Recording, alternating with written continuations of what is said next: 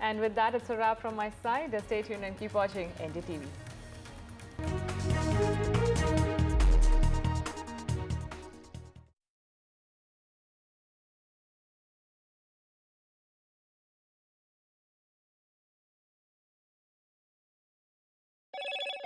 Hello, Moto.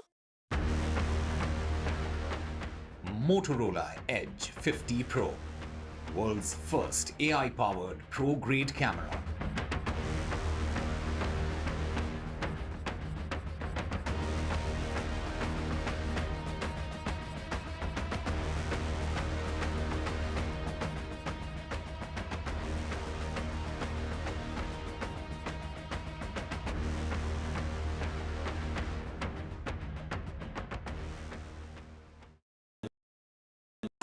NDTV shines with 38 prestigious wins at the News Television Awards 2024. Powerful journalism to cutting-edge digital innovation, production excellence to regional leadership. NDTV sets the benchmark. 38 awards, each a testament to your trust in NDTV. NDTV stands for trust. In today's interconnected world, India's voice is more crucial than ever. When India speaks, the world listens. At NDTV World, we are that voice, bringing you intelligent and insightful news from India and beyond. From geopolitics and diplomacy to economic shifts, migrations, tech disruptions, and the stories of our diaspora.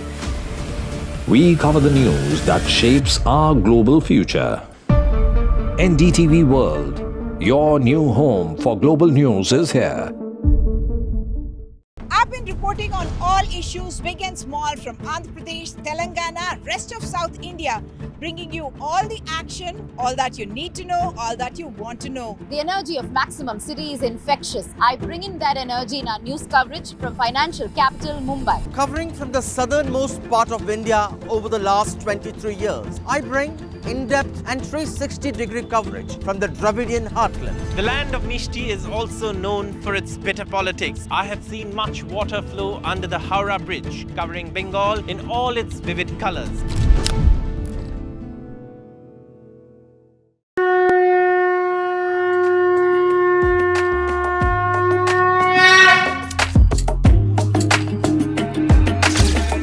Mahakumbh, the festival of faith, the world's biggest spiritual festival, the divine dip at the spiritual Sangam,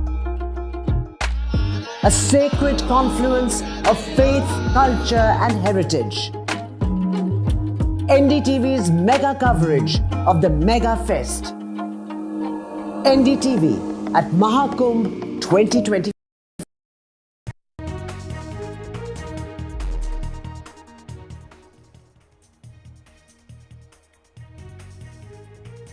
In a big setback for the Aam Aadmi Party government, Delhi Health Family Department issues notice saying the schemes launched by the Chief Minister are non-existent, calling it Mahila Samman Yojana and Sanjeevani Yojana. AAP had put out a poll promise.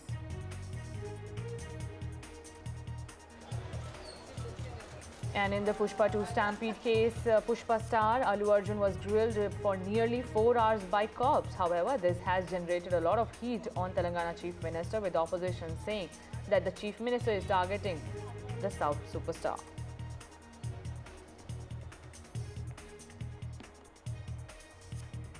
And India pays tribute to Bharat Ratna Atal Bihari Vajpayee. The former Prime Minister's 100th birth anniversary was marked with floral tributes from Prime Minister and other. In fact, Prime Minister Narendra Modi will also lay foundation stone of Ken-Betwa river linking national project in Madhya Pradesh today.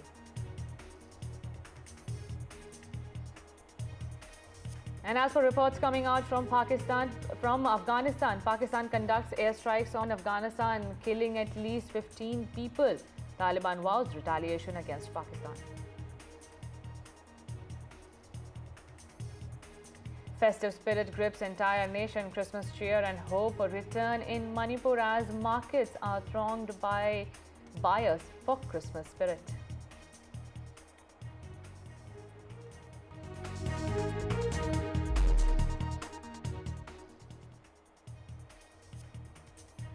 Now, in a foot-in-the-mouth situation, or let's call it an embarrassing situation for the Aam Aadmi Party government, the Delhi Health Department has put out a notice saying the two big poll promises, Mahila Samman Yojana and Sanjeevani Yojana, which were much celebrated by the Aam Aadmi Party, with Delhi Chief Minister Atishi endorsing it, former Delhi Chief Minister and AAP convener Arvind Kejriwal also coming out and saying these are the big poll promises and a health boost for elderly living in the national capital. These were the tall promises that were made by the Delhi government. But now, Delhi's health department has issued a notice regarding the scheme announced by the Aam Aadmi Party convener Arvind Kejriwal that such schemes are non-existent. And after this has become a hot political debate just ahead of elections in February, which are scheduled next year. The AAP's embarrassment just ahead of polls is a big talking point for the opposition, which is the BJP. The BJP is saying these are the fake promises that are being exposed by Delhi government's department against their own netas. That these departments have put ministers now in the dock, with the AAP convener now saying that there is a political witch hunt. The opposition is rattled by such promises that were made by the Aam Aadmi Party and hinting that he will make a big announcement this afternoon about this. He also hinted that Delhi Chief Minister Atishi might get arrested just ahead of polls, as the BJP is not happy with the way these schemes and such benefits for the voters have been announced in the national capital. Remember, Mahila Samman Yojana and Sanjeevani Yojana were two healthcare boosts that were announced for the people in the national capital. Arvind Kejriwal has said that this is a conspiracy. There is a conspiracy that is being hatched by the opposition involving BJP that is against the Delhi government, and hence such promise and such claims are being made that these schemes are non-existent. My colleague Ishika is also joining me, who has been covering this story since morning.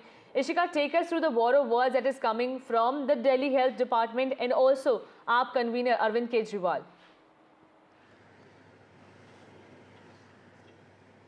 Well, yes, it is yet another chapter of bureaucracy versus the government here in the national capital.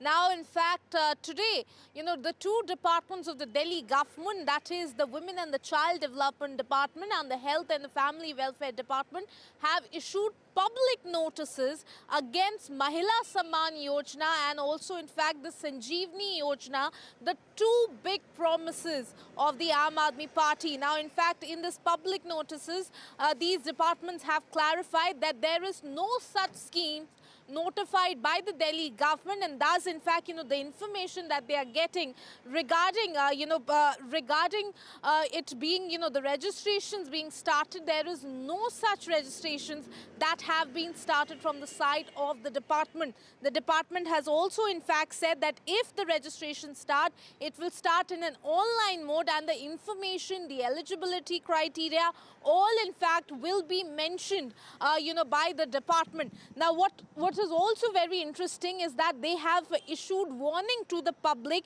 and what they have written, I'll just read it out for our viewers. The general public of Delhi are hereby advised and requested not to entertain such promises of a non-existent scheme, as these are misleading and without any authority. The general public is also advised to exercise abundant caution to not give out personal details to unauthorized personnel to avoid, any fraud or breach or data in the future. Department will not be responsible for any liabilities or frauds arising out of such situations. So certainly remember that the registrations that the Aam Aadmi Party national convener Arvind Kejriwal himself had announced, these registrations would be done by the Aam Aadmi Party volunteers, and these have already started. So after which, in fact, we yesterday also heard how Basuri Swaraj said that the health secretary in front of the LG had said that no such schemes have been notified, and today now we are seeing that public notices have been issued by the department. So it is a very embarrassing situation for the Delhi government as well, because we were seeing that these two poll promises that were made by the Aam Aadmi Party were gaining a lot of attraction from the voters here. So, it is certainly a setback for the Aam Aadmi Party government as well. But, the national convener Arvind Kejriwal himself now has hit out at the BJP and in fact saying that the BJP is frustrated with the amount of attraction that it was gaining with, in fact, the voters, the residents of the national capital. And he has now also said and alleged rather that, there is a plan being made out to arrest the Delhi Chief Minister Atashi. He's saying that he will do a press conference on this. So certainly that will be awaited as, the official reply at the statement will be coming from the Aam Aadmi Party convener Arvind Kejriwal himself over this. Over to you. Absolutely, Ishika. And the major controversy is also erupting because at the timing of this announcement was made, these announcements were the biggest poll promises that were made by the Aam Aadmi Party to woo the voters in the national capital. And now the public departments coming out and saying that schemes do not exist. Please do not enroll and do not fill these forms. That your own party Neta is coming out and saying fill it. Well, it remains to be seen. I'm also being joined by a political guest over it. We have Priyal Bhardwaj, who is the spokesperson for the BJP. Priyal Bhardwaj, thank you so much for speaking to NDTV. What's your first reaction after these public notices were issued to the Delhi government saying these schemes do not exist? Well, the Aam Aadmi Party government has once again exposed its true face by peddling lies and fabricating schemes to mislead the public. This fraudulent behavior is not just a betrayal of trust, but a gathering insult to the people of Delhi again. The BJP stands firm against such fraudulent schemes, which it has been stated where the recommendation from the public action when we talk about when the governance comes into the picture that it can be a cyber crime. Which right, Ms. Priyal, please hold your thought. We also have Sarika Verma, spokesperson of the Aam Aadmi Party. Sarika, I would like to take the first word from you. What is your reaction? The Public Health Department is saying the schemes that are announced by your party convener do not exist, and please do not fill the forms that are being, distributed by your own party Neta. See, the BJP has launched the same scheme in MP and they have been giving for many months, Ladli Behna. They've been giving in Maharashtra 1,500 rupees for every woman for the past many years. But when Aam Aadmi Party wants to launch the same scheme in Delhi, BJP does cheap politics, and this is typical of the BJP. They have a dual relationship with the people of India. Where they are in power, they let all the schemes go to the people, and where they are not in power, they try to stop the welfare schemes reaching the people of Delhi. It's very unfortunate, but I'm sure that this time around again, in the third election, they will lose again, and the Aam Aadmi Party will come back with a resounding victory, and we will ensure that every woman in Delhi is given 2,100 as promised in our manifesto. But Ms. Sarika Verma, in other states, the government and bureaucracy works hand in glove, and so the implementation of schemes can be useful. Ms. Priyal Bhardwaj, how do you react to the statement that is being made by the AAP spokesperson? She says there is a political vendetta against the Delhi government, and the BJP and other bureaucracy level officers are not letting the government function. Well, Sarika Verma, the AAP Aadmi Party spokesperson, I would like to clarify this to her, that the WCD department clarifies is already, they have clarified this, that such scheme does not exist so far. It has not been notified so far. So, the bureaucracy talking towards the government and making a statement towards the government when we talk about, so these people, they are running their own government here in Delhi. When their department itself is giving a notification that such scheme does not exist, and they have statemently, they have outrightly said that kindly to the public notice that this could be a cyber crime, this is a completely a fraudulent scheme. This is what has been stated by the WCT department. So now who is on the fault? Ms. Sarika Verma, a straight question coming from the BJP. Is your party cheating the voters for Delhi elections? Obviously, we are not cheating, and this is in our manifesto for many, many years. It's been in our manifesto in every election, and we have delivered every promise. And this is a promise that because Arvindji was incarcerated on false charges, and he was exonerated, and finally, when he got out of jail, and Atishi has been made the chief minister, she has rolled out the scheme. But BJP, because they have taken all the powers of the government and they have not letting the government function, Aam Aadmi Party has particularly clarified that we are doing a verification, we are taking the forms, and this will be implemented once our government comes into power in February, because now Achar Sanhita lag chuki, the model code of conduct is already in place. We cannot start a new welfare scheme, but we are rolling it out. We are verifying it with the voters. We are ensuring that everyone who is eligible will be given the scheme, and that's why we've asked the voters to register. Ms. Bhardwaj, how do you respond to that? The Aam Aadmi Party is saying you are just rattled by the poll promises. They will implement surely after the model code of conduct is lifted and when they come to power in Delhi. In fact, Arvind Kejriwal is saying that you are fabricating a false case. The opposition is fabricating a false claim. And now Atishi, who is the sitting chief minister of the national capital, will also be arrested in a few days. Well, Aam Aadmi Party is continuously befooling the Delhi public, and that is being under the notice of Delhi public as well. So coming back to their government and to their schemes and everything, in 2022, where the Aam Aadmi Party made their government in Punjab, they have outrightly said, and they have come up with the same scheme which was there in their manifesto. How many ladies they have got 1,000 rupees?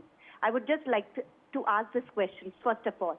Secondly, these people, they are just over here to take your data, just to, take your the other details and the activities. I would say that one needs to clarify from the government scheme, which is directly being published on the official website or through the authorized government offices.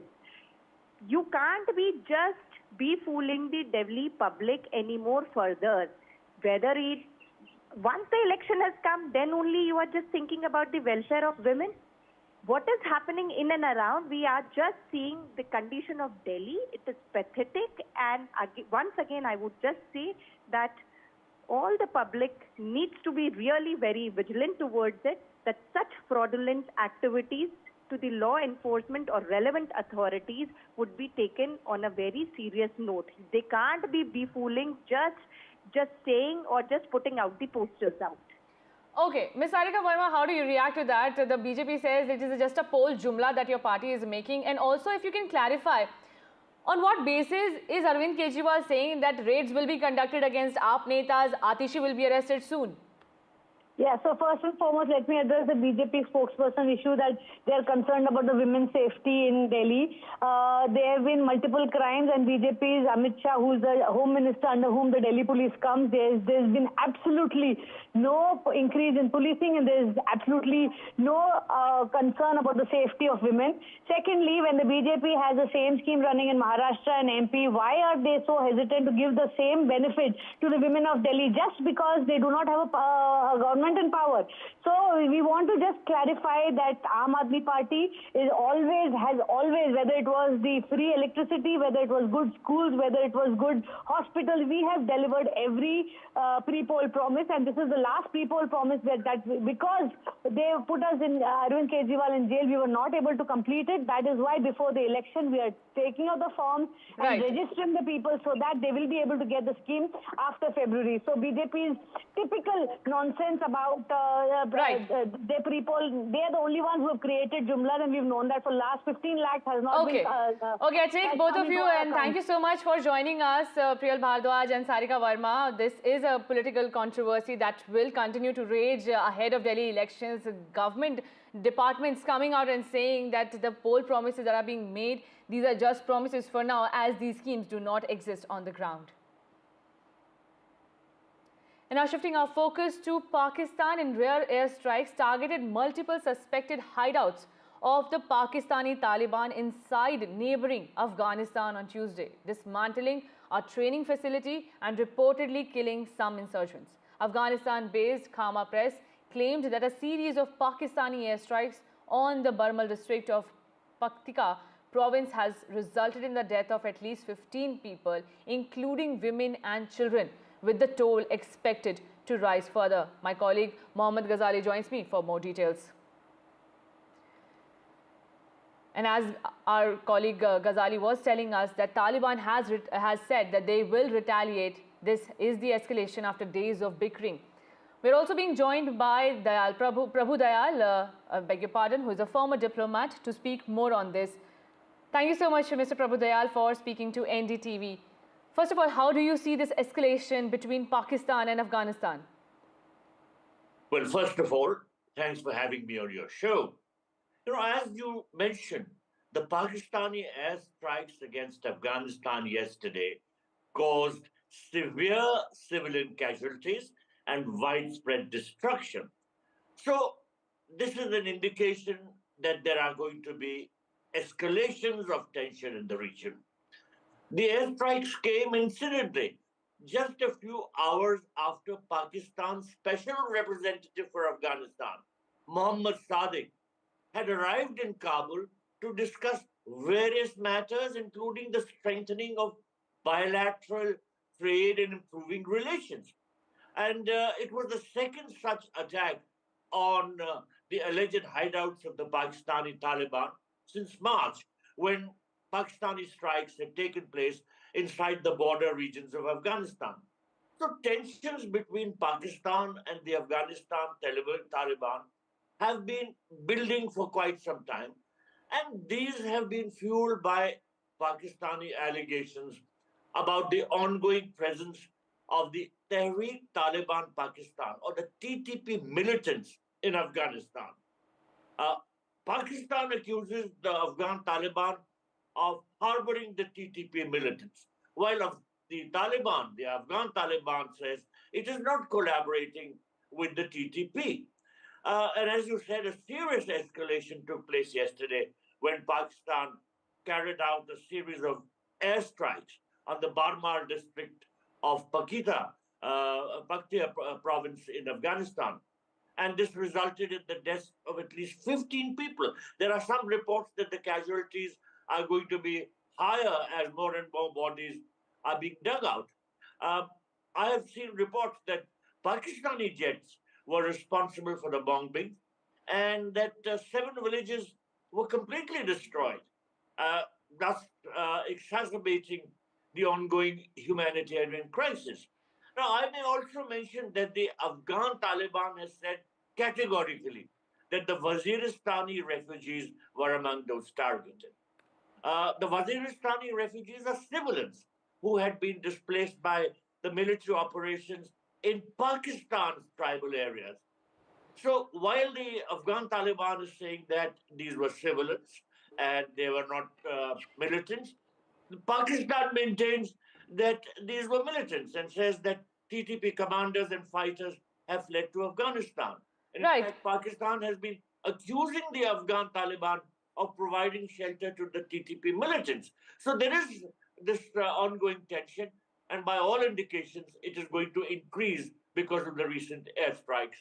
Right, Mr. Prabhu Dayal, do you think Pakistan is getting a taste of its own medicine? They have been harboring terrorists and terrorism for years now against India, and now when such terror hotbeds that they only protect and promote are now coming out and eating and attacking them. The TTP has raised, the number of attacks that it has carried out against Pakistani forces. They accuse Afghanistan of harboring them and protecting them now.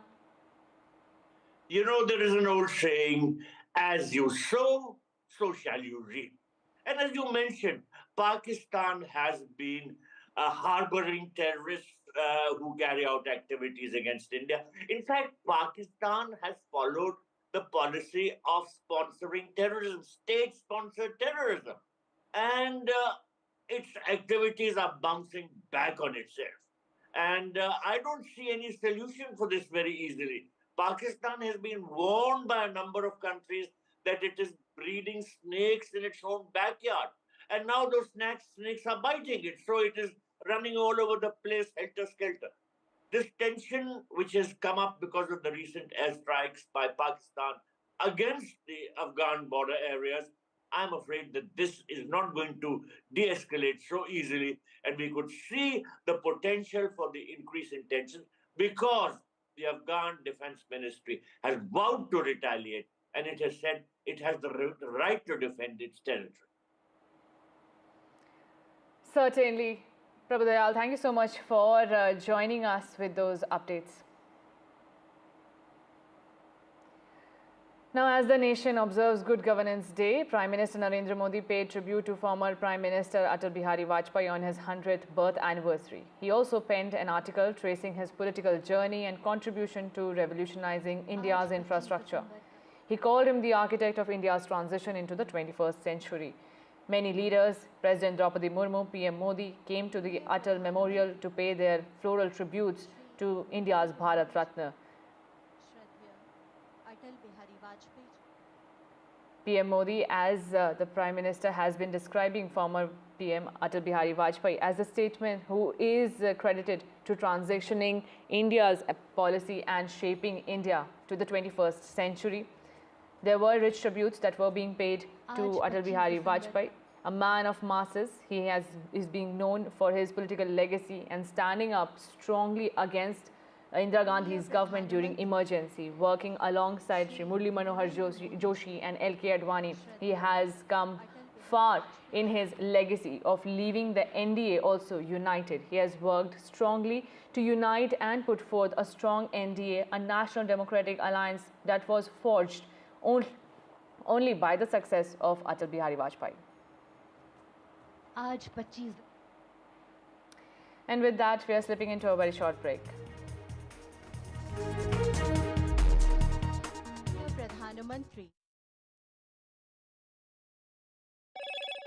Hello, Moto. Motorola Edge 50 Pro, world's first AI-powered pro-grade camera.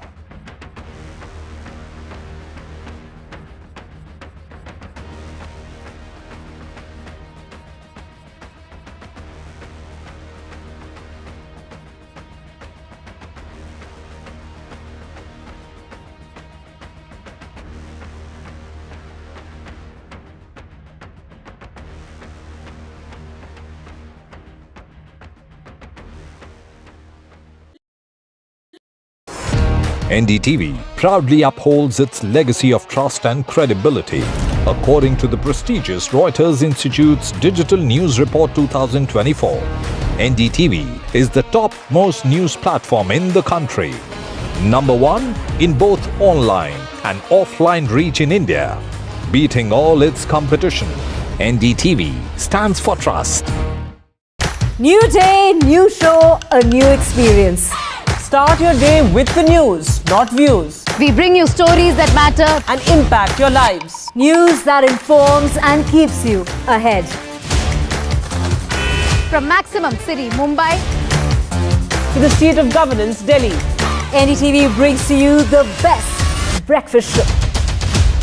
The breakfast show only on NDTV 24/7 every morning at 8 a.m.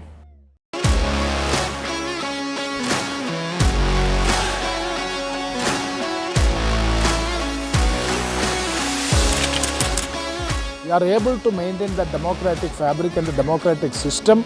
I want to do something that can make a difference. लगातार जनता की आवाज को सरकार तक पहुंचाने का काम मैं करता हूं. I was a student up until very recently. I really want to work and do something for my people because they have given me this opportunity. They have elected me. सोचा नहीं था कि राज्यसभा सांसद बनूंगी.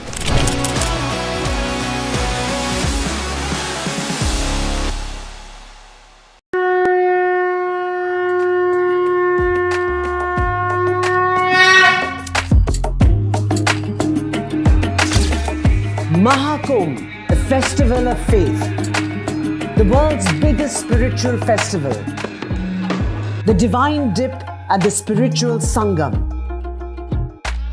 a sacred confluence of faith, culture and heritage. NDTV's mega coverage of the Mega Fest. NDTV at Mahakumbh 2025.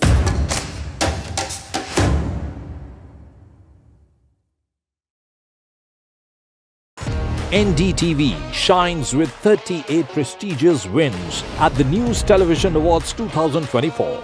Powerful journalism to cutting-edge digital innovation, production excellence to regional leadership, NDTV sets the benchmark. 38 awards, each a testament to your trust in NDTV. NDTV stands for trust. In today's interconnected world, India's voice is more crucial than ever. When India speaks, the world listens. At NDTV World, we are that voice, bringing you intelligent and insightful news from India and beyond. From geopolitics and diplomacy to economic shifts, migrations, tech disruptions, and the stories of our diaspora. We cover the news that shapes our global future. NDTV World, your new home for global news is here.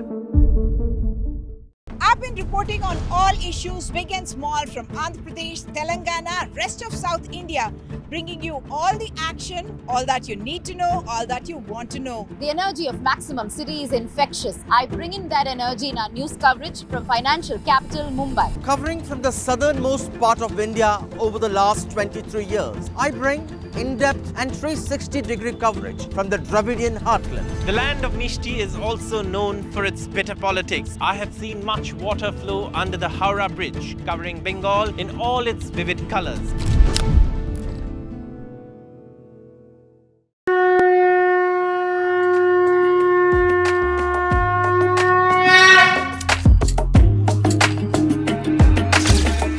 Mahakumbh, the festival of faith, the world's biggest spiritual festival, the divine dip and the spiritual sangam, a sacred confluence of faith, culture and heritage. NDTV's mega coverage of the Mega Fest. NDTV at Mahakumbh 2025.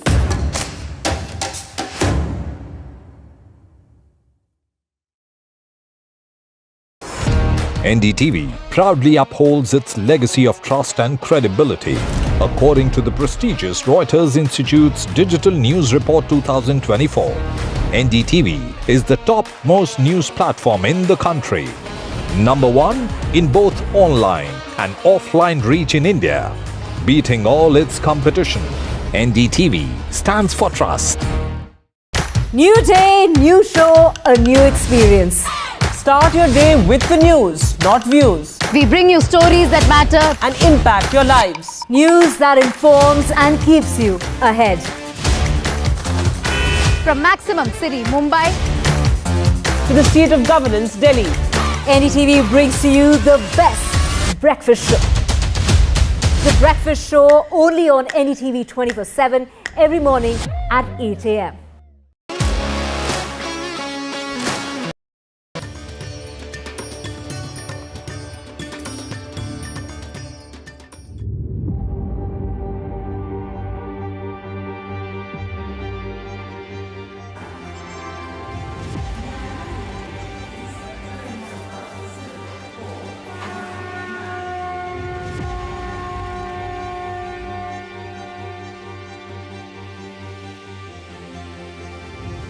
सारे से आपको उसको ना बुलाना पड़े, आप अपने आदमी को अपने नाम से बुला पाएंगे, अच्छा रिस्पॉन्ड उसमें आप कर पाएंगे।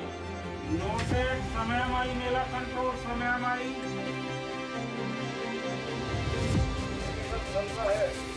लायर नोट किया। यहाँ पे बढ़िया सुना जा रहा है, सूचना होगी तो उससे बताया जाएगा कि खोया पाया की चर्चा होती थी। हम इस बात ये भी व्यवस्था कर रहे हैं या एक टूल के माध्यम से भाषणी ऐप का इस्तेमाल करते हुए भारत की 11 उन सभी भाषाओं को समाहित करते हुए कोई भी व्यक्ति कहीं पे आया उसको उन भाषाओं में उसकी जानकारी उपलब्ध हो जाएगी कि वह जिस भाषा को समझेगा उनमें से कोई एक भाषा में उसको पूरी जानकारी उपलब्ध होगी। On one side the Sangam, on the other a sea of humanity.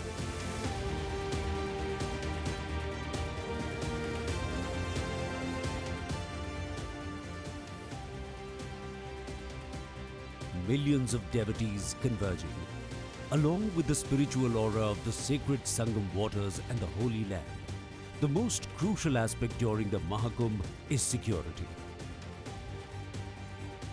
नहीं, आप बीच में फंस जाएंगे, बीच में फंस जाएंगे। हाँ, आप बीच में फंस जाएंगे। चीज़ें इतनी व्यवस्थित तरीके से की है, हम जैसे हम आ रहे हैं, देख रहे हैं व्यवस्थाओं को। पांटून पुलों में भी उन्होंने बहुत वृद्धि की है आने में। सबसे बड़ी बात क्या होता है कि आप मेला क्षेत्र के अंदर प्रवेश किस प्रकार करते हैं, भगदड़ कहाँ मचती है, जाम कहाँ लगता है, वो इन पांटून पुलों पे, क्योंकि एक ही गाड़ी निकलेगी ना, तो पांटून पुलों में उन्होंने वृद्धि की है। उसके बाद में डाइवर्शन जो किया है, ठीक है ना, चीज़ों को कि आप एक जगह ना इकट्ठा करके इसको थोड़ा सा बढ़िया तरीके से, अगर आप देखेंगे ना, ऊपर से देखिए, ड्रोन से देखिए, तो ऐसा महसूस होगा कि ये कोई शहर ही बस रहा है। ये कुंभ का कोई एक छोटा सा उत्सव नहीं, पूरा का पूरा सिटी आपको नजर आएगी। तो ये सरकार ही तो कर सकती है ना। With 400 million people traversing 4,000 hectares over 45 days, ensuring safety is a significant challenge. कुंभ में सरकार की तैयारियां बहुत बेहतर है। पिछले बार अर्धकुंभ में भी हम आए थे, उससे इस बार की व्यवस्था और चुस्त दुरुस्त है, बहुत बढ़िया व्यवस्था है। However, under the visionary leadership of Uttar Pradesh CM Yogi Adityanath, robust security arrangements have been made to ensure every devotee feels safe and secure. लगभग 95% लोग बस के माध्यम से, रोड के माध्यम से आते हैं, लगभग 3-4% रेलवेज़ के माध्यम से आते हैं और शेष लोग हवाई मार्ग के माध्यम से यहाँ पर श्रद्धालुगण आते हैं। तो उसके लिए चेकिंग की हमारी पूर्ण व्यवस्था है। इसमें हम अन्य प्रदेशों का भी सहयोग प्राप्त कर रहे हैं। हमारी जो 7 लेयर सिक्योरिटी है वो उद्गम स्थल से ही, यानी कि सोर्स जो है वहीं से स्टार्ट हो जाएगी। इसमें सेंट्रल एजेंसीज़ के माध्यम से, सेंट्रल गवर्नमेंट के माध्यम से, अन्य प्रदेशों से संपर्क करके इस प्रकार का सुरक्षा चक्र बनाया गया है, जिसमें उद्गम स्थल से सुरक्षा व्यवस्था सुनिश्चित कराते हुए, चेकिंग व्यवस्था कराते हुए, उसके बाद हम प्रदेश के बॉर्डर पे, अपने प्रयागराज जोन के बॉर्डर पे, कमिश्नरेट के बॉर्डर पे, और उसके बाद मेला क्षेत्र में भी हमारी चेकिंग रहेगी। और इस संबंध में अभी से भी हमने जो हमारा मेला क्षेत्र है उसमें वेरिफिकेशन अभियान, चेकिंग अभियान, एंटी सैबोटेज चेकिंग, ये सब की कार्रवाई प्रारंभ कर दी है। A fortress-like security arrangement has been created on the ground, in the skies and over the waters, ensuring no threat goes unnoticed. साधु कुटी मेला कंट्रोल, साधु कुटी बताइएगा। समयमाई मेला control, समयमाई।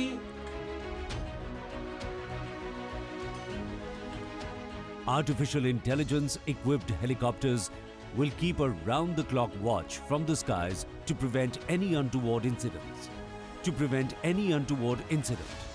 Drones will monitor activities, with all footage sent to the control room for real-time oversight, making it easier to identify and neutralize anti-social elements. CCTV cameras cover every nook and corner of the Mela area, ensuring every individual is monitored. City area और मेला area मिलाकर 2700 camera पूरे हैं और इसमें से काफ़ी सारे AI based हैं। ये automatic number plate recognition system भी है, इसमें फेस रिकग्निशन सिस्टम भी है। इसमें इन सब को यूज़ करते हुए हम सिक्योरिटी प्लान देखेंगे। जैसे आप समझ सकते हैं कि हम उनको कुछ पैरामीटर्स दे रहे हैं AI को, चूँकि मशीन लर्निंग होती है, कुछ हमने पैरामीटर्स दिए हुए हैं जो कि डे बाय डे वो और एक्सपर्ट होते जाएंगे। जैसे ही उनको कुछ जो पैरामीटर्स ब्रेक होने की सूचना मिलेगी तुरंत हमको अलर्ट करेंगे। तो जो अगर किसी ने मैनुअली मिस कर दिया है देखने अपनी आँख से, वो हमको अलर्ट कैमरे से जनरेट हो जाएगा। So definitely it will help us more. Alongside technological advancements, approximately 100 companies of Central Paramilitary Forces are deployed in the Mahakumbh.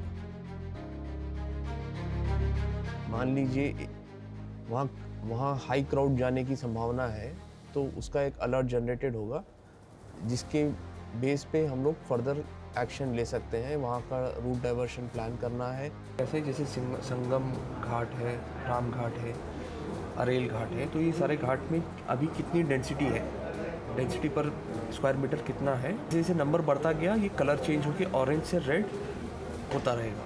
अगर मान लीजिए रेड में आ गया तो it is breaching the threshold और वो वहाँ पे अलर्ट देना चालू करेगा। कोई बैरियर जंपिंग ना करे, अगर जंप करता है तो उसका हमें अलर्ट आ जाए। यहाँ पे इस एरिया में कितने लोग खड़े हैं वो आपको यहाँ दिख रहा है। On one hand, there is the efficient use of technology, and on the other, nearly 100 companies of Central Armed Police Forces (CAPF) equipped with hawk-like vigilance are being deployed for the Mahakumbh. Around 10,000 CAPF personnel are being stationed, while 17 companies of CISF will be deployed in phases across the fairgrounds. The force's bomb detection and disposal squad is also arriving at the Kumbh. CRPF and RAF personnel will be deployed in crowded areas, prepared to counter any potential terrorist attack. In addition to CAPF, 10 companies, each of Uttar Pradesh PAC, SDRF and NDRF, will be present in Prayagraj. 10 companies of PAC are on high alert. For water security, 700 boats have been prepared, accompanied by 141 security personnel. Floating thermoplastic barricades are being set up at the Kumbh. Additionally, navigation lanes have been created to prevent collisions between boats. In the first zone, 27 motorboats and 113 boats will be stationed.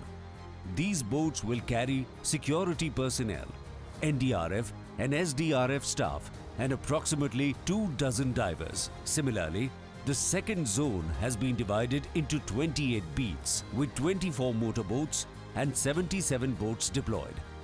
Along the NDRF, SDRF and Home Guard personnel, over 200 security staff and divers have been assigned to this zone. सारे से आपको उसको ना बुलाना पड़े, आप अपने आदमी को अपने नाम से बुला पाएंगे तो अच्छा रिस्पॉन्ड उसमें आप कर पाएंगे। नो योर नसीब, आपके पास जो इक्विपमेंट्स हैं, आपके पास जो मशीनरी है,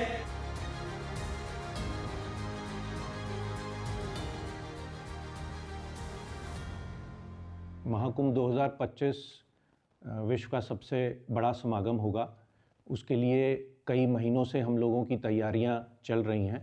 इसमें सुरक्षा व्यवस्था को लेकर बहुत ही अचूक और अभेद सुरक्षा प्रदान करने के लिए और सभी जो पुलिस कर्मी हैं यहाँ पर उनको सजग और सतर्क रखने के लिए एक अभियान चलाया गया है, उनको प्रशिक्षण प्रदान किया गया है। हमारी सुरक्षा योजना तैयार की गई है जिसमें लगभग 50,000 पुलिसकर्मी इसमें शामिल होंगे। इसमें जो हमारी उत्तर प्रदेश की पुलिस की कुछ स्पेशलाइज्ड एजेंसीज़ हैं, STF, ATS, उनका भी बहुत महत्वपूर्ण योगदान होगा।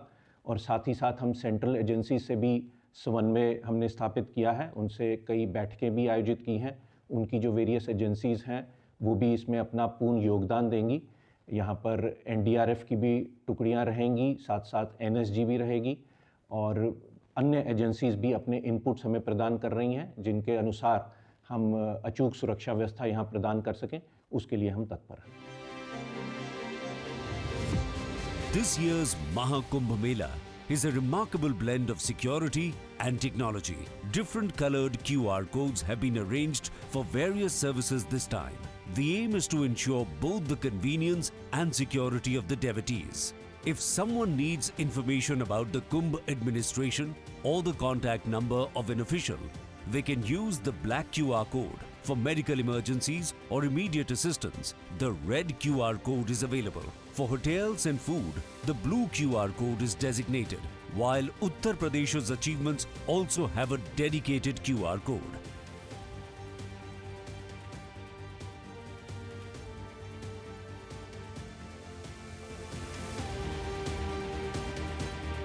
कुंभ आयोजन में AI, आर्टिफिशियल इंटेलिजेंस और चैटबॉट का प्रयोग होगा। AI चैटबॉट 11 भारतीय भाषाओं में संवाद करने में सक्षम है। मेरा ये भी सुझाव है कि डेटा और टेक्नोलॉजी के इस संगम से ज्यादा लोगों को जोड़ा जाए।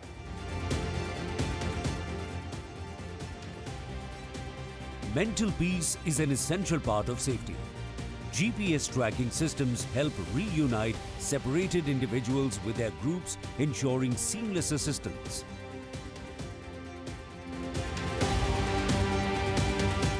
और हम पुलिस हमारी सुरक्षा में तत्पर है। इस समय देख रहे होंगे हमारे पीछे जो पुलिस वाले हैं या जो भी हैं, सब सुरक्षा के तहत सब तैनात हैं।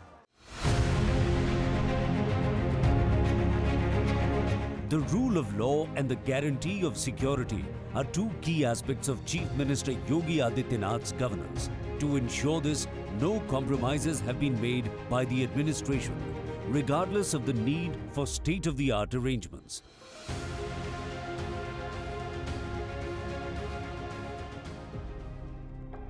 Gone are the days when women faced challenges during their visits to the Kumbh. Under CM Yogi's administration, sufficient female police officers have been deployed. Special guards for women ensure safety and comfort. हम लोगों ने police force को soft skills की training भी दी है। अलग अलग stake holder से कैसे बर्ताव करना है, कैसे विनम्र व्यवहार होना चाहिए, कैसे सक्रिय रूप से उनकी सहायता करनी है, खास तौर पे महिलाओं की और बच्चों की। इस प्रकार का प्रशिक्षण भी हमारे पुलिसकर्मियों को प्रदान किया गया है। Separate bathing ghats have been arranged exclusively for women. It has often been observed that antisocial elements try to reach such places.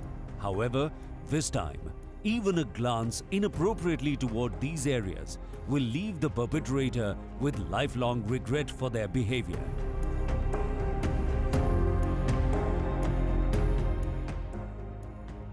Women police forces will also be deployed at women's ghats. To ensure comfort for women pilgrims from across the country, the deployed women officers will not be in uniform.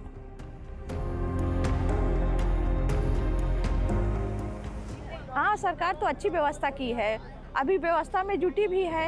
हाँ, जो कुछ कमी है वो पूरा कर रही है, व्यवस्था बहुत अच्छा किए हैं। Women's safety is directly connected to facilities like toilets, changing rooms and feeding rooms.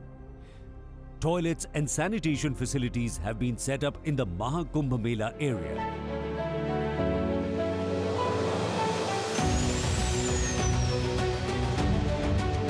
Changing rooms have been constructed at every ghat for women. Each room will be uniquely numbered to help women avoid getting lost or separated from their groups. मेरे आंखों के तले से ज़मीन खिसक गई।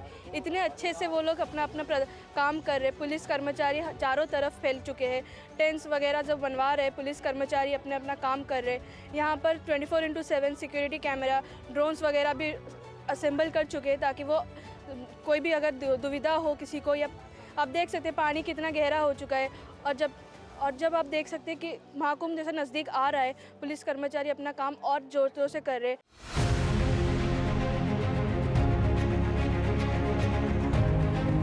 Understanding the needs of mothers and newborns, the Yogi government has made arrangements for rooms dedicated to rest and feeding at multiple locations. During the 2019 Kumbh Mela, the Yogi government ensured excellent security arrangements preventing any accidents. This was in stark contrast to 2013, when mismanagement by the then government led to a major tragedy during the Mauni Amavasya Snan on 10th of February, with 42 deaths in a stampede at the Prayagraj Junction overbridge. The foolproof arrangement in 2019 set a high standard, and this time, with AI and digital technologies, even more robust measures have been implemented. केंद्र और राज्य सरकार ने मिलकर के, शासन और प्रशासन ने मिलकर के आस्था और आधुनिकता के एक अद्भुत संगम के रूप में प्रयागराज के कुंभ को एक नए प्रतिमान के रूप में स्थापित करने के कार्यक्रम को अपने हाथों में लिया था। परिणाम क्या था? जो कुंभ गंदगी का, भगदड़ का, अव्यवस्था का, असुरक्षा का एक प्रतीक बन गया था, वही प्रयागराज कुंभ उससे हट करके दिव्य और भव्य बना। सुरक्षा, सुव्यवस्था और स्वच्छता का मानक गढ़ा था।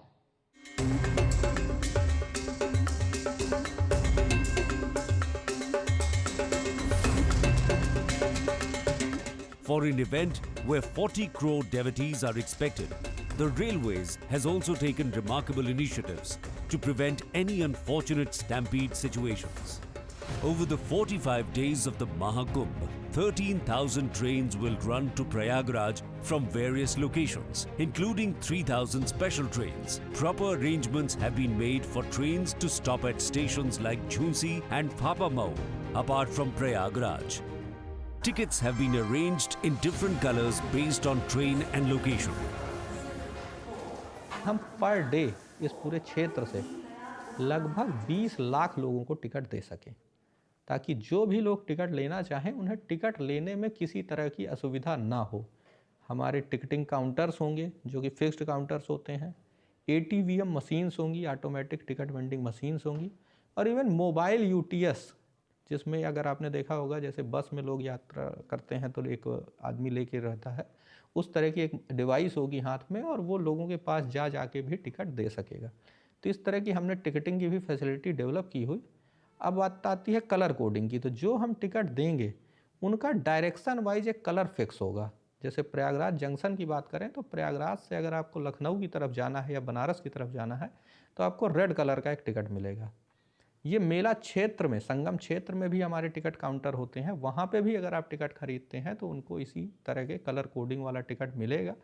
और ये ticket first token of segregation होगा कि अब आप जब मेला क्षेत्र में आएँ तो आप यहाँ पे जो 4 इनक्लोजर्स बनाए गए हैं जिनकी कैपेसिटी पर इनक्लोजर 5000 है एट ए टाइम, उसमें उसी कलर के इनक्लोजर में आप एंट्री करें। This will make it significantly easier for devotees from across the country to reach the Sangam.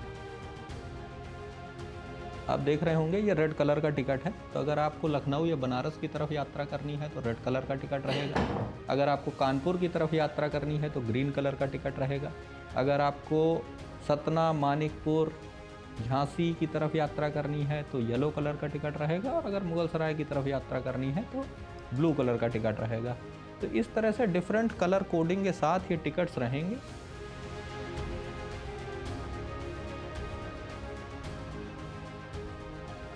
Under the guidance of Honorable Prime Minister Shri Narendra Modi and the capable leadership of Chief Minister Shri Yogi Adityanath, such meticulous security arrangements have been made for the Mahakumbh in Prayagraj that the experience of the holy dip will remain a cherished memory for a lifetime. Police कर्मियों को इस बात का भी ध्यान रखना होगा कि आपकी अलर्टनेस, जितना आप सतर्क हैं, उतना ही दूसरा व्यक्ति सुरक्षित भी है।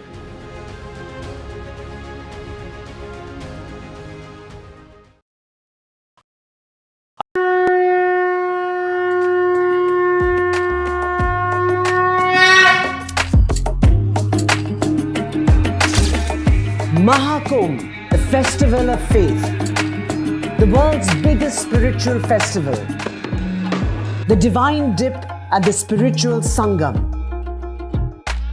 a sacred confluence of faith, culture and heritage.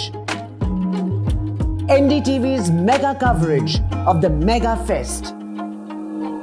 NDTV at Mahakumbh 2025.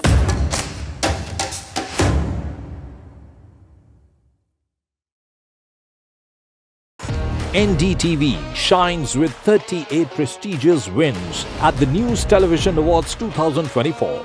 Powerful journalism to cutting-edge digital innovation. Production excellence to regional leadership. NDTV sets the benchmark. 38 awards, each a testament to your trust in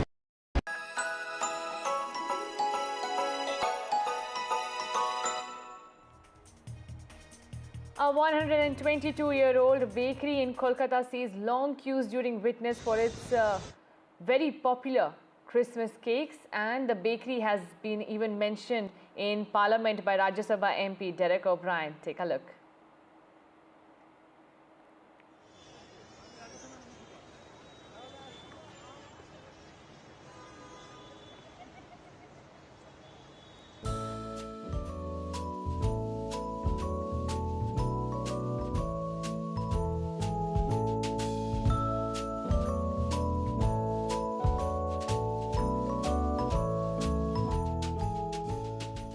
Christmas is a time of celebration, a time of togetherness, and a time of good food as well.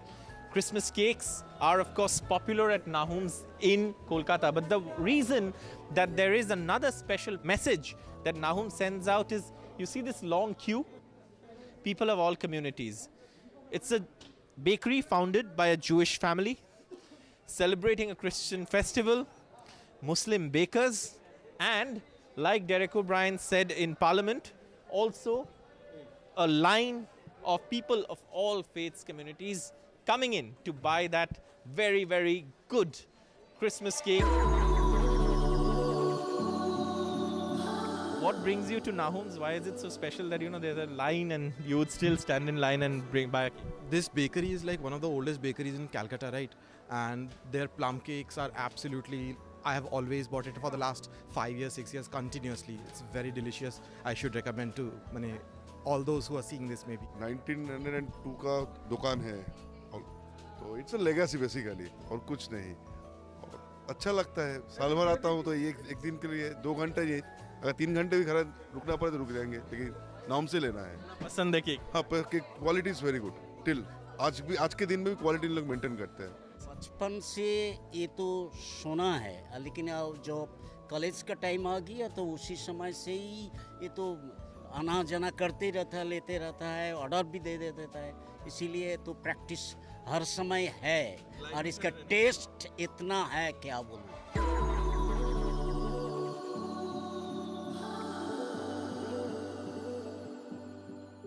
A busy day for the shop, so obviously everyone's busy selling these cakes, but obviously a very, very welcoming sight. Nahum's in Kolkata, a symbol of Christmas, a symbol of the togetherness that the festival is all about. With camera person GD Shankar in Kolkata, Saurabh Gupta, NDTV.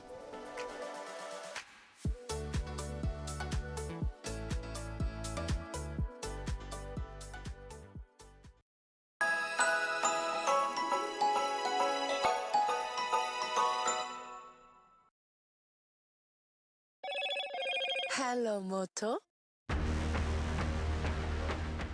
Motorola Edge 50 Pro, world's first AI-powered pro-grade camera.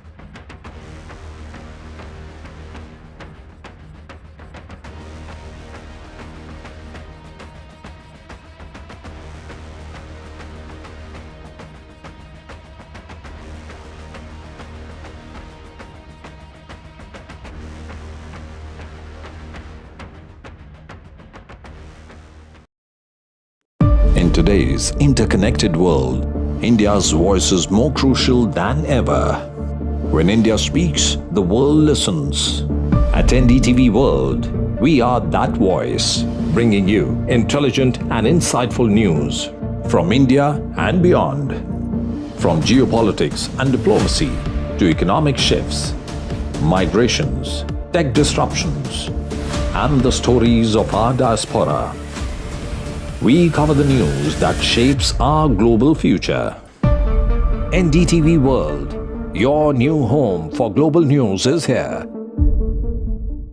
I've been reporting on all issues big and small from Andhra Pradesh, Telangana, rest of South India, bringing you all the action, all that you need to know, all that you want to know. The energy of Maximum City is infectious. I bring in that energy in our news coverage from financial capital Mumbai. Covering from the southernmost part of India over the last 23 years, I bring in-depth and 360-degree coverage from the Dravidian heartland. The land of Mishti is also known for its bitter politics. I have seen much water flow under the Howrah Bridge, covering Bengal in all its vivid colors.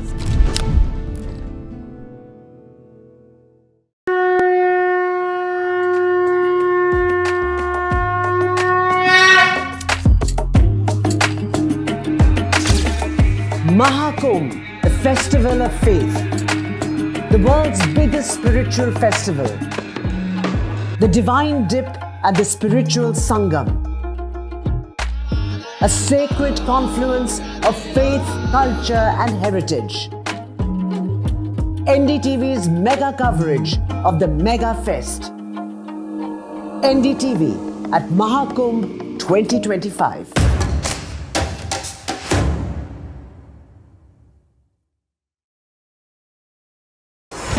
NDTV proudly upholds its legacy of trust and credibility.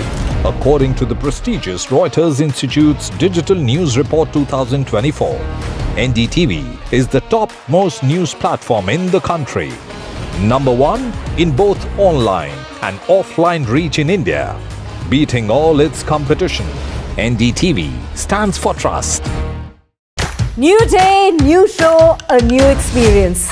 Start your day with the news, not views. We bring you stories that matter and impact your lives. News that informs and keeps you ahead.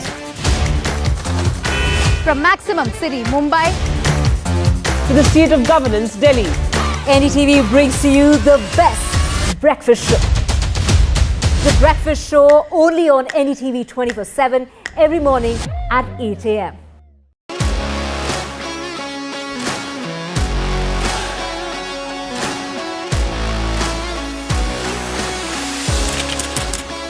We are able to maintain the democratic fabric and the democratic system. I want to do something that can make a difference. लगातार जनता की आवाज को सरकार तक पहुंचाने का काम मैं करता हूं. I was a student up until very recently. I really want to work and do something for my people because they have given me this opportunity. They have elected me. सोचा नहीं था कि राज्यसभा सांसद बनूंगी.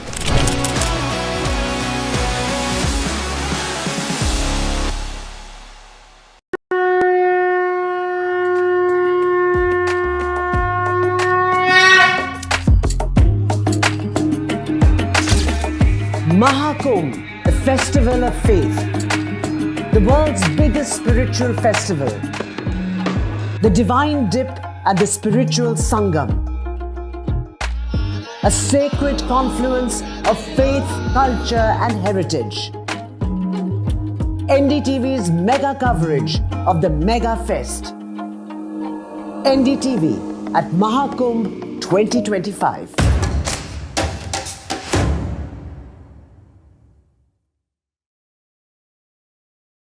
NDTV shines with 38 prestigious wins at the News Television Awards 2024. Powerful journalism to cutting-edge digital innovation. Production excellence to regional leadership. NDTV sets the benchmark. 38 awards, each a testament to your trust in NDTV. NDTV stands for trust. In today's interconnected world, India's voice is more crucial than ever. When India speaks, the world listens. At NDTV World, we are that voice, bringing you intelligent and insightful news from India and beyond.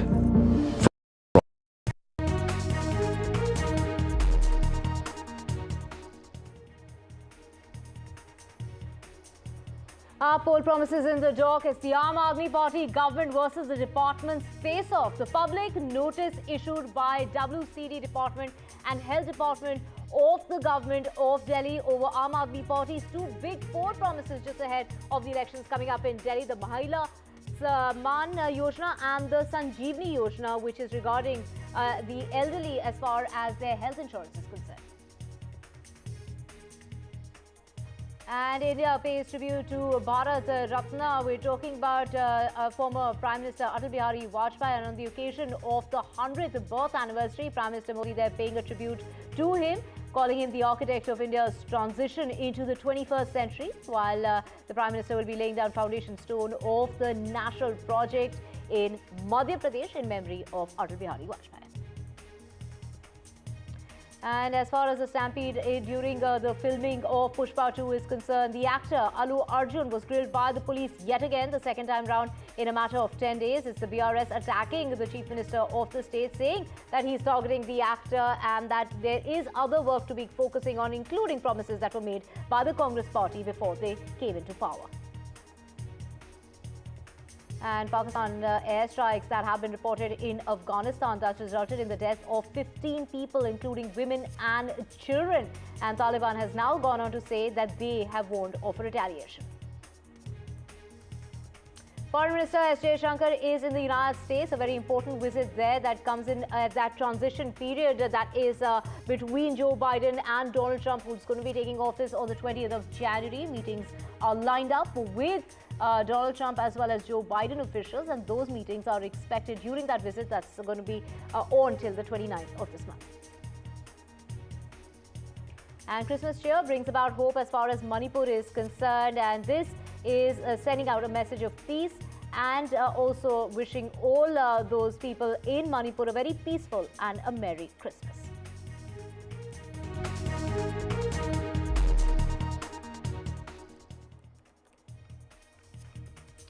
In a dramatic development amid the Aam Aadmi Party's campaign for the elections coming up in the national capital, the capital's Health and Family Welfare Department has raised red flags. And these red flags are in regard to the ruling Aam Aadmi Party's registration drive for Sanjeevani Yojana, a scheme that is to provide free treatment when it comes to Delhi's residents who are above the age of 60 at private and government hospitals. Now, Sanjeevani Yojana, that free treatment for elderly, and the Mahila Saman Yojana, which is under that scheme, that women will be given 1,000 rupees and once the Aam Aadmi Party, if it was to come back into power, then under the scheme they will be increasing that amount to 2,100.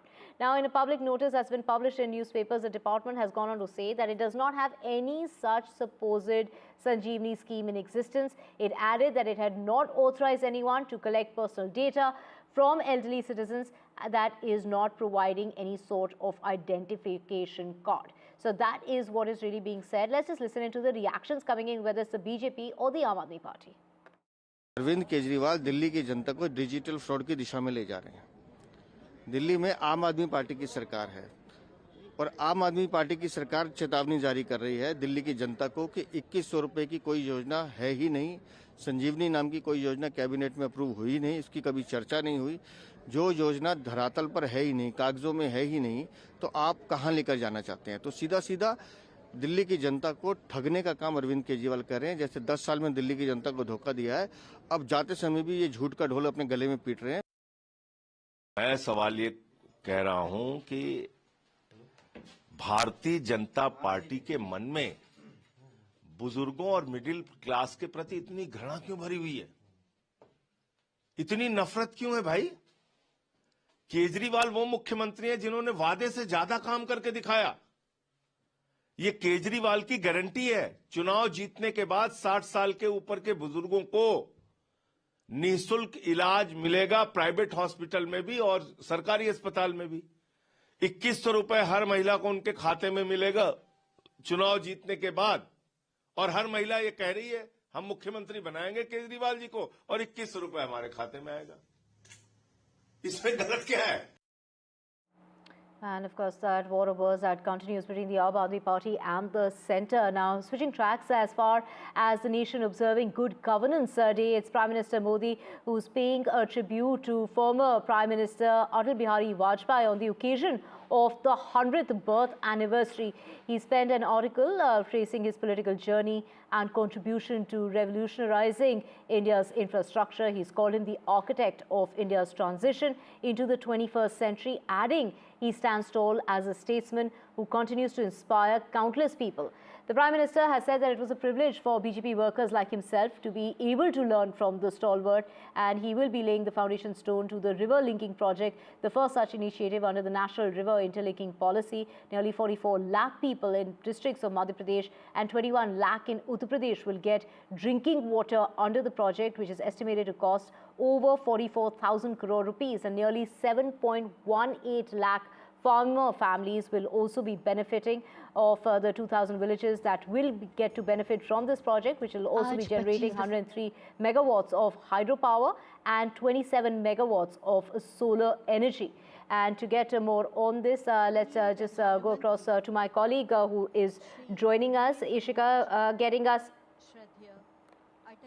And this is... Let's just, when we talk about the stalwart and the contribution, the Prime Minister there paying his tribute here in the national capital will be in Madhya Pradesh in order to mark the occasion and to pay further tribute to the stalwart, the former Prime Minister Atal Bihari Vajpayee. Let's listen in to what Rajnath Singh had to say about the former Prime Minister. श्रद्धेय अटल जी की जन्म शताब्दी वर्ष इस समय सारे देश में मनाई जा रही है। मैं मानता हूं कि भारत के राजनीति के अटल जी एक मनीषी थे और मां भारती के एक ऐसे सच्चे सपूत थे जिन्होंने देश की प्रतिष्ठा, सेवा और विकास के लिए अपना संपूर्ण जीवन ही समर्पित कर दिया था। अटल जी ने केवल अपनी राजनीतिक पार्टी के लोगों का ही सम्मान प्राप्त नहीं किया, बल्कि दूसरे राजनीतिक दलों का भी सम्मान प्राप्त करने में वह पूरी तरह से कामयाब रहे। उनके साथ मेरा व्यक्तिगत रिश्ता रहा है। लंबे समय तक उनके साथ काम करने का मुझे अवसर भी प्राप्त हुआ है। And the Prime Minister there will be inaugurating and laying down the foundation stone for various projects, and this is going to benefit 44 lakh people in 10 districts, whether it's in Madhya Pradesh or even in the adjoining state of Uttar Pradesh, that will get drinking water under the project, which is estimated to be 44,605 crore rupees. We're talking about farmer families that will be benefiting. Over 7 lakh farmer families are going to benefit from this project that is going to be, in fact, inaugurated in Madhya Pradesh. Let's just get you all the details of what all to expect. की शस्त्रों से अपनी आजादी को दुनिया में कायम रख लोगे यह मत समझो, 10-20 अरब डॉलर लेकर आने वाली बर्बादी से तुम बच लोगे ये मत समझो। One word of his would have 1 million political interpretations, his silence 1 million more. During 60 years of his political life, from the Sangh to the Jan Sangh, from the BJP to the NDA, his concept of work was never that of a worker, but more Brahmanical. He would only take key decisions that opened or shut the issues. Execution lay with people down the line. He took the atomic step. Pokhran too happened. He faltered while walking at the Red Fort before his Independence Day speech, but drove across the border to Pakistan. His Jan Sangh was an ideological counter to the Congress. Yet, Nehru called him a bright prospect. He grew under Shyama Prasad Mukherjee, but Nehru was his idol. Pandit Jawaharlal Nehru के प्रति जिनकी आज पुण्यतिथि है, अपनी विनम्र श्रद्धांजलि अर्पित करना चाहूंगा। Indira Gandhi sent him to jail during the emergency, but during the Bangladesh war, he called her Durga. He was part of the plot that created the Janta regime, the first non-Congress government, India's first coalition government. In 1984, Indira Gandhi was assassinated. His party won 2 seats, but he had founded the BJP. Then, with Advani, he spun the Ram Janmabhoomi movement. एक अयोध्या में श्री राम जन्मभूमि में भव्य मंदिर के निर्माण का काम भी अधूरा है। His dream of seeing a grand Ram temple rise in Ayodhya came true with the opening of the mandir earlier this year.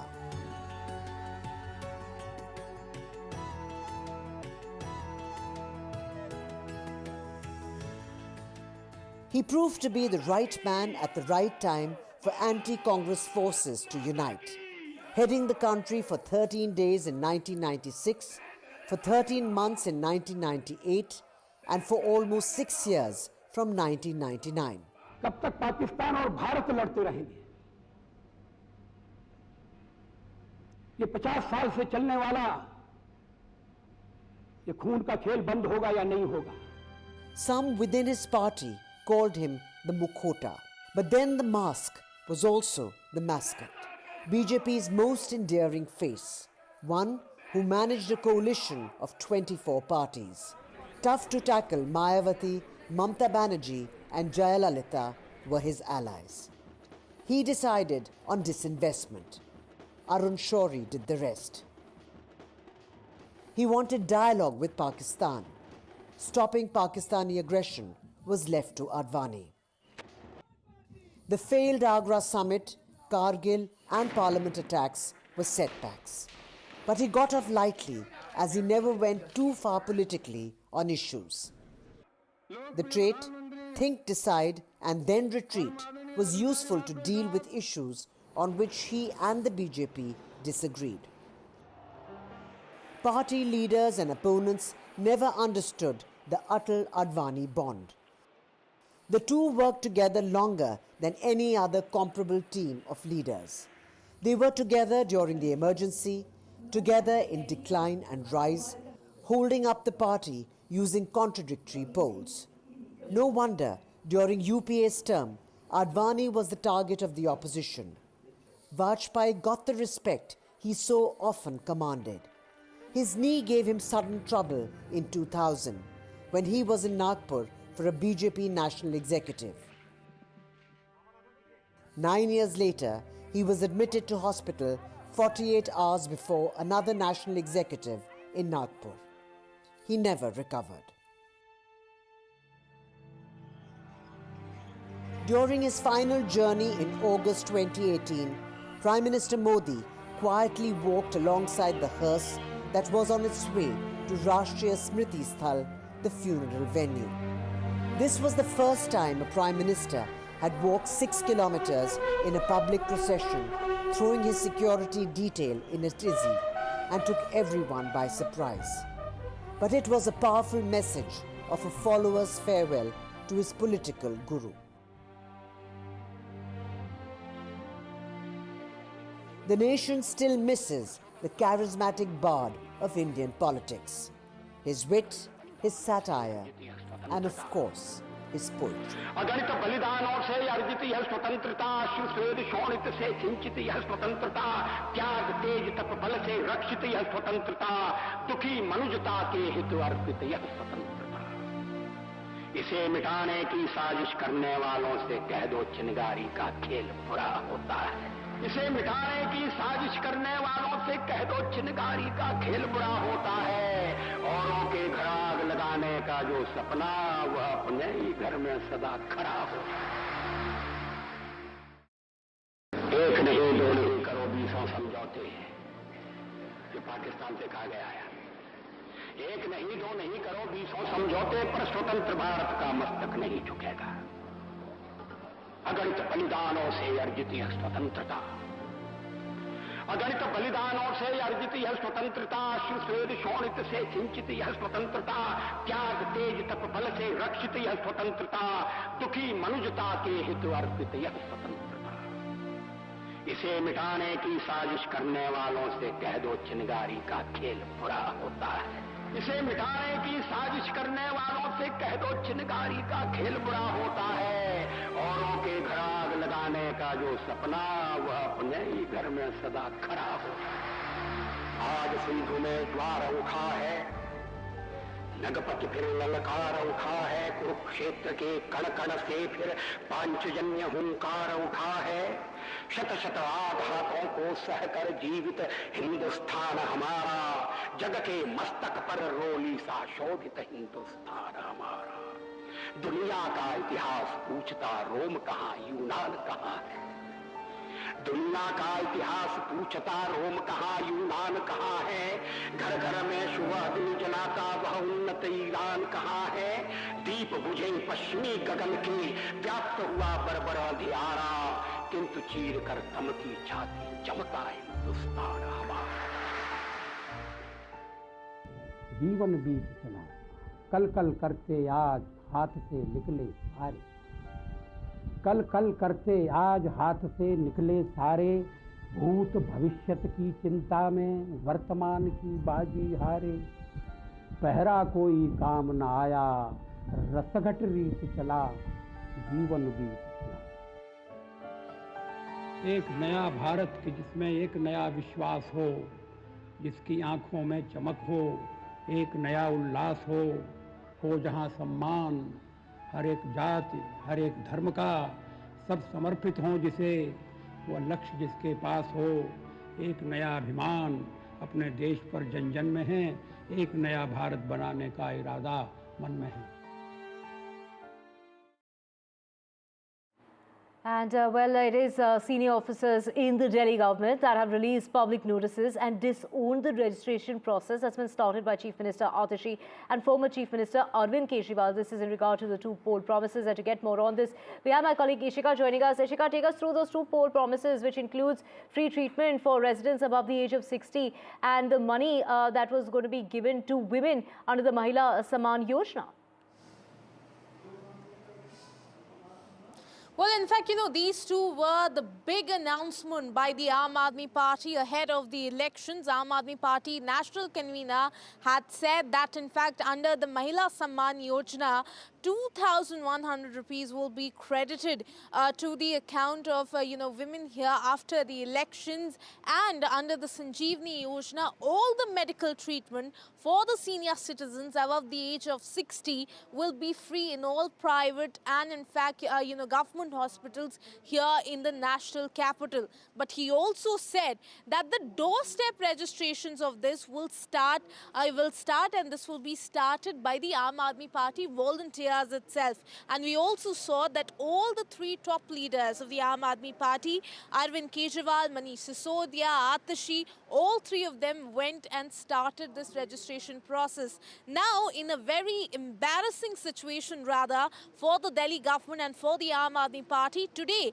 the two departments under which these schemes come, one the health and the family welfare, under which the Sanjeevani Yojana comes, and second the women and the child development department, under which the Mahila Samman Yojana comes, both of the department have now issued public notices and warned the public regarding both of these schemes, saying that it has not been notified, and thus the question of registration starting does not arise. They are also saying that the people who are coming at your doorstep and who are collecting your personal data, they are coming without any authority, and thus have cautioned the public here that it can be fraudulent, and also have mentioned very clearly in this public notice that the department will not be responsible for any liabilities in this situation. So certainly it is yet another chapter of, in fact, bureaucracy versus the Aam Aadmi Party government here in the national, in the national capital.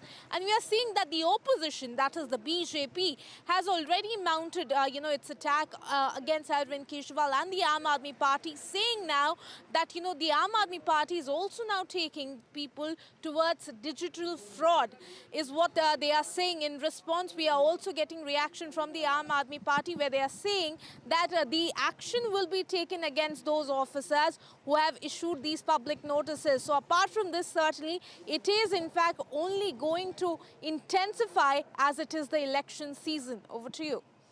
Right, Ishika, of course, those two poll promises, that the Aam Aadmi Party has been talking about, and in regard to giving women, if they came into power yet again, that they would increase that amount from 1,000 rupees to 2,100 rupees, and also to provide free treatment to anyone above the age of 60, of course, with the conditions that, they do not have, any kind of insurance with any other, private hospital. They would be provided with the free treatment. So, Ishika, what is it that is being said in this regard with the public notice there that is being published in newspapers and departments, saying that it does not have any such supposed Sanjeevani scheme in existence?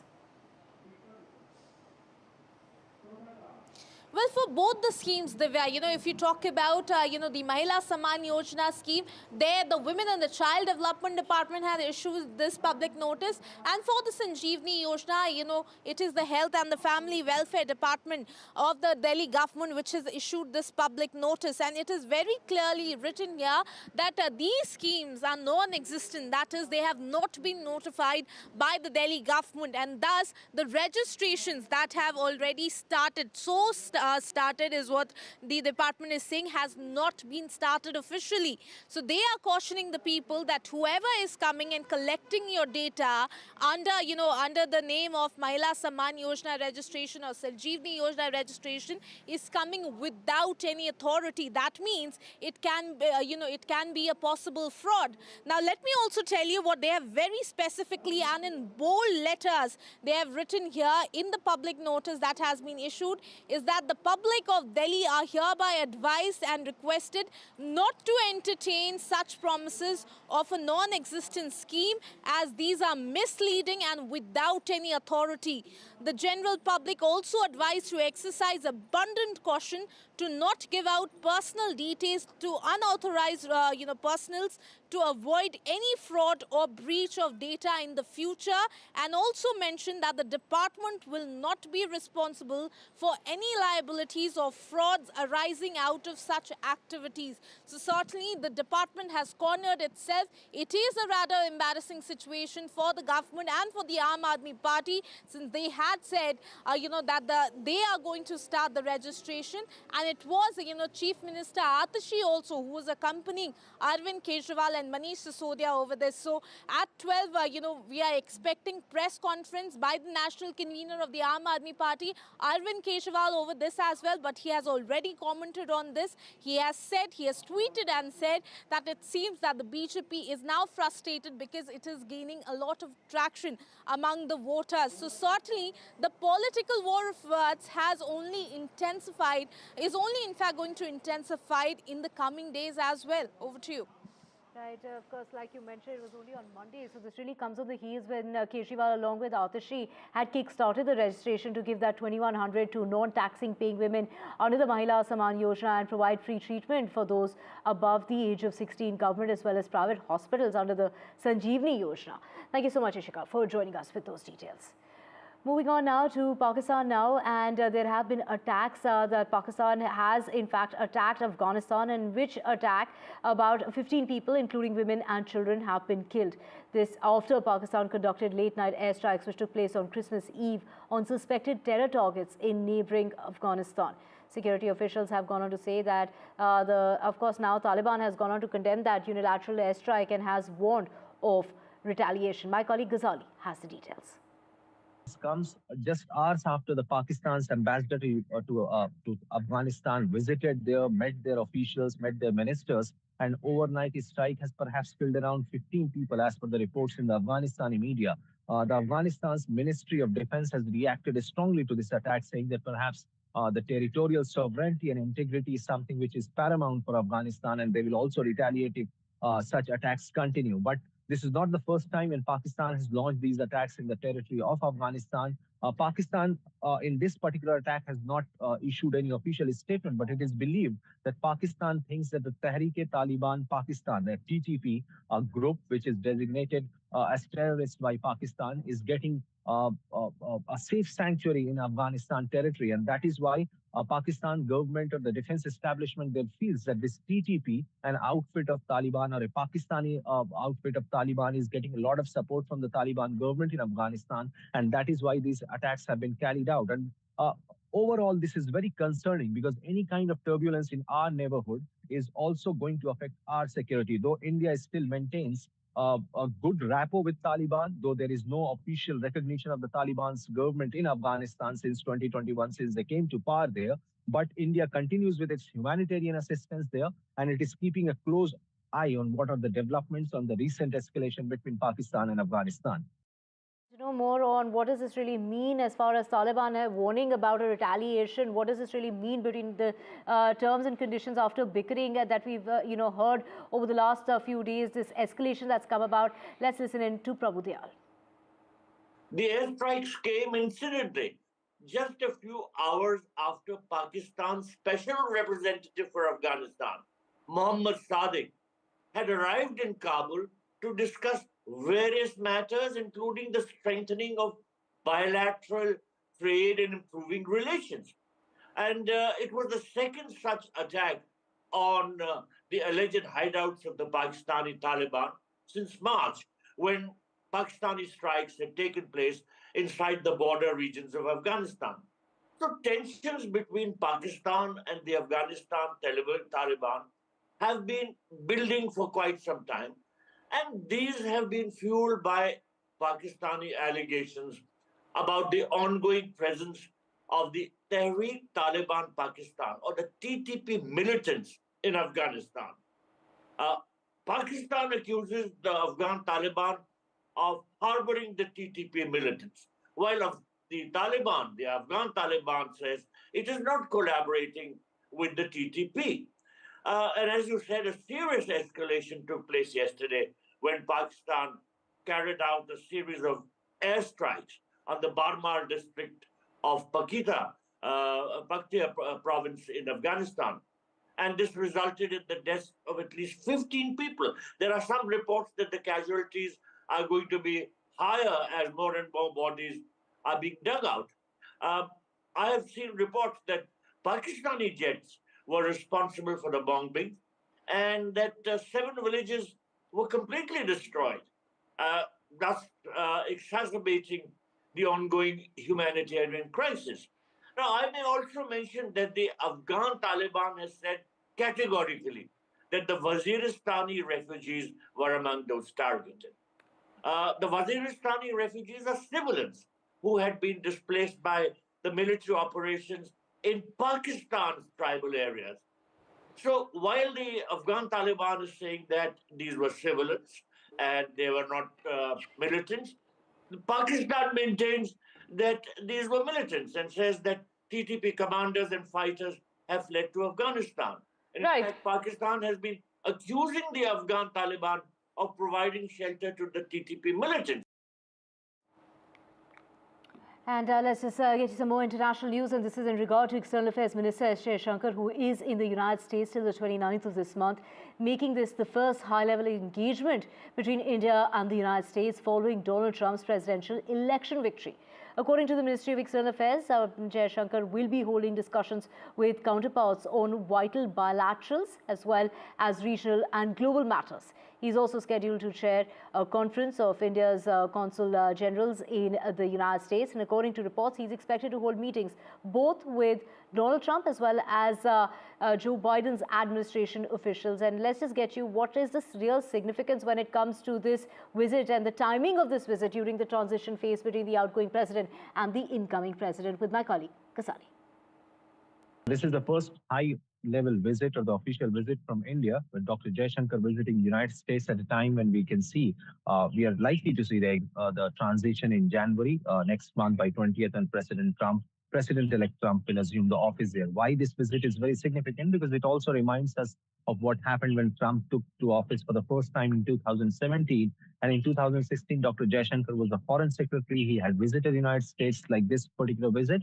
And then we saw a following trip of Prime Minister Narendra Modi going to the United States. It is very likely even now when Foreign Secretary Mr. Vikram Misri has arrived there a couple of days before Dr. Jaishankar has landed in the United States. It is expected that perhaps as Mr. Trump has invited Xi Jinping, the Chinese president, for the oath-taking ceremony, a similar invitation would be extended to Indian Prime Minister Mr. Modi, and he may visit once he receives the invitation from the president's office.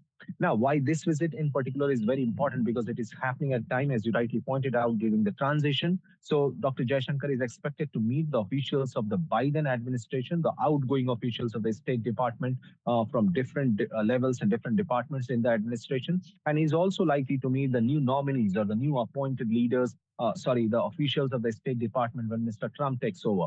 There have been issues which has created differences between India and the United States. The most important or the most significant one being the assassination attempt of Gurpatwant Singh Pannu, a designated terrorist back here in India, who runs this organization called Sikhs for Justice. And this issue perhaps brought out a lot of differences between the two governments here.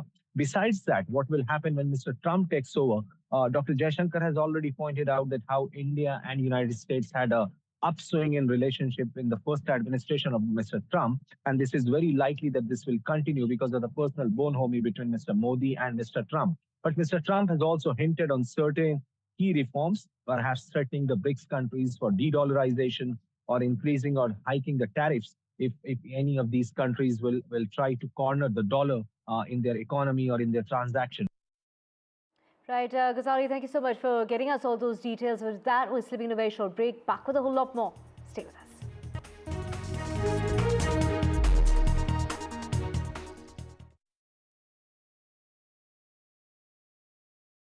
have been reporting on all issues big and small from Andhra Pradesh, Telangana, rest of South India, bringing you all the action, all that you need to know, all that you want to know. The energy of Maximum City is infectious. I bring in that energy in our news coverage from financial capital Mumbai. Covering from the southernmost part of India over the last 23 years, I bring in-depth and 360-degree coverage from the Dravidian heartland. The land of Mishti is also known for its bitter politics. I have seen much water flow under the Howrah Bridge, covering Bengal in all its vivid colors.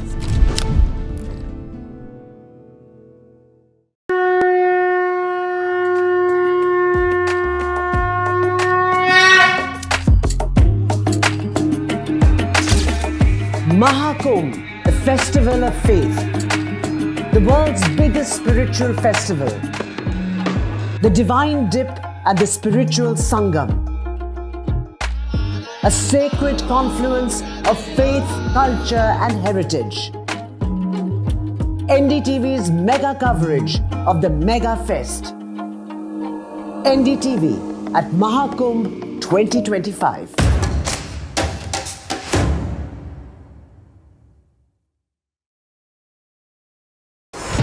NDTV proudly upholds its legacy of trust and credibility. According to the prestigious Reuters Institute's Digital News Report 2024, NDTV is the top-most news platform in the country. Number 1 in both online and offline reach in India. Beating all its competition, NDTV stands for trust.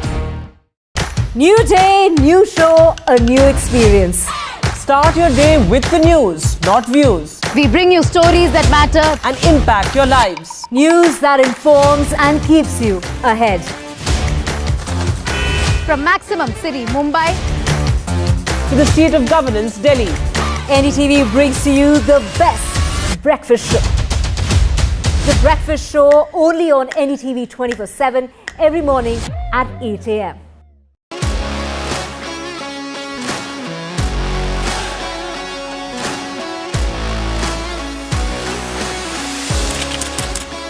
We are able to maintain the democratic fabric and the democratic system. I want to do something that can make a difference. लगातार जनता की आवाज को सरकार तक पहुंचाने का काम मैं करता हूं. I was a student up until very recently. I really want to work and do something for my people because they have given me this opportunity. They have elected me. सोचा नहीं था कि राज्यसभा सांसद बनूंगी.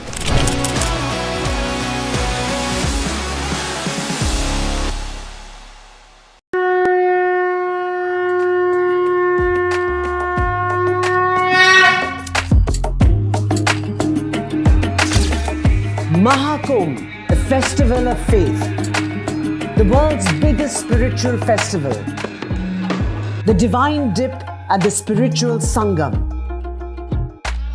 a sacred confluence of faith, culture and heritage. NDTV's mega coverage of the Mega Fest. NDTV at Mahakumbh 2025.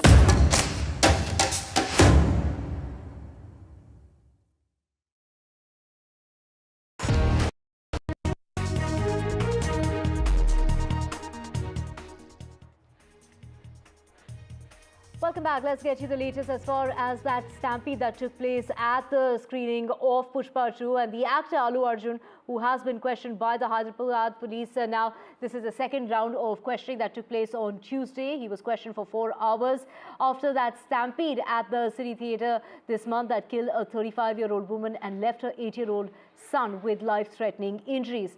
He had been summoned by the police to join in the investigation. He was asked questions regarding if he knew that permission had been denied for his visit to the theatre. Do remember, it was the Sandhya Theatre that had asked permission from the police and had asked for security in regard to the actor visiting during that premiere show. But it was the police that had denied permission, saying that it was in a very congested area, which is why they had gone ahead and denied permission. But the actor landed up at the theatre and, he was, he'd even opened his roof. He was on top of his roof where people could see that the actor was going to enter the theatre, and that's when chaos erupted and resulted in the stampede. So a questioning that is going on, and from what we're hearing is that the actor could be called again for questioning. But it is the opposition there, of course, the BJP and the BRS, criticizing the government of the Congress, saying that it is the Chief Minister who has other work to do. He's made promises before coming into power, but then nothing seems to be going on that front, but he seems to be focusing only on the actor, Allu Arjun. My colleague Uma Sudhir has all the details, but first let's listen into what the BJP has to say and what the Congress party has to say. I think he's trying to compete who's the superstar in Telangana. He's trying to show that he's a superstar than Allu Arjun. If Mr. Revanth Reddy thinks he's a superstar, right now also he's acting in Congress party. Congress is making pictures after pictures. He's the main actor in Telangana. Now the people who came inside, threw stones, flower pots, everything, got into ruckus, and 2-3 people came from his own constituency. 2-3 people. Of course, they have a forum saying that I come from this university and that university, which very clearly any common man will know it's politically motivated. What is happening in the whole case is a clear case of victimization and a clear case of bullying. Is Allu Arjun had an intention when he come to the theatre that somebody will die? Did Allu Arjun had a motive somebody will die? Did Allu Arjun knew for a fact somebody will die? When everybody says it's a mistake, should not have happened, it has happened, everybody feels sorry for it. Revanth Reddy ji किसी को influence नहीं कर रहे, जो law and order का जो issue है law and order अपने हिसाब से कर रहे हैं. आज भी आप देखेंगे तो अल्लू अर्जुन को बुला के पुलिस स्टेशन में उनके ऊपर इंक्वायरी हो रहा. आज वो लोग बोलने को बड़े बड़े बातें बोलते हैं, ये उनका सोच समझ कर राजनीति करने की कोशिश कर रहे हैं. उनसे ये इस तरह के बातों में तेलंगाना के लोग आने वाले नहीं है. और जो बीजेपी और बीआरएस का जो गठबंधन है, ये पूरा एपिसोड में मालूम पड़ रहा है कि दोनों भी किस तरह से डिफेंस करने के मतलब साथ में मिलके एक सिचुएशन को डिफेंस करने का कोशिश कर रहे हैं. So there have been claims and counterclaims, and now videos and counter videos as well as evidence to support the stand that they are taking or the version that they are putting out in the public domain as well. So yesterday when Allu Arjun came in and was questioned for nearly 4 hours, we are told that his lawyer Ashok Reddy was along with him. Of course, his father-in-law and father had also gone to the police station, but they were not allowed to be in the room. He was in a separate room where he was questioned, and he was questioned, of course, by the area DCP Akshansh Yadav and the ACP of the area, Mr. Ramesh. And what we do understand is that beyond asking him his sequence of events as he knew it, they had also shown him videos of the area, because what we do know is that the police have looked at more than 1,000 videos of the evening of December 4 when the accident, or rather the unfortunate tragedy took place, and they had prepared a 10-minute video of the sequence of events, and that is what was presented also to Allu Arjun, and he was asked to give his counter to whatever his version is and what the police believed is the sequence of events. So after nearly 4 hours of questioning, he went home, but we do understand that he is likely to be summoned again to the police station for questioning, and like the earlier note had mentioned, he is also likely to be taken to Sandhya Theatre for a scene reconstruction as well. The questions were also regarding his bouncers in the private security team, because the police believe that that had also a big role to play in the chaos and commotion that happened, and that led to the asphyxiation and death of Revati and her son, ending up in hospital for now 3 weeks. And they have also arrested one Mr. Anthony, who was part of the private security team, and the Hyderabad Police Commissioner has very clearly said that he believes that the private security exceeded its brief and did not allow the police as well as the public to function or move around normally, and that they had tried to control the entry and exit at the gate, and had also pushed people around, leading to the stampede-like situation outside Sandhya Theatre on the evening of December 4. So while all these issues are part of the legal process,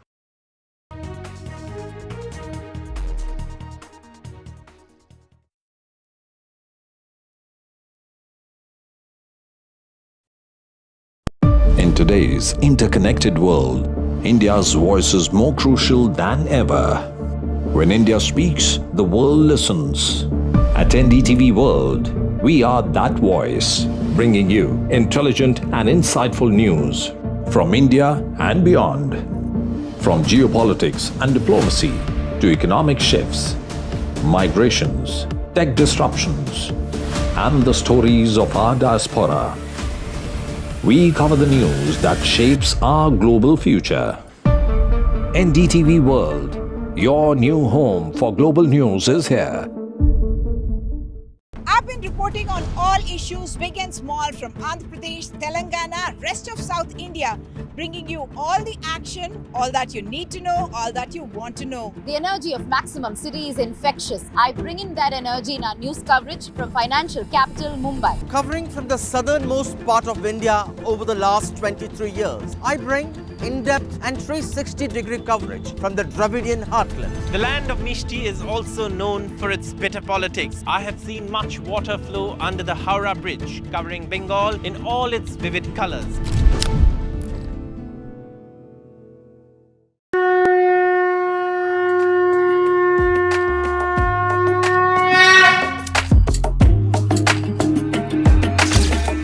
Mahakumbh, the festival of faith, the world's biggest spiritual festival, the divine dip at the spiritual Sangam, a sacred confluence of faith, culture and heritage. NDTV's mega coverage of the Mega Fest. NDTV at Mahakumbh 2025.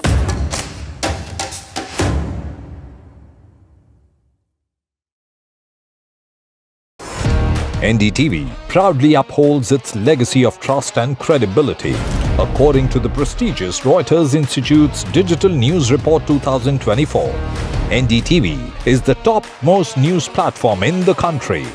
Number 1 in both online and offline reach in India. Beating all its competition, NDTV stands for trust. New day, new show, a new experience. Start your day with the news, not views. We bring you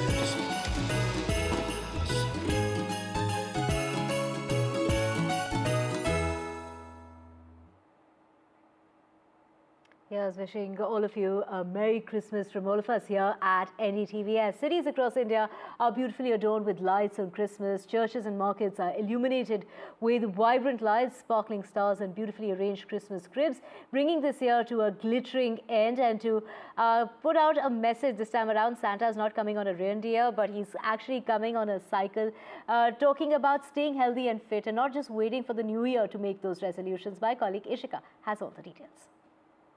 A very interesting visual where you can see the Santa on a cycle here. So I'll go directly across to him. Santa, what is the message that you're sending this time on a cycle? Ho, ho, ho! Merry Christmas, everyone, from Team Delhi Cyclists. This is a message to everyone to stay fit, to stay healthy. Ignore this, please. But yes, get up early. This is just the time. This is just the right time to get out and do outdoors. The pollution settled down after the rain, and this is the right time. Enjoy the new year. Drink less, work hard more. That's my message to everyone. Also, you know, we want to ask you that, as you mentioned, the pollution has come down, but it is certainly a chilly morning. What is the message that Team Santa is right now sending to all the viewers of NDTV? Yeah, even if you feel like it's a chilly morning, do whatever it takes you to be healthy. Stay fit, stay healthy, and Merry Christmas to all of you. Certainly, the Merry Christmas message that Santa Claus here on the cycle are sending you, and here the cyclists also will go across to them as well. So we want to know from you also, I am thinking that you're doing this daily, but certainly, you know, with the temperature only dipping, what will you say to the viewers to, in fact, you know, motivate them to come out and, you know, in fact, to go for a cycle? You know, it feels cold, you know, when you're not working out, but when you're actually working out in the morning, you're sweaty. So, you know, you go out, you work out, that's the way to be healthy.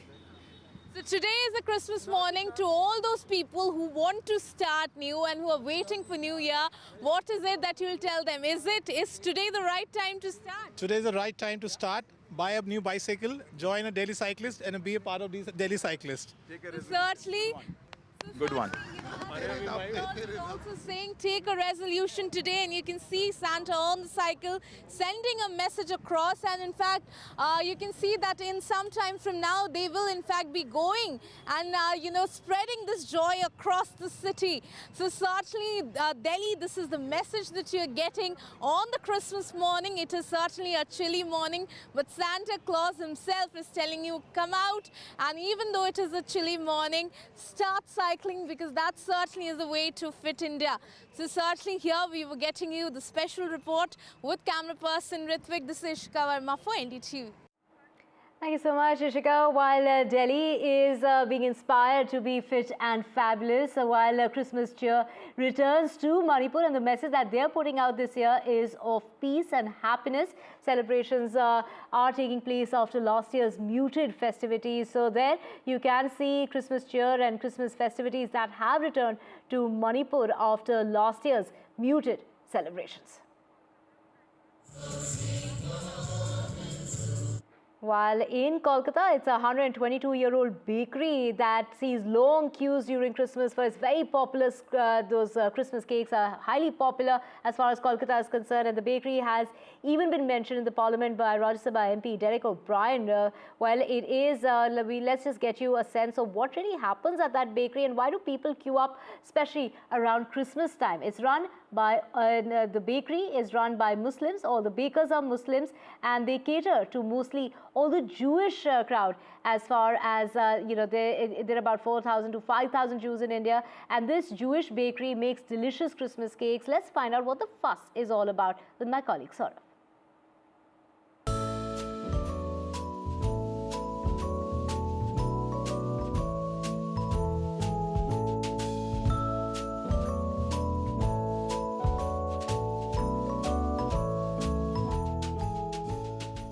Christmas is a time of celebration, a time of togetherness, and a time of good food as well.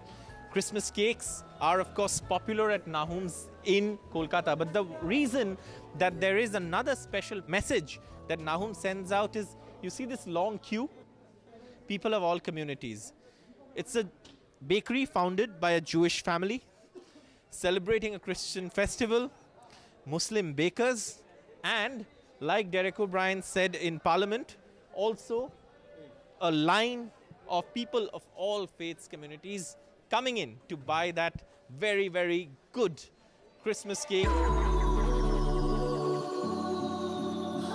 What brings you to Nahum's? Why is it so special that, there's a line and you would still stand in line and buy a cake?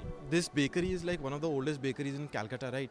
And their plum cakes are absolutely, I have always bought it for the last 5 years, 6 years continuously. It's very delicious. I should recommend to all those who are seeing this maybe. 1902 का दुकान है, तो it's a legacy basically और कुछ नहीं.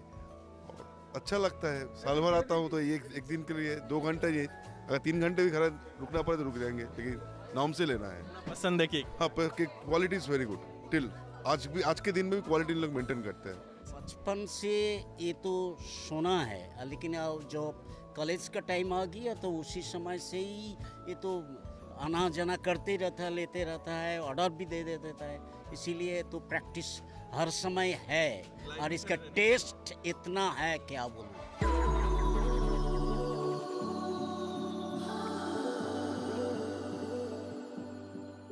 A busy day for the shop, so obviously everyone's busy selling these cakes, but obviously a very, very welcoming sight. Nahum's in Kolkata, a symbol of Christmas, a symbol of the togetherness that the festival is all about. With camera person GD Shankar in Kolkata, Saurabh Gupta, NDTV.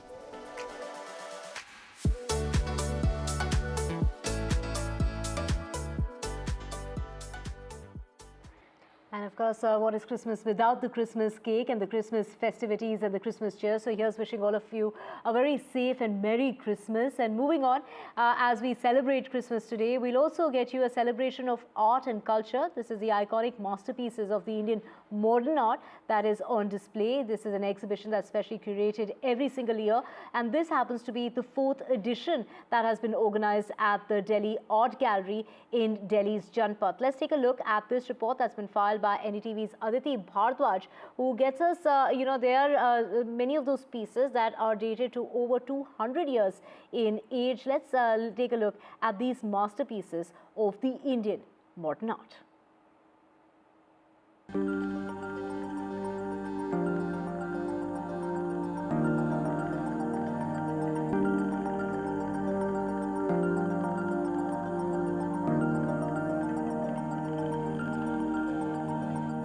Walk into an iconic art exhibition in the heart of Delhi. The strokes and stories here are invaluable. An art exhibition like no other. This is the 4th edition of Iconic Masterpieces of Indian Modern Art, on display at Delhi Art Gallery in Janpath. Featuring some of the rarest artworks created over a period of 200 years. So we picked the very, very best of the artists. It has to be a very high, it has to be a work from a very desired period. It has to be a very high quality work, and it has to be a rare work. So it's a combination of many things. So each time you look at, so many people who come and see the exhibition, they have people haven't seen many works of many of these artists exhibited here. So whether it is the Bakri that you see here, or you see Nasreen Mohammadi here, so many works are extremely, extremely rare, and that is the reason we call it iconic. Iconic as a term is used very loosely by people. But here, when you see the iconic works here, they actually mean iconic. They're actually iconic. So we do a lot of research before we choose a work for this show. So it's not randomly put together. The striking artwork captures the hearts of visitors. Eminent scholars, historians and collectors have contributed essays on these works. India is a unique country where the folk, tribal, classical and contemporary arts are working. But the traditional artists spend more time and energy and concentration in their work than contemporary artists. Traditional folk, tribal, classical artists spend a lot of time in study, working.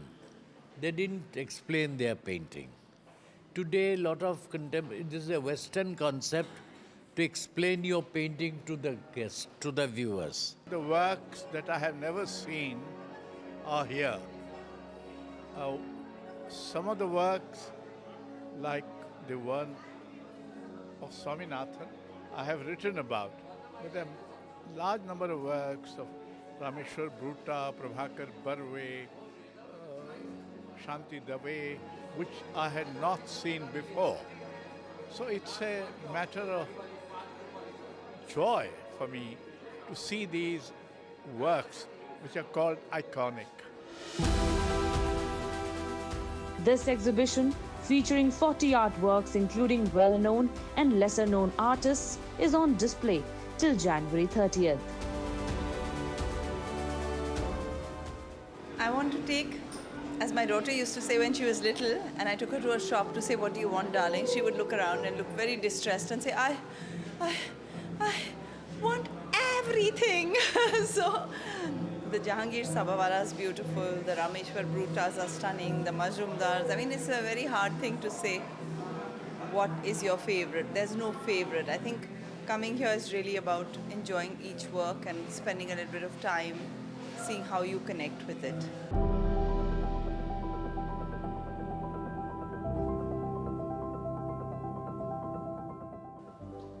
This is the Ganga Ghat from the eyes of Edwin Lord Rees. Well, you'll find many such more appealing art pieces here at DAG's iconic masterpieces of Indian modern art. So don't miss it if you're in Delhi. For all the art lovers to fill their empty mind's canvas, you need to come here to fill it with these iconic masterpieces. This is me, Aditi Bhardwaj, for NDTV.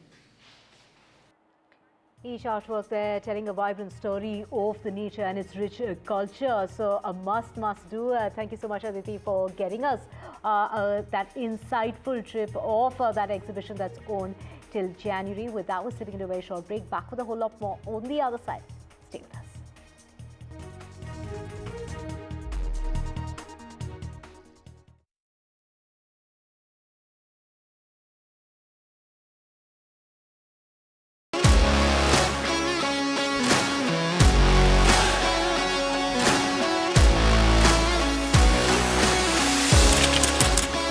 We are able to maintain the democratic fabric and the democratic system. I want to do something that can make a difference. लगातार जनता की आवाज को सरकार तक पहुंचाने का काम मैं करता हूं।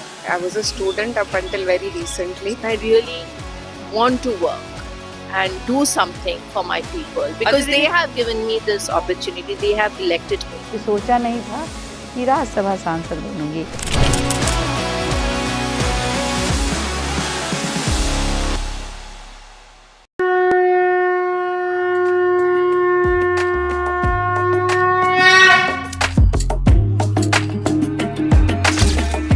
Mahakumbh, the festival of faith, the world's biggest spiritual festival, the divine dip at the spiritual Sangam, a sacred confluence of faith, culture and heritage. NDTV's mega coverage of the Mega Fest. NDTV at Mahakumbh 2025.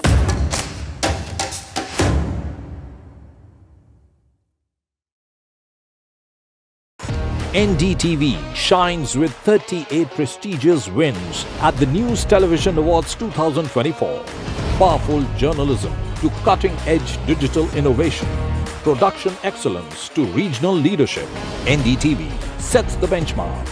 38 awards, each a testament to your trust in NDTV.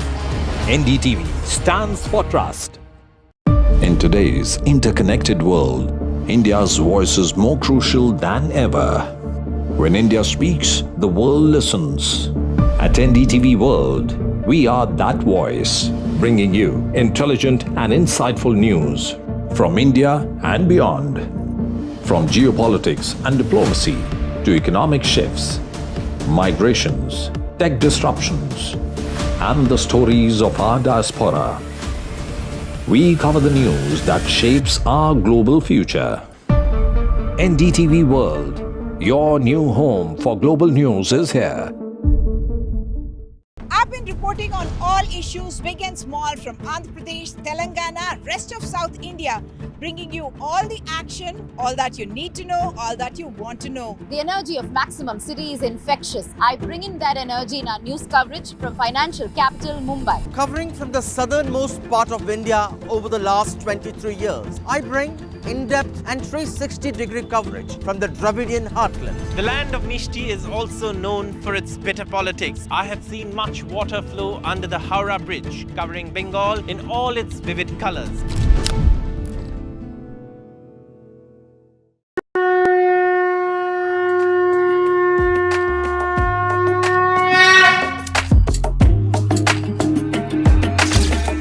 Mahakumbh, the festival of faith, the world's biggest spiritual festival, the divine dip at the spiritual Sangam, a sacred confluence of faith, culture and heritage. NDTV's mega coverage of the Mega Fest. NDTV at Mahakumbh 2025.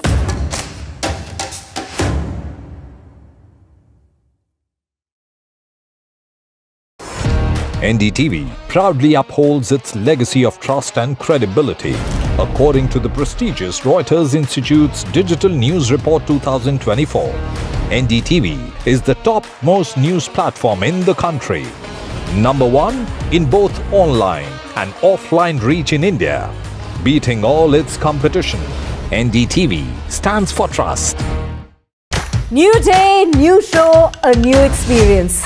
Start your day with the news, not views. We bring you stories that matter and impact your lives. News that informs and keeps you.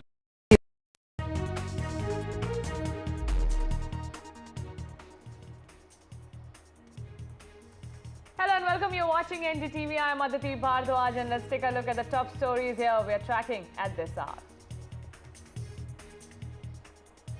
India's first river linking project gets underway. Prime Minister Narendra Modi to lay foundation for Ken-Betwa interlinking project. This project was a dream of former Prime Minister Atal Bihari Vajpayee.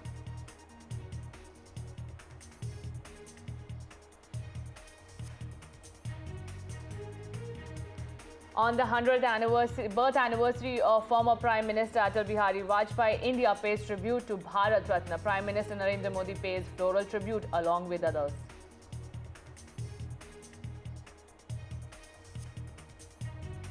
Delhi Departments versus Aam Aadmi Party on two schemes. Delhi Department says Mahila Samman scheme and Sanjeevani scheme are non-existing.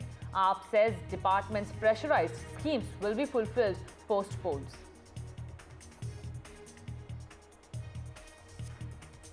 NDA leaders to meet at Delhi BJP chief's house, focus on better coordination between allies. Nitish Kumar to skip the meet.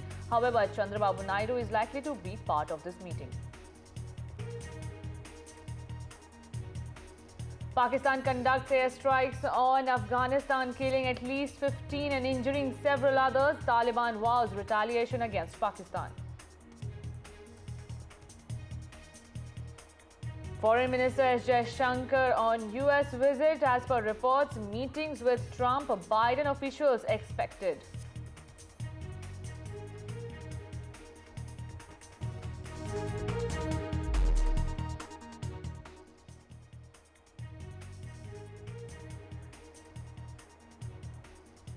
And the Delhi dangle is intensifying with each passing minute. First, the Aam Aadmi Party versus Delhi Departments, and now the Congress Party is targeting the Aam Aadmi Party and the BJP, exposing them by saying they allegedly did misdeeds. Take a look.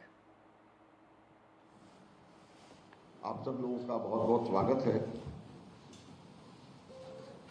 Delhi के अंदर केजरीवाल को अगर सही मायने में एक शब्द से उसको डिस्क्राइब करना हो तो उसको जिस शब्द से डिस्क्राइब किया जा सकता है वो है फर्जीवाल। क्योंकि अगर कोई फर्जीवाड़े का राजा है पूरे देश के अंदर तो वो फर्जीवाल केजरीवाल है। और इसलिए हम केजरीवाल के काले कारनामों के ऊपर श्वेत पत्र आज लेकर के यहां पर आए। केजरीवाल के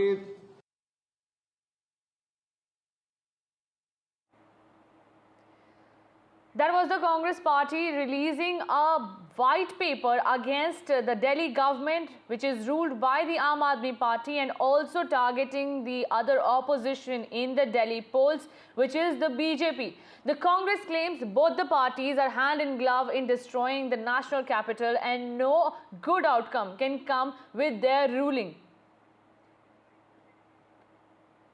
Now, in counter to what is happening in the Delhi national capital, now Delhi former Chief Minister Arvind Kejriwal is addressing a press conference over the two Sanjeevani's, the two health benefits that were announced by him. दिखने लगा है कि BJP न केवल हार रही है बल्कि शायद भारत के इतिहास में उनकी ऐतिहासिक हार दिल्ली के चुनाव में बीजेपी की होने वाली है। बीजेपी के पास कोई नैरेटिव नहीं है, उनके पास ये बताने को नहीं है कि उन्होंने 10 साल में क्या काम किया। 10 साल में आधी सरकार दिल्ली में उनकी भी थी, उनके साथ एमपी थे, उनके एलजी थे, उनके पास अरबों खरबों रुपया था केंद्र सरकार के पास। उन्होंने इन 10 सालों में ना कोई सड़क बनवाई, ना कोई अस्पताल बनवाया, ना कोई स्कूल बनवाया, ना कोई कॉलेज बनाया। दिल्ली के लोगों के लिए कोई काम नहीं किया। दिल्ली के लोगों ने उनको एक ही काम दिया था कानून व्यवस्था का, उसका भी उन्होंने कबाड़ा कर दिया। आज दिल्ली के लोग डर के माहौल के अंदर जी रहे हैं और खुलेआम दिल्ली की सड़कों पे गोलियां चल रही हैं। तो ना उनके पास कोई नैरेटिव है, वो ये नहीं बता पा रहे उन्होंने 10 साल में क्या काम किया। वो ये नहीं बता रहे कि अगर उन्हें वोट दो तो क्या काम करेंगे। वो केवल केजरीवाल ये केजरीवाल वो गालियां दे रहे हैं, गालियों के बेसिस पे वो वोट मांग रहे हैं। उनके पास कोई सीएम चेहरा नहीं है, उनके पास कोई कैंडिडेट्स नहीं है, उनके पास कोई एजेंडा नहीं है चुनाव लड़ने के लिए। और दूसरी तरफ आम आदमी पार्टी एक पॉजिटिव कैंपेन कर रही है। हम ये बता रहे हैं लोगों को कि 10 साल में हमने ये काम किए, हमने स्कूल अच्छे किए, स्कूल शानदार किए, बच्चों की पढ़ाई का इंतजाम किया, आप लोगों के इलाज का इंतजाम किया, अस्पताल अच्छे किए, मोहल्ला क्लिनिक बनाए, बिजली 24 घंटे की, बिजली फ्री की, पानी की व्यवस्था की, घर घर पानी पहुंचाने का काम किया, महिलाओं की बस यात्रा फ्री करी, बुजुर्गों के लिए हमने तीर्थ यात्रा फ्री करी। हमने इतने सारे काम किए, इसलिए हम कह रहे हैं हमें वोट दो। आने वाले समय में हम महिलाओं को 2100 रुपए देंगे, बुजुर्गों का फ्री में इलाज कराएंगे, चाहे प्राइवेट हो चाहे सरकारी हो। हम ये काम करेंगे, हमें इन पे काम दो। हम अपने कामों पे वोट मांग रहे हैं, वो केवल और केवल गालियों पे वोट मांग रहे हैं और काम रोकने पे वोट मांग रहे हैं। अभी 3-4 दिन पहले हमने 2 योजनाएं चालू की, अनाउंस की। महिला सम्मान योजना, जिसके तहत हर महिला को चुनाव जीतने के बाद योजना लाई जाएगी, जिसमें हर महिला को 2100 रुपए दिए जाएंगे। दिल्ली की कैबिनेट ऑलरेडी हजार रुपए की योजना मंजूर कर चुकी है और उसकी नोटिफिकेशन जारी हो चुकी है। लेकिन मैंने ऐलान किया था कि हम चुनाव जीत जाते हैं तो इसको बढ़ाकर 2100 कर दिया जाएगा।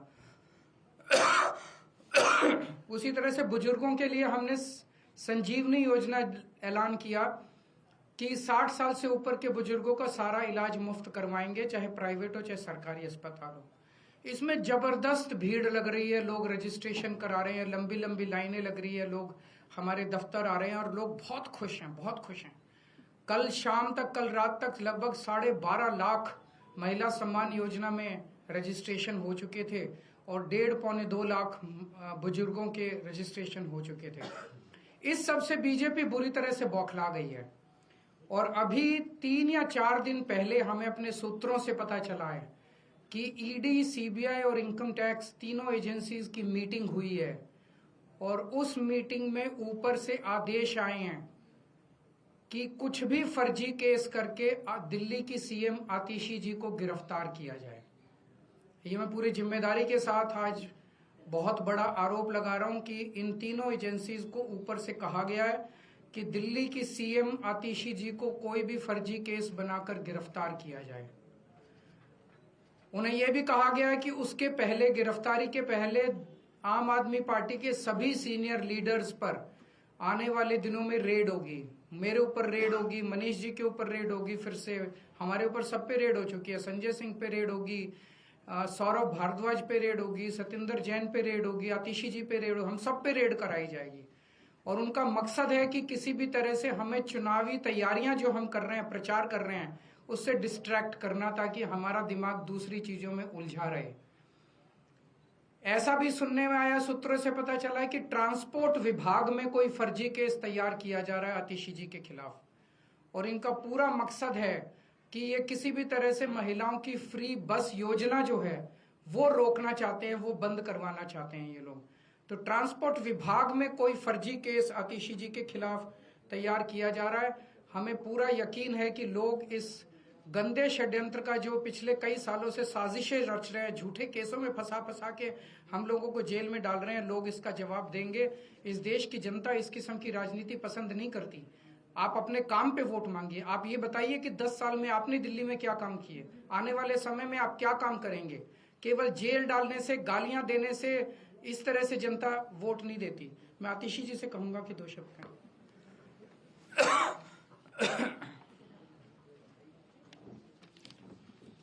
जैसा अरविंद जी ने बताया कि हमें ये पुख्ता खबर मिली है कि ट्रांसपोर्ट डिपार्टमेंट के एक फर्जी केस के माध्यम से दिल्ली में महिलाओं की जो फ्री बस यात्रा चल रही है उसको रोकने के लिए एक फर्जी केस मेरे ऊपर करने का प्रयास किया जा रहा है।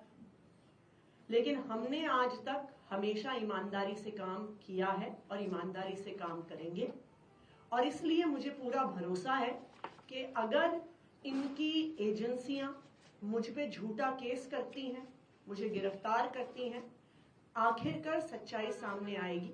मुझे इस देश की न्याय व्यवस्था पे पूरा भरोसा है। जिस तरह हमारे सारे पार्टी के सीनियर नेताओं को फर्जी केस करके जेल भेजा, लेकिन आखिरकार सच्चाई सामने आई और सबको एक एक करके बेल मिली। इसीलिए मुझे भी पूरा भरोसा है कि चाहे कोई भी फर्जी केस हो जाए, आखिर का जीत सच्चाई की होती है, और अगर इन्होंने गिरफ्तार भी किया तो न्याय व्यवस्था और संविधान पे हमें इतना भरोसा है कि इनके झूठे केस के बाद भी जरूर हमें जल्द बेल मिलेगी। एक और चीज मैं कहना चाहूंगी भारतीय जनता पार्टी वालों को कि देखिए, आप हम पे झूठे केस करके जो दिल्ली वालों की सुविधाएं रोकना चाहते हैं, चाहे आप फ्री बस यात्रा रोकना चाहते हैं मुझ पे केस करके, चाहे आप एक एक करके कभी स्कूलों पे केस करते हैं, कभी बिजली विभाग पे केस करते हैं, कभी मोहल्ला क्लिनिक पे केस करते हैं, दिल्ली की जनता सब देख रही है। दिल्ली की जनता को पता है कि एक तरफ अरविंद केजरीवाल जी हैं जो फ्री बिजली देते हैं, फ्री पानी देते हैं, बच्चों को अच्छी शिक्षा देते हैं, मोहल्ला क्लिनिक और अस्पताल में फ्री इलाज देते हैं, महिलाओं को फ्री बस यात्रा देते हैं, और दूसरी तरफ भारतीय जनता पार्टी है जिसके सिर्फ दो काम हैं, एक अरविंद केजरीवाल जी को गाली देना और दूसरा दिल्ली के लोगों के हक के जो काम है, फ्री बिजली, फ्री पानी, फ्री बस यात्रा, उसको रोकना। दिल्ली की जनता सब देख रही है और दिल्ली की जनता भाजपा को जवाब जरूर देगी। कोई क्वेश्चन है तो एक सर, कि दिल्ली सरकार ने ही ये जो नोटिस है सर वो जारी किया है, क्या अधिकारी, क्या आपसे बात हुई, उससे पहले कुछ किया गया या फिर विभाग भी आप ही के पास कैसे ये नोटिस जारी हो गए? So that was the Delhi Chief Minister Atishi making strong remarks, as well as AAP convener stating that it is the BJP which is, as per sources, is holding and conducting meetings with the probe agencies and trying to fabricate a case to arrest Delhi Chief Minister Atishi and to stall the schemes that have been announced by Delhi government for the progress and betterment of the national capital. I'm also being joined by two political guests, Dr. Anil Kumar Gupta, who's the spokesperson of the Bharatiya Janata Party, and Anmol Pawar, who's the spokesperson of the Aam Aadmi Party. First of all, Dr. Anil Kumar, what do you have to say about the allegations that the Aam Aadmi Party is making against BJP? See, first time in the history of the country, a sitting CM is doing some fraud, in the name of this Mahila Samman Yojana and the Sanjeevani. The CM has herself announced, the ex-CM has announced, and they are taking the private data from the citizen of Delhi. What is the notice of Delhi government today in the newspaper regarding the Sanjeevani Yojana and this Mahila Samman Yojana? That clearly says that the leaders of the Aam Aadmi Party, the MLAs, the minister, the CM, the ex-CM, they are doing a digital fraud. They are taking the data. Even we have heard that by taking some OTPs, some money has been taken out from the accounts of these ladies.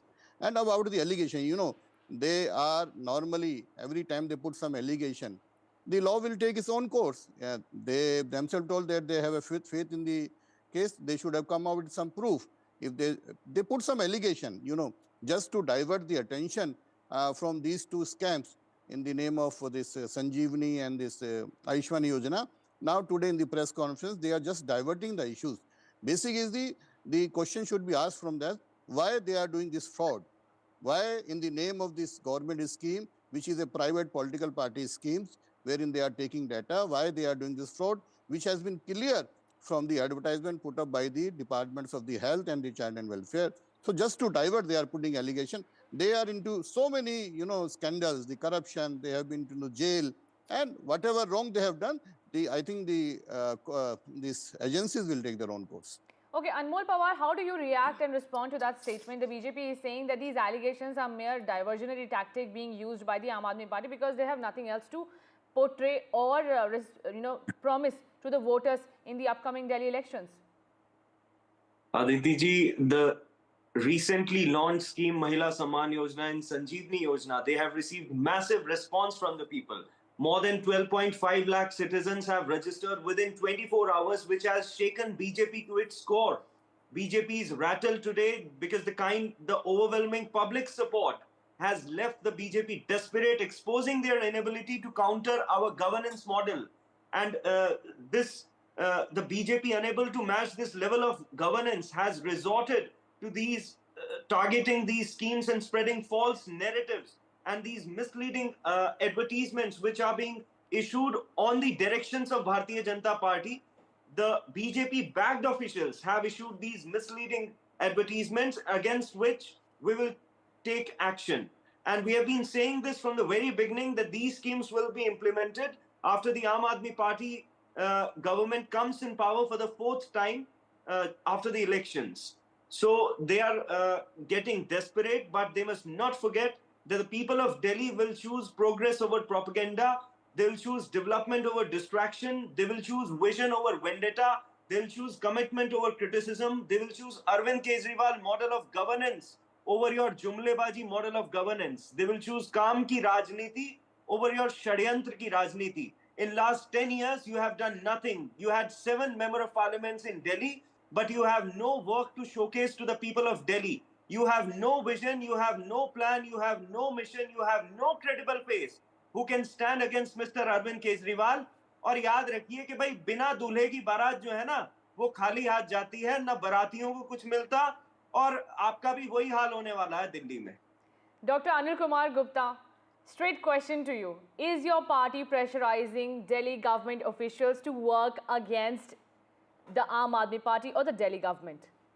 The statement put up by the Anmolji is clearly shows that they are incompetent to rule Delhi. If the officers are not under control. First time I'm mentioning, how can a political party leaders can the personal data from the citizen of Delhi? This is a clear. Are you acting naive, Gupta ji? See, don't interpret. Are you acting naive? Don't interpret. Anmol Pawar, you'll get your time. Please let Dr. Anil Kumar Gupta speak. This happens when they are caught red-handed. They just interpret the debates. This is their habit, and they just laugh in front of the channel. They are all digital. They are doing the all digital fraud. Who has authorized? Which law has authorized in the country to take personal data to spread this false propaganda? Have these schemes? That means the officers which have published these advertisements today, they are not working. They are not. This is what they mean to say, because that means the CM Atishi is not competent. The CM is lying. The Kejriwal ji is lying. There is no any official statement. The advertisement clearly shows there is no scheme of Sanjeevani or the Mahila Saman Yogi. So they are just fooling the citizen of Delhi just to take vote. They are just buying the citizen of Delhi to take vote. And what about the Dula? See, still the system has started at the appropriate time. The Delhi BJP will announce the CM face, that is sure. But you cannot dictate the BJP to announce at our terms. See, we will announce that at the appropriate time. We have been doing this practice in other states also. But please, spare the citizen of Delhi. Don't do fraud with the citizen of Delhi. Yeah. Okay, Mr. Anmol Pawar, would you like to clarify also on the allegations that are made by Delhi Chief Minister Atishi and former Chief Minister Arvind Kejriwal? They say the sources are telling them there is a conspiracy being hatched. ED, CBI, IT, all 3 probe agencies are being told to fabricate a false case against Atishi and send her to jail. Do you have any clue about the sources who are telling your netas that this is going to happen? Or is it just the same fear-mongering that AAP does before every political election? Aditi ji, in the past, the Honorable Supreme Court has said that the Enforcement Directorate and CBI, they are working as caged parrots of Bharatiya Janata Party. They are working at the behest of Bharatiya Janata Party. And in the past also, we have seen that whenever Arvind ji made a public statement that their leaders are being framed in false and fabricated cases, it has came true. In the past, our leaders, Arvind Kejriwal, Manish Sisodia, Sanjay Singh, they all were sent to jail in a false and fabricated case where even the Supreme Court has very categorically said that there's no evidence, that there's no proof. And because this is happening because they cannot match the Arvind Kejriwal model of governance. The BJP does not believe in Kaam ki Rajniti. They only focus on this Nakaratmak Rajniti. That is why they cannot... But Congress also has come out against you and said, your own ally in the India bloc, which is fighting against you in Delhi, they are also saying you are corrupt, you have no work to show. Kejriwal, ऐसे words use किए जा रहे हैं आप ही के नेता के खिलाफ. Aditi ji, Arvind Kejriwal's proven track record in Delhi is evident for all. I mean, whether it's delivering on promises like electricity, water, senior citizen pilgrimage, free rights for women, mohalla clinics, we all have seen that his model has been lauded not just in India but even worldwide. Okay. The likes of former UN Secretary General Kofi Annan has said. And as far as this allegation of corruption is concerned, in the past 10 years, we have seen that more than 250 cases have been filed against our leaders, wherein in 95% of the cases, the court has wrapped the enforcement agencies, the Delhi police, that false cases have been filed and the leaders have been acquitted. And we are confident that in the remaining cases also, we will come out clean. And this attempt is by the Bharatiya Janata Party to stop the work in Delhi. But we have ensured, our leader has ensured that the people of Delhi does not suffer. Okay, so this controversy will continue to rage, and I'm sure you all will have certain points to say, taking both of you and thanking both of you for making your points, Dr. Anil Kumar Gupta and Anmol Pawar from the Aam Aadmi Party and the BJP. Thank you so much for coming over and clarifying. This is a hot potato just ahead of Delhi elections. Delhi Chief Minister is saying, I'm being arrested. Delhi departments are saying the schemes are non-existing. More will continue on this as this remains our top focus here at NDTV. So keep watching. We'll be right back after this break.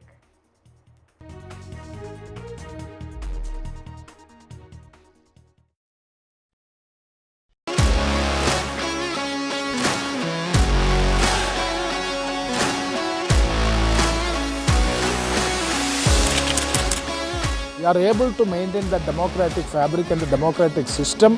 I want to do something that can make a difference. लगातार जनता की आवाज को सरकार तक पहुंचाने का काम मैं करता हूं. I was a student up until very recently. I really want to work and do something for my people because they have given me this opportunity. They have elected me. सोचा नहीं था कि राज्यसभा सांसद बनूंगी.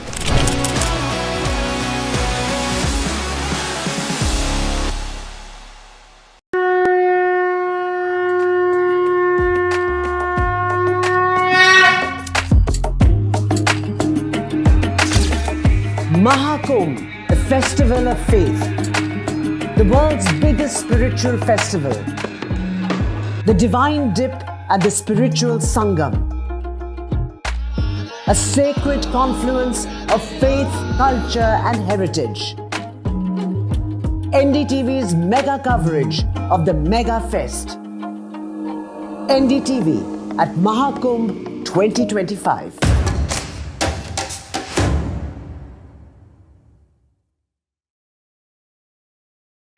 NDTV shines with 38 prestigious wins at the News Television Awards 2024.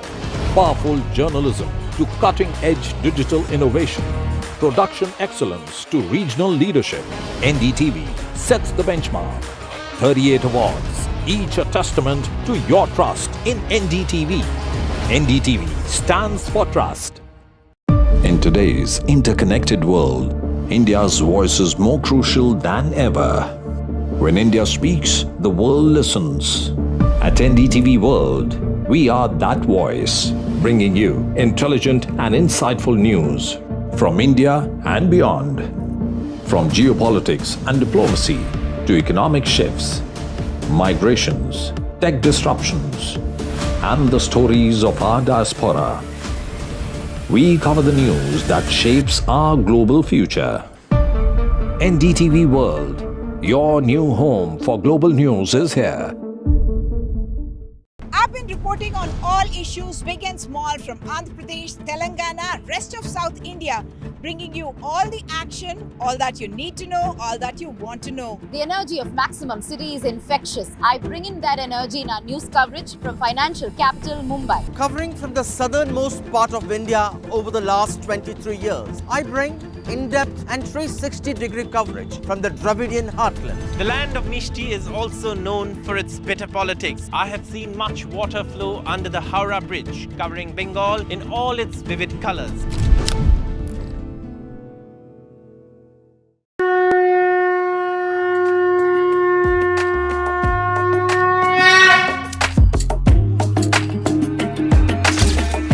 Mahakumbh, the festival of faith, the world's biggest spiritual festival, the divine dip at the spiritual Sangam, a sacred confluence of faith, culture, and heritage. NDTV's mega coverage of the Mega Fest. NDTV at Mahakumbh 2025.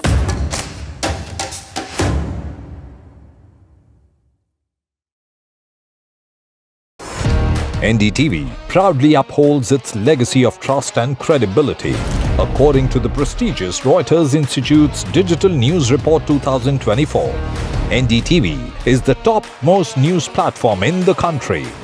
Number one in both online and offline reach in India. Beating all its competition, NDTV stands for trust. New day, new show, a new experience. Start your day with the news, not views. We bring you stories that matter and impact your lives. News that informs and keeps you ahead. from Maximum City, Mumbai, to the seat of governance, Delhi. NDTV brings to you the best breakfast show. The breakfast show only on NDTV 24/7 every morning at 8 a.m.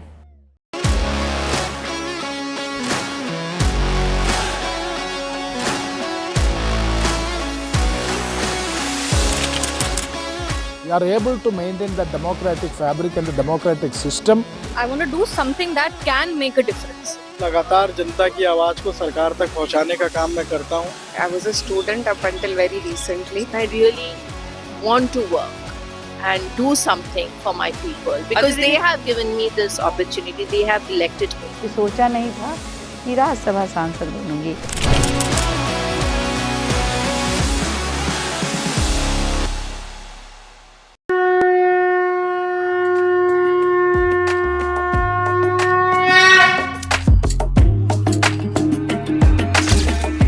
Mahakumbh, the festival of faith, the world's biggest spiritual festival, the divine dip at the spiritual Sangam, a sacred confluence.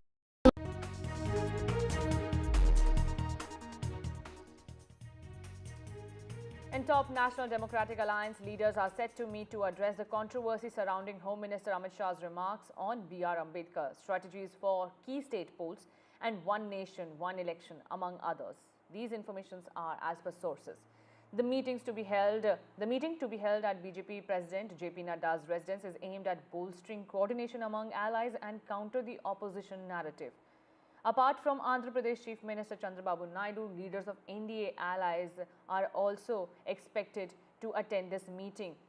My colleague Vasudha Venugopal is also joining me from outside the residence of Delhi BJP Chief JP Nadda. Vasudha, thank you so much for joining us. Give us all the details who all are arriving at the residence of JP Nadda to attend this key meet and what will be the key agenda.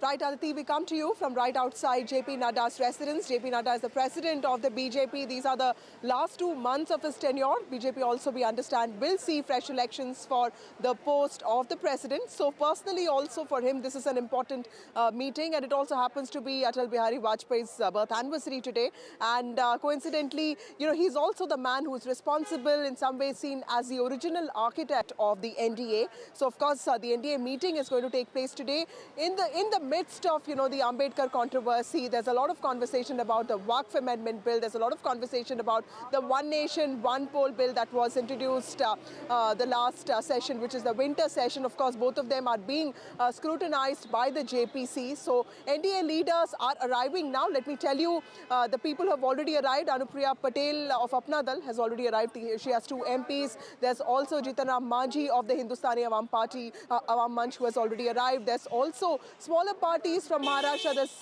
Tushar Velampalli from the SNDP in Kerala, who has arrived.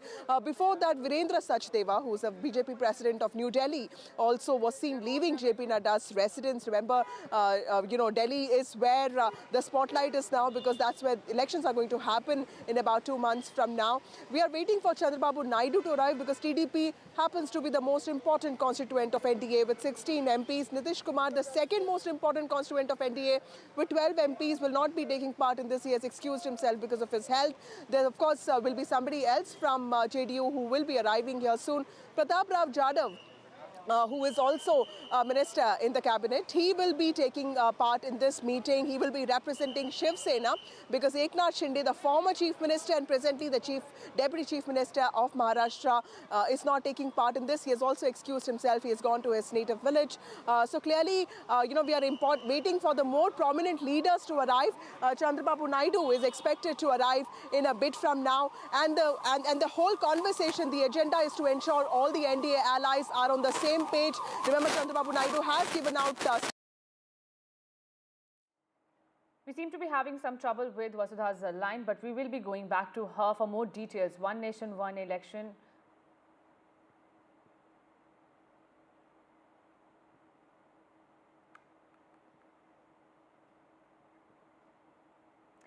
Prime Minister Narendra Modi will lay the foundation stone of the Ken-Betwa River Linking Project, the first such initiative under the National River Interlinking Policy at Khajuraho in Madhya Pradesh.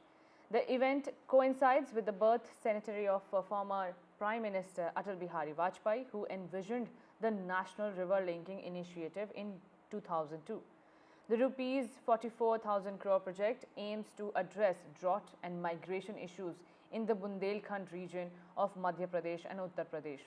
Madhya Pradesh Chief Minister Mohan Yadav said nearly 44 lakh people in 10 districts of Madhya Pradesh and 21 lakh in Uttar Pradesh will get drinking water under the project, which is estimated to cost around Rs 44,000 crores. My colleague Anurag is also joining me for more on this. Anurag, take us through the key highlights of this Ken-Betwa River Linking Project.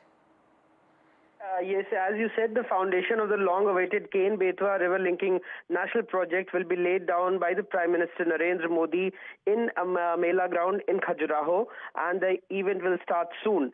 This assumes significance as it happens on the birth centenary of former Prime Minister Bharat Ratna Atal Bihari Vajpayee, who is accredited with envisioning the National River Linking Project in 2002. And this is the first river interlinking project under the National Perspective Plan and envisages providing irrigation facilities through the districts of Madhya Pradesh and adjoining Uttar Pradesh Bundelkhand region, as you said, which has long been afflicted with drought and related large-scale migration of population to other parts of the country. Through a pressurized micro-irrigation system under the project, 8.11 lakh hectare area can be irrigated in 2,000 villages of 10 districts of Madhya Pradesh's Bundelkhand and Gwalior Chambal region, which will benefit around 7 lakh farmers. And this project will also provide an annual irrigation facility in 59,000 hectare area in Uttar Pradesh and stabilization of existing irrigation in a 1.92 lakh hectare area. So these are the main important components of this project, and this project will also provide drinking water facilities to 44 lakh people in Madhya Pradesh and around 21 lakh people in Uttar Pradesh. And this will also enable the generation of 103 megawatt of hydropower and 27 megawatt of solar energy for the for Madhya Pradesh and Uttar Pradesh. Right. Thank you so much, Anurag, for joining us. The Prime Minister will be laying the foundation stone for this key project, which has been the dream project of Atal Bihari Vajpayee, which is now seeing light under the Modi era.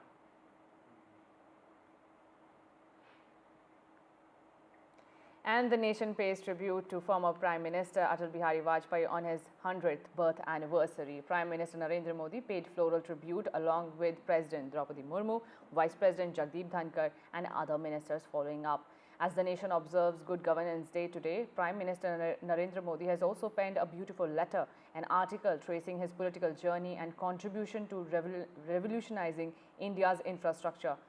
He called Atal Bihari Vajpayee the architect of India's transition into the 21st century, adding that he stands tall as a statesman who continues to inspire countless people. Prime Minister Narendra Modi said it was a privilege for BJP workers like him to be able to learn from the stalwart.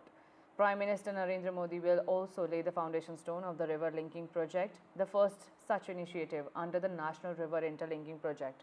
And nearly 44 lakh people in 10 districts of Madhya Pradesh and 21 lakh in Uttar Pradesh will get drinking water under this project. This has been a dream project, and now, as my colleague Anurag was telling us, that this will be given a green light by the Prime Minister today. Atal ji कि जन्म शताब्दी वर्ष इस समय सारे देश में मनाई जा रही है। मैं मानता हूं कि भारत के राजनीति के अटल जी एक मनीषी थे और मां भारती के एक ऐसे सच्चे सपूत थे जिन्होंने देश की प्रतिष्ठा, सेवा और विकास के लिए अपना संपूर्ण जीवन ही समर्पित कर दिया था। अटल जी ने केवल अपनी राजनीतिक पार्टी के लोगों का ही सम्मान प्राप्त नहीं किया, बल्कि दूसरे राजनीतिक दलों का भी सम्मान प्राप्त करने में वह पूरी तरह से कामयाब रहे।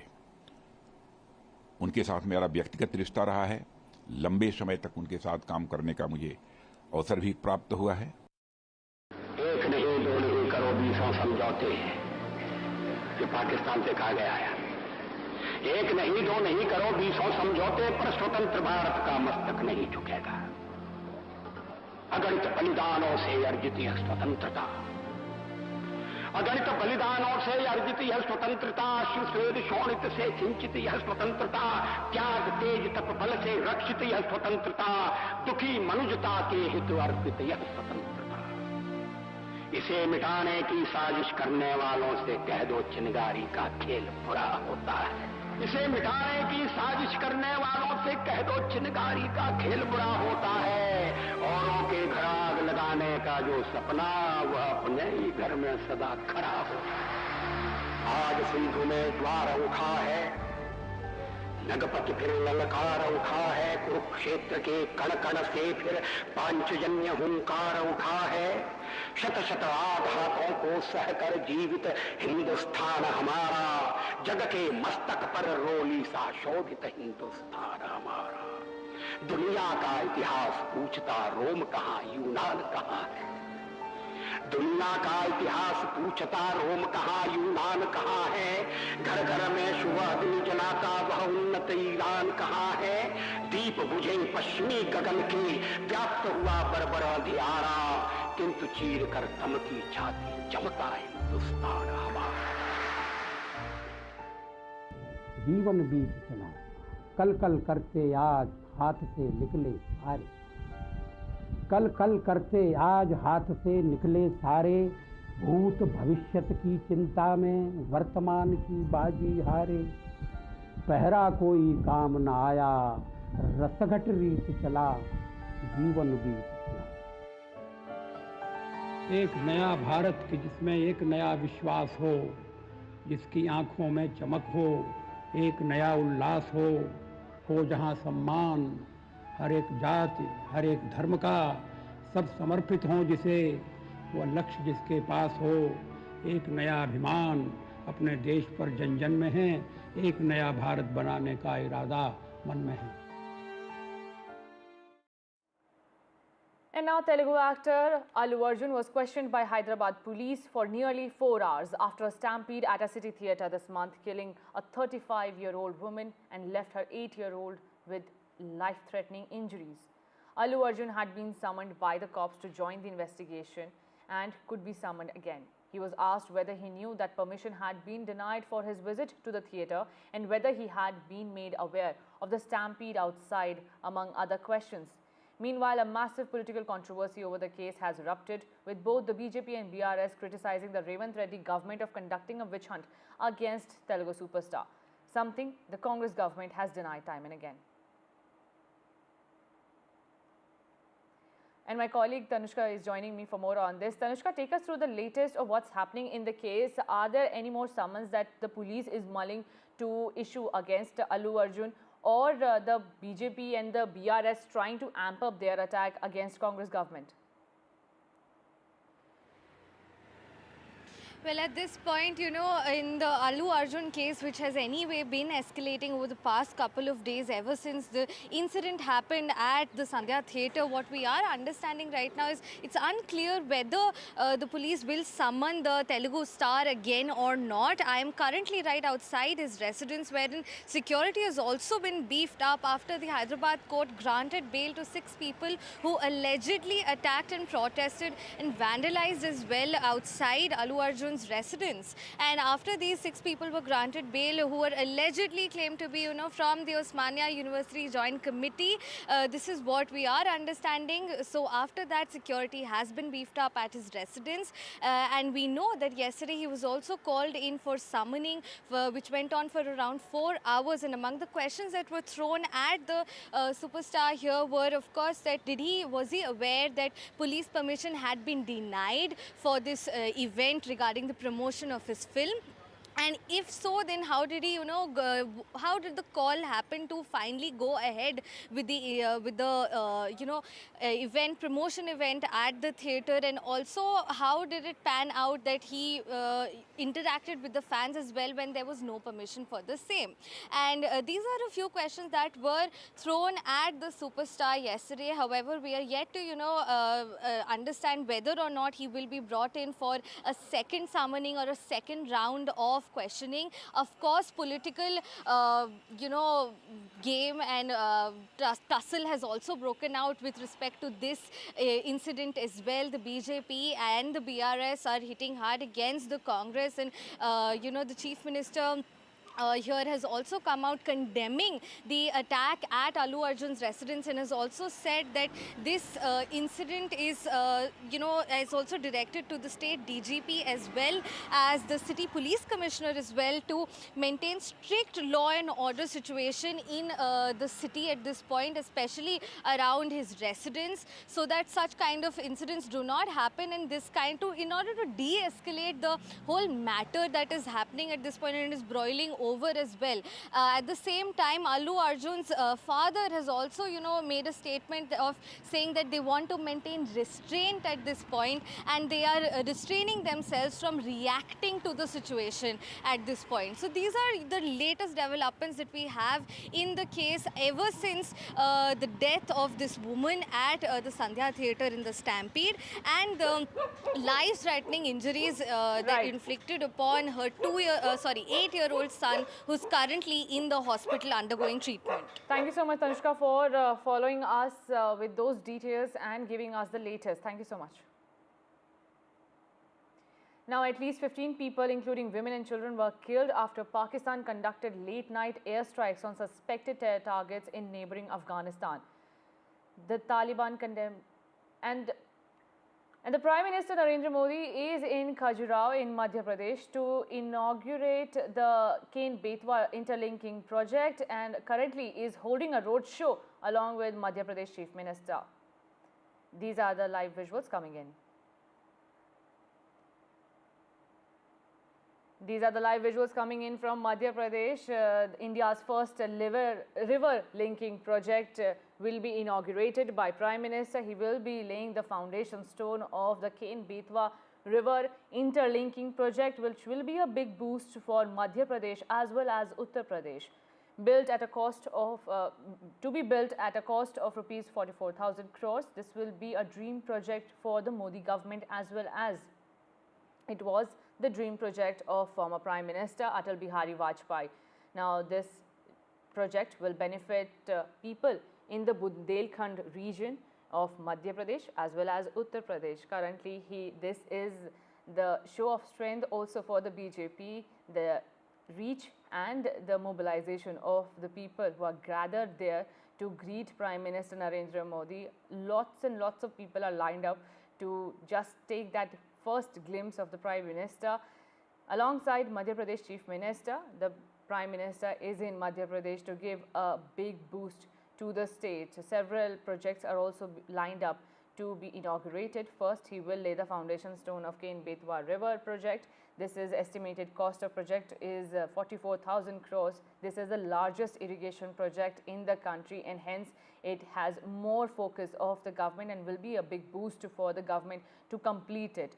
Drinking water will be given for 65 lakh families, which will be a big boost ahead of the elections also, as well as for the Modi governance, which has been focused on the vikas of the state and the welfare of the people, which has been the key motto of the Modi government.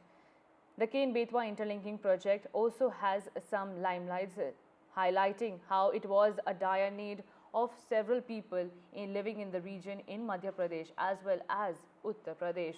My colleague Anurag is also joining me for more on this. Anurag, we are seeing live visuals of Prime Minister Narendra Modi holding a roadshow before laying the foundation stone for the key river project.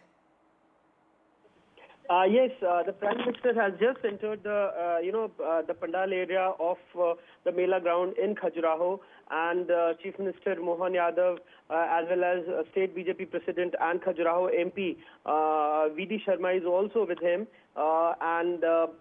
Just in few minutes from now, the Prime Minister will lay the foundation of the long-awaited Ken-Betwa river linking national project. This assumes particular significance as it happens on the birth centenary of former Prime Minister Bharat Ratna late Atal Bihari Vajpayee, who is accredited with envisioning the national river linking in 2002.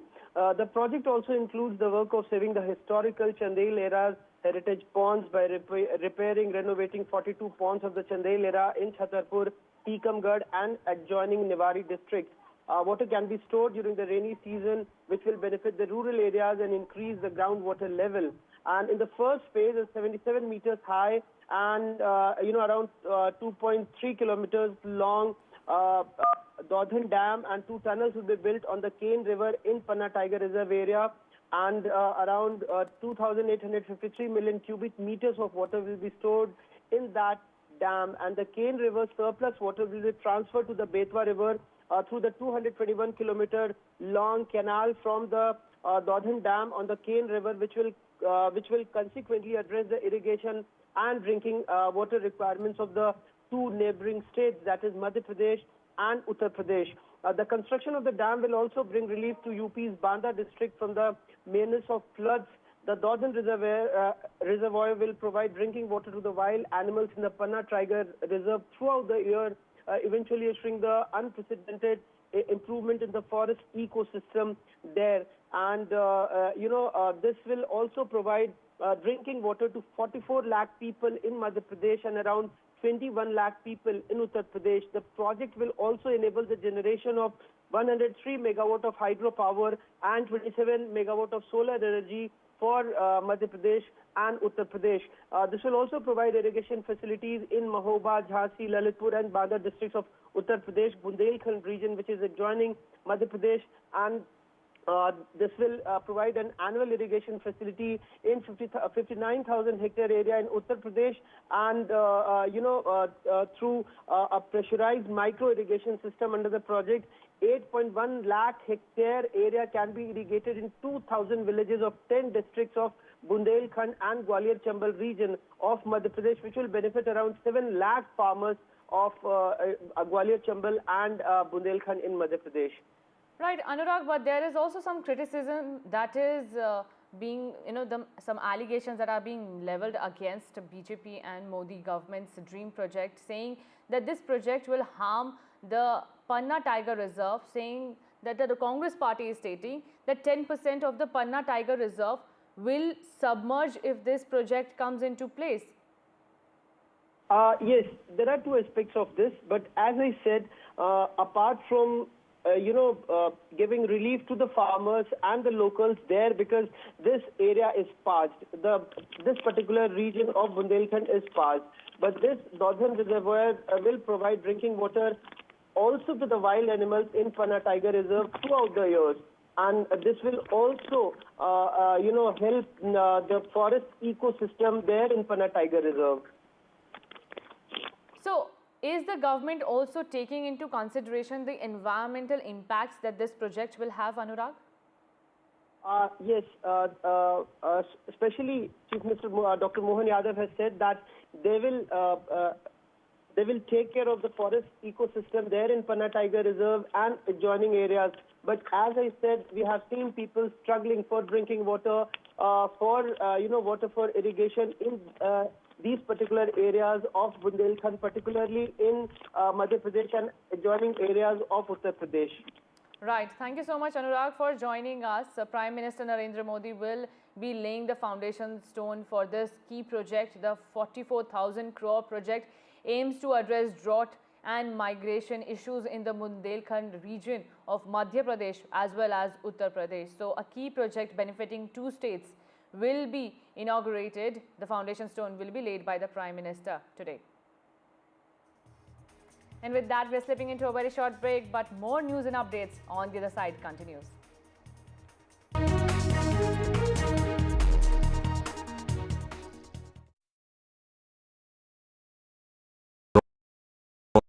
NDTV shines with 38 prestigious wins at the News Television Awards 2024. Powerful journalism to cutting-edge digital innovation, production excellence to regional leadership, NDTV sets the benchmark. 38 awards, each a testament to your trust in NDTV. NDTV stands for trust. In today's interconnected world, India's voice is more crucial than ever. When India speaks, the world listens. At NDTV World, we are that voice, bringing you intelligent and insightful news from India and beyond. From geopolitics and diplomacy to economic shifts, migrations, tech disruptions, and the stories of our diaspora. We cover the news that shapes our global future. NDTV World, your new home for global news is here.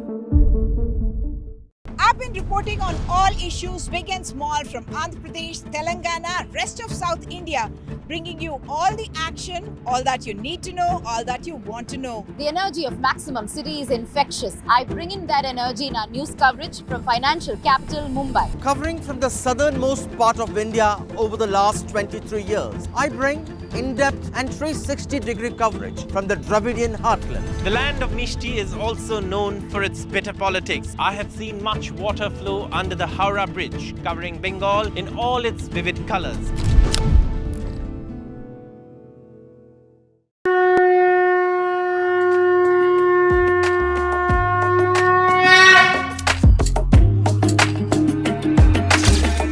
Mahakumbh, a festival of faith, the world's biggest spiritual festival, the divine dip at the spiritual Sangam, a sacred confluence of faith, culture and heritage. NDTV's mega coverage of the Mega Fest. NDTV at Mahakumbh 2025.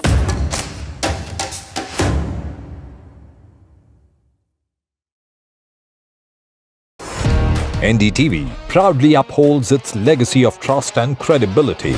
According to the prestigious Reuters Institute's Digital News Report 2024, NDTV is the top-most news platform in the country.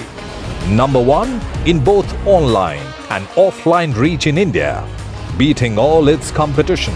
NDTV stands for trust. New day, new show, a new experience. Start your day with the news, not views. We bring you stories that matter and impact your lives. News that informs and keeps you ahead. from Maximum City, Mumbai, to the seat of governance, Delhi. NDTV brings to you the best breakfast show. The breakfast show only on NDTV 24/7 every morning at 8 a.m.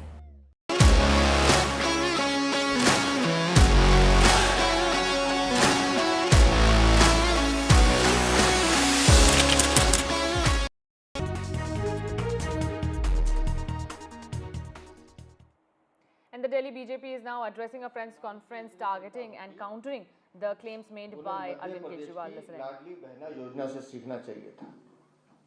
आज नहीं, 1,29,00,000 से ज्यादा माताएं बहनें उसकी लाभार्थी हैं।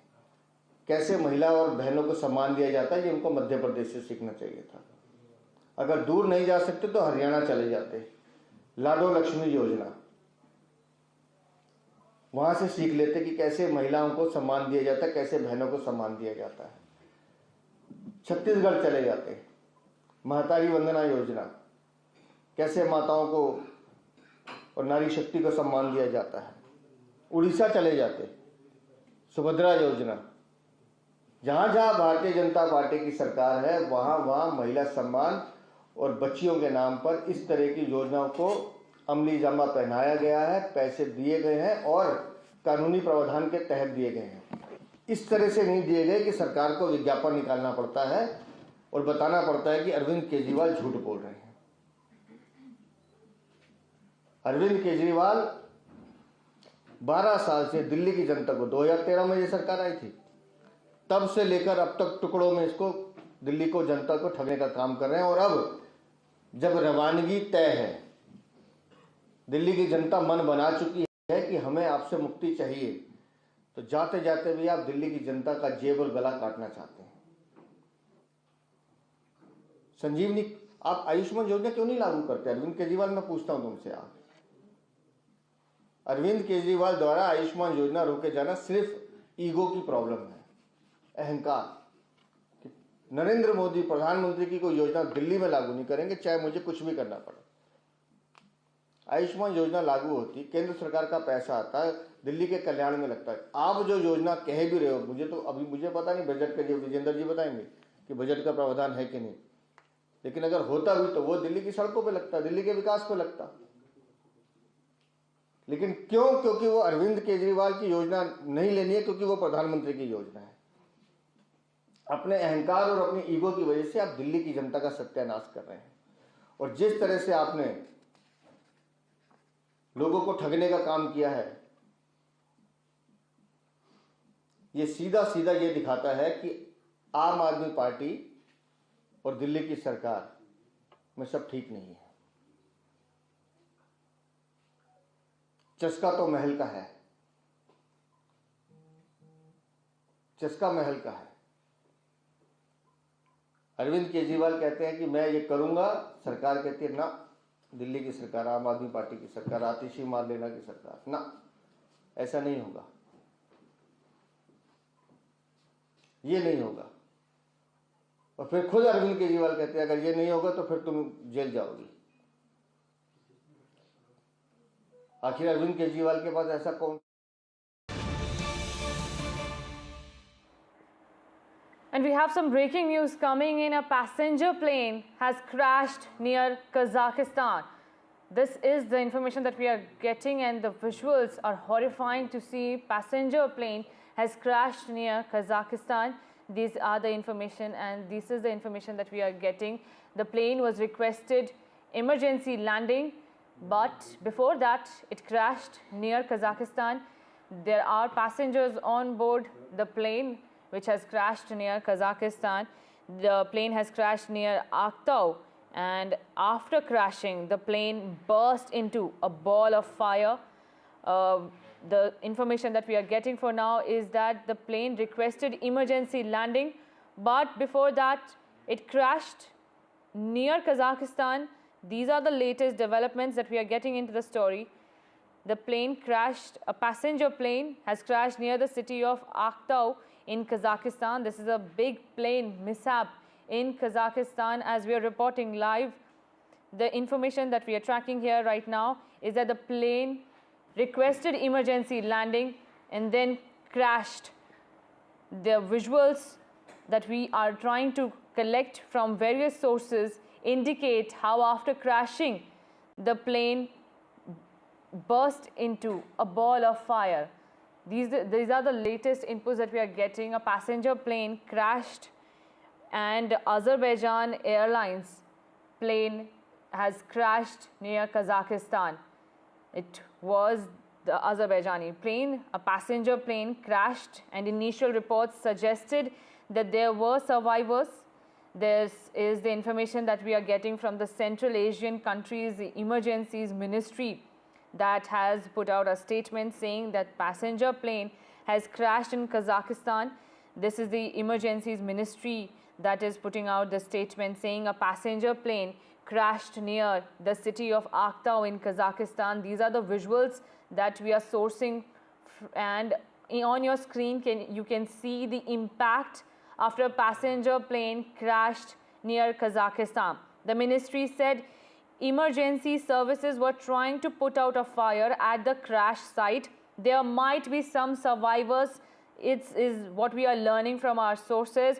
Russian news agencies have said that the plane was operated by, there you can see on your screen how after the crash huge fumes of smoke came out, and the Russian news agencies I quote, are saying the plane was operated by Azerbaijan Airlines and had been flying from Baku to Grozny in Russia, but had been rerouted due to fog in Grozny. After this, the plane requested emergency landing. As per our details, initial reports, it suggested it needs to immediately land, but before that it crashed, and on your screen is the horrifying visual.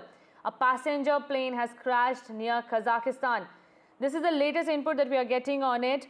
There was no immediate comment from any airlines or the ministries that we have that we can quote for now, but the plane can be seen bursting into a ball of fire after crashing near Kazakhstan.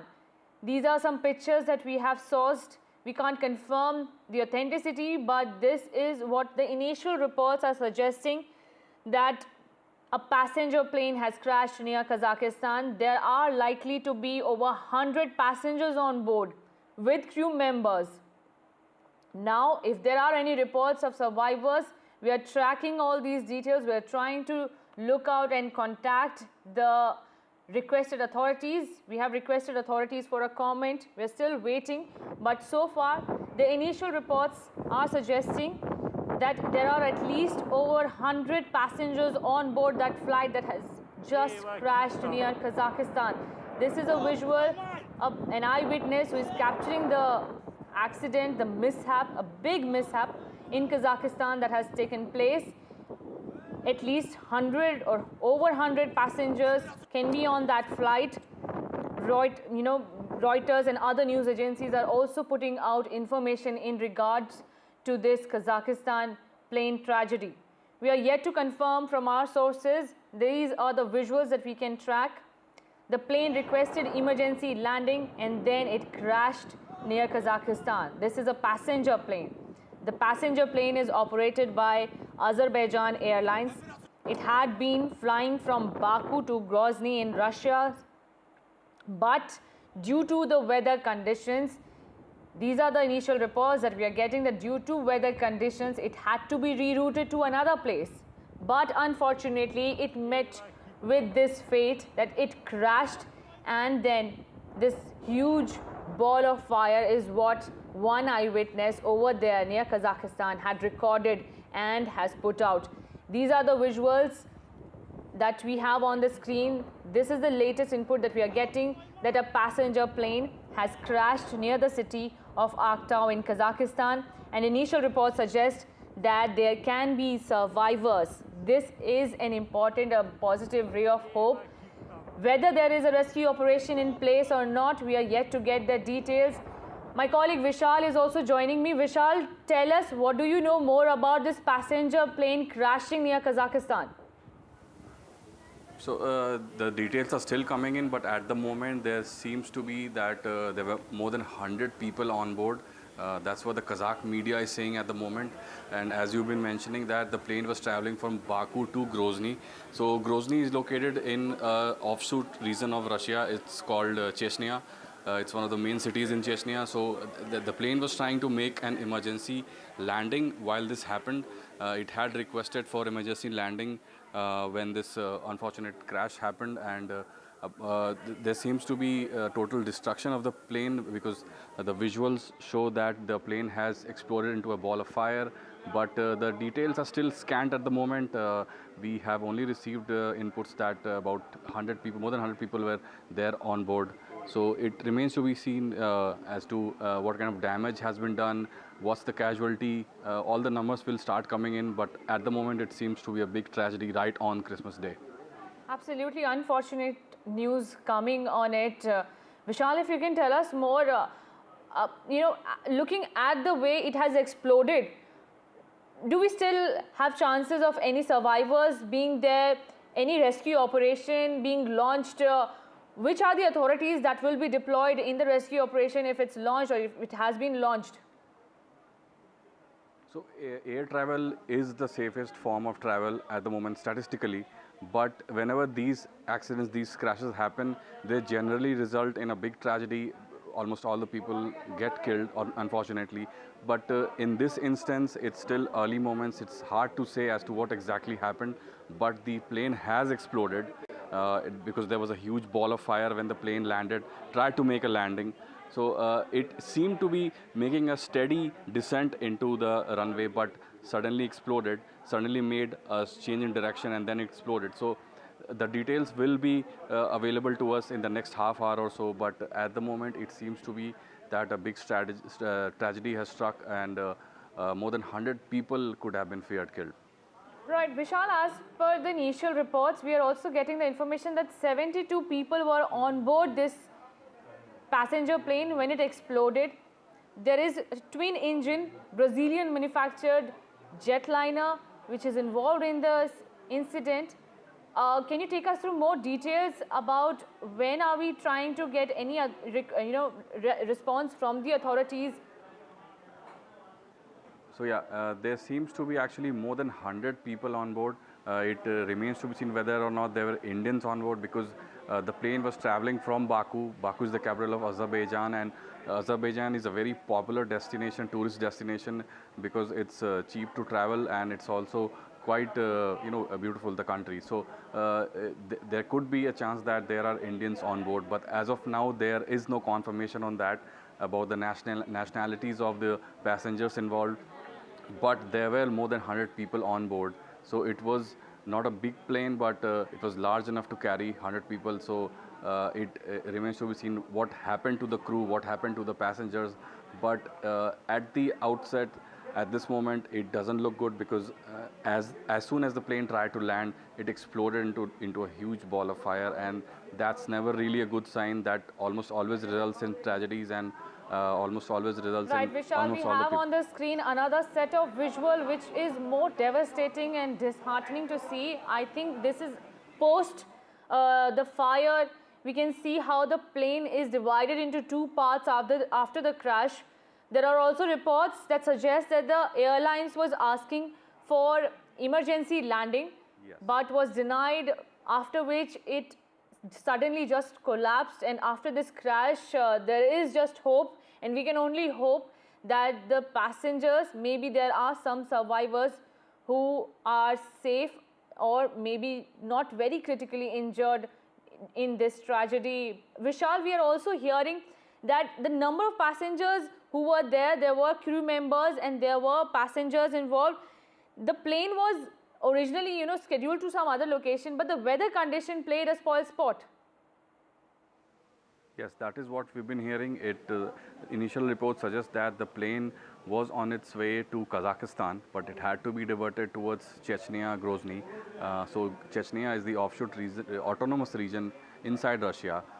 So it's governed by separate people, but it's also in Russia. So that remains to be seen what kind of authorities are involved in this, because multiple nations will have to be involved, and as of now, more than 100 people seem to have been involved, seem to be on board the plane. So the status of all those people is still remains to be seen. And at this moment, we just know that the plane was traveling from Baku. Baku, as we have been mentioning, that is a popular tourist destination, and lakhs of people travel to Baku each year.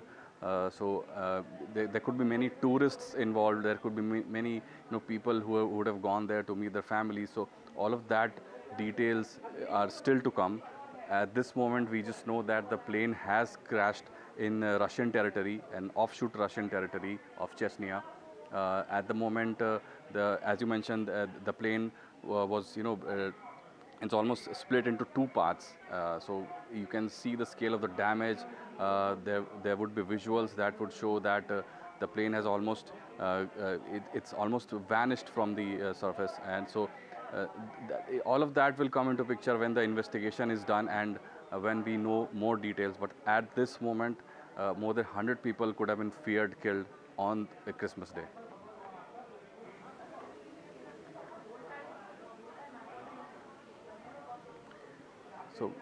So at this moment, we know that the plane traveling from Baku had to be was making an emergency landing on the Russian territory, on an offshoot Russian territory, on autonomous Russian territory of Chechnya, but that was not successful. The crew of the plane had requested an emergency landing due to some changes in the weather pattern. So that was not successful. The plane originally seemed to be on a steady path as it made its descent to the airport, but suddenly you can see that the plane landed and it exploded into a huge ball of fire.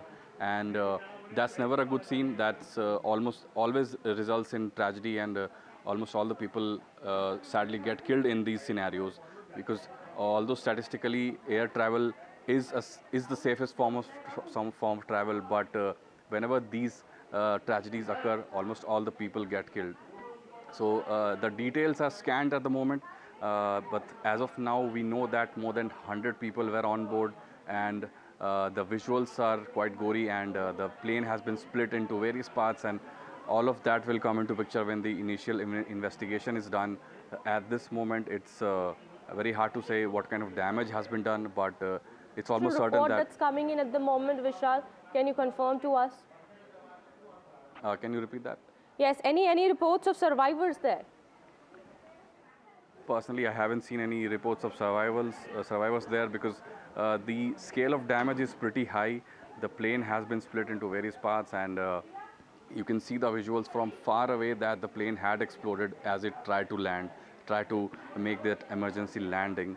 So the reports of survivors we are yet to receive, but at this moment it seems to be that a big tragedy has struck Russia and the offshoot region of Russia.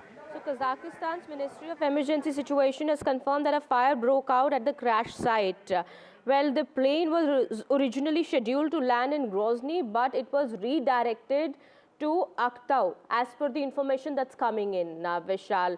Well, that's the latest that we are getting at the moment. Can you give us in detail, help us understand what really happened there when the plane took off till the time it, this unfortunate accident happened? What all transpired there? So the plane was traveling from Baku, but it had to be diverted and it landed in Chechnya, as you mentioned. But it was originally scheduled to travel to a different destination. So all of that will come into picture when the initial investigation, the report comes in. As of now, as I mentioned, the details are quite few. It's still unfolding, but we can confirm that there are more than 100 people on board, and there could be various nationalities involved, because we've been reporting that Baku is a very popular tourist destination, so lakhs of people travel to that country each year. Okay, well, yes, that's an important point that you've made there. Baku is definitely a very popular destination for tourist destination for Indians also now. But at this moment, we believe we can't confirm whether there were any Indians who were traveling from Baku to Grozny in this plane. But at the moment, the information that's coming out, Vishal, is that there could be about 100 people, as you've been saying, 100 passengers on that plane. That includes crew members. How many crew members? Any information on that? So it's a relatively small plane, so there would be about 4 to 5 crew members. And as you mentioned, totally more than 100 people were present on the plane. And as it made its tried to make its proper descent on the runway, it's failed. But it had contacted the airport authorities to make that emergency landing, because there had been some sudden change in the weather pattern. It had to change its route. The original destination was, as you mentioned, Chechnya, but it landed somewhere else, and all of that has resulted in a big tragedy. The reports are still coming in. The details are quite few, as I've been mentioning, so we'll get you the latest when they come. All right, well, that's the big breaking news now coming in at the moment. This plane, the aircraft operated by Azerbaijan Airlines, went down near the Kazakh city of Aktau. As per the reports that are coming in, well, the plane was carrying about 100 passengers, and This is an unfortunate bit of news that's coming in. We do believe there could be some survivors. However, there is no official confirmation about that. But yes, Kazakhstan Ministry of Emergency Situation has confirmed that a fire indeed broke out at the crash site. This plane was scheduled to land in Grozny, but it did ask for an emergency landing also. There was a request made, but before that could happen, well, this plane crashed near Aktau. That's the latest information that we are getting. We'll try and get more details about that in just a bit from now. Meanwhile, we are shifting our focus now to some more news that we are tracking. Shocking report coming in from Chennai, where an engineering student was sexually assaulted inside one of the most prestigious universities in Chennai. That's the Anna University. Well, the second-year engineering student was sexually assaulted and her male friend was beaten up. Police are on the hunt for 2 suspects. We'll try and get more details about this in just a bit. Meanwhile, that's the latest that's coming in. We are learning as per the latest information that we are getting. This incident has taken place at the Chennai campus. Shocking report that's coming in from Chennai. An engineering student was sexually assaulted inside the Anna University campus. This is a second-year engineering student that we're talking about, and the student was sexually assaulted also. The student's male friend was beaten up by people there. Well, what we are learning at the moment is that the police is looking for 2 suspects in the case. However, we'll try and get more details about this. My colleague Sam also now joins us on the broadcast. Yes, Sam, what more do we know about this case?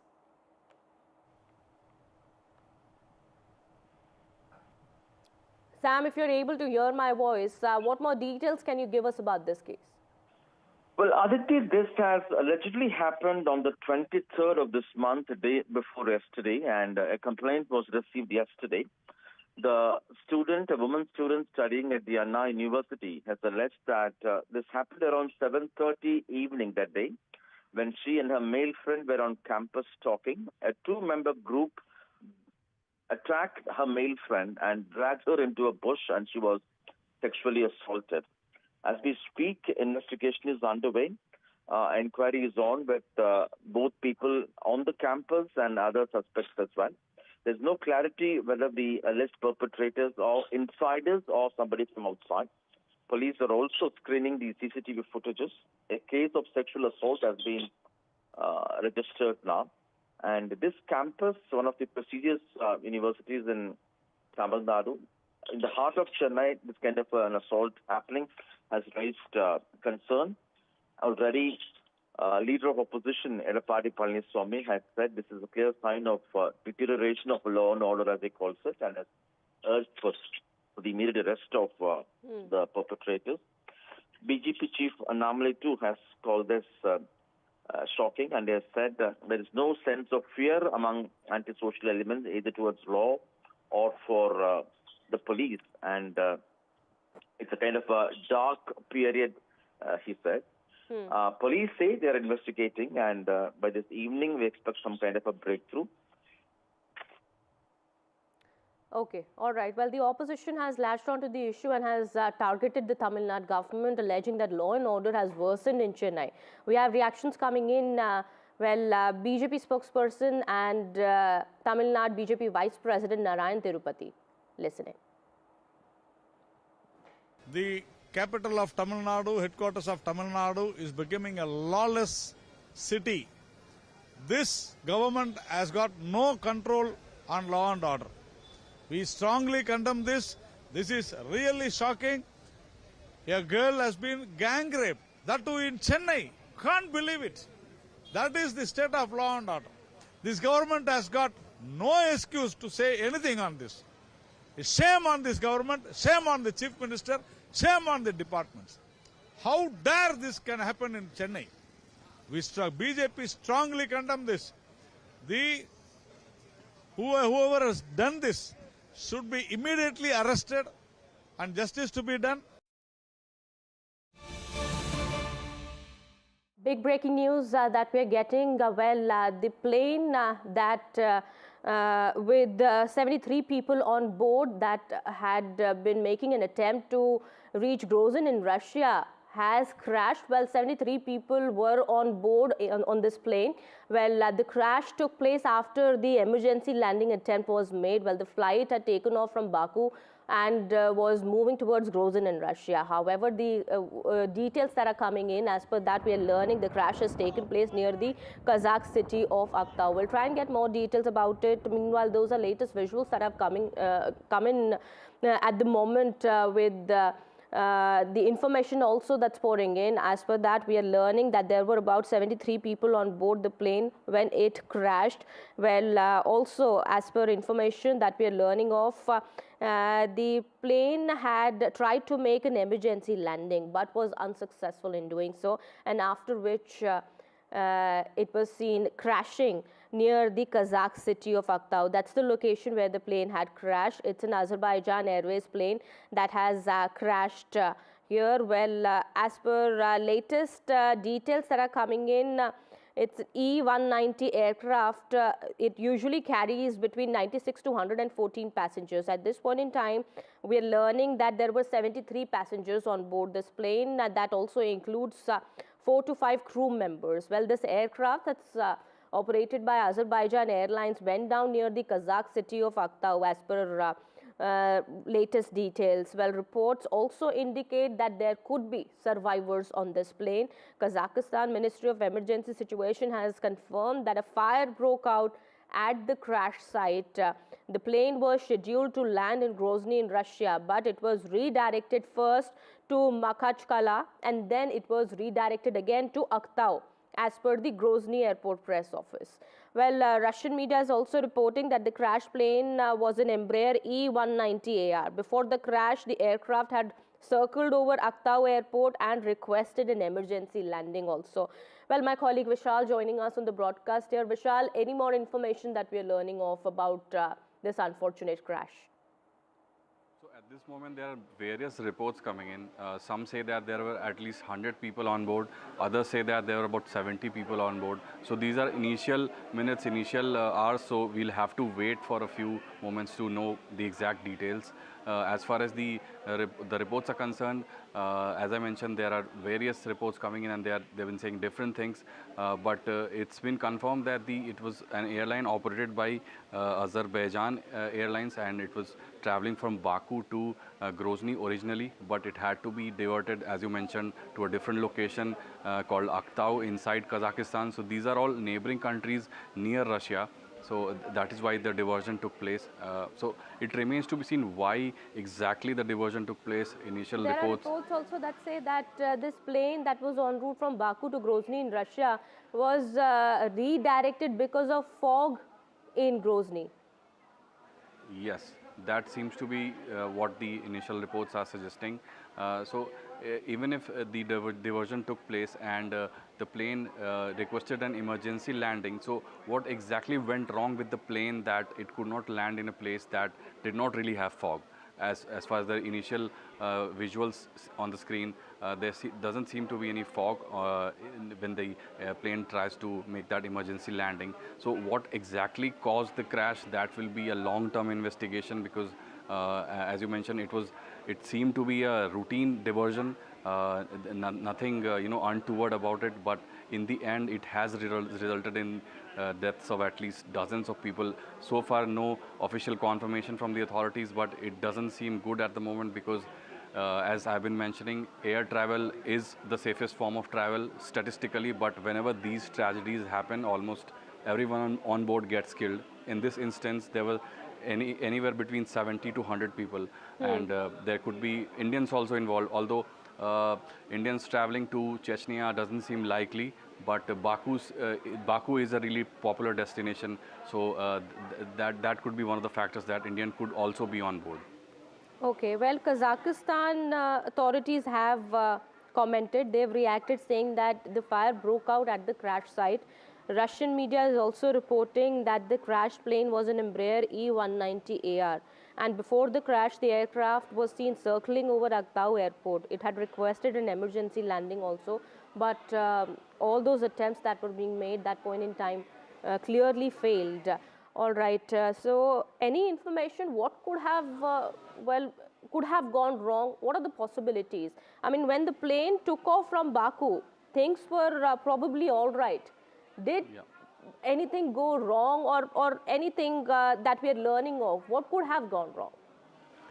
So that all depends on the investigation. At this moment, it's hard to say what exactly went wrong, because as the visual suggests, the plane seemed to be making a normal descent to the runway, but as the runway approached, it suddenly exploded into a ball of fire, and that's never a good sight.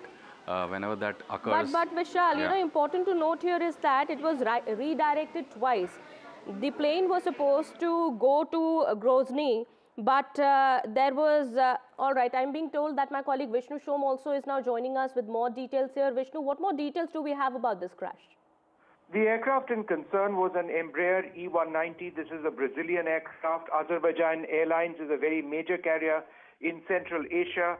I've gone through the flight radar tracking of this particular aircraft. It was on a flight from Baku to Grozny when it went down.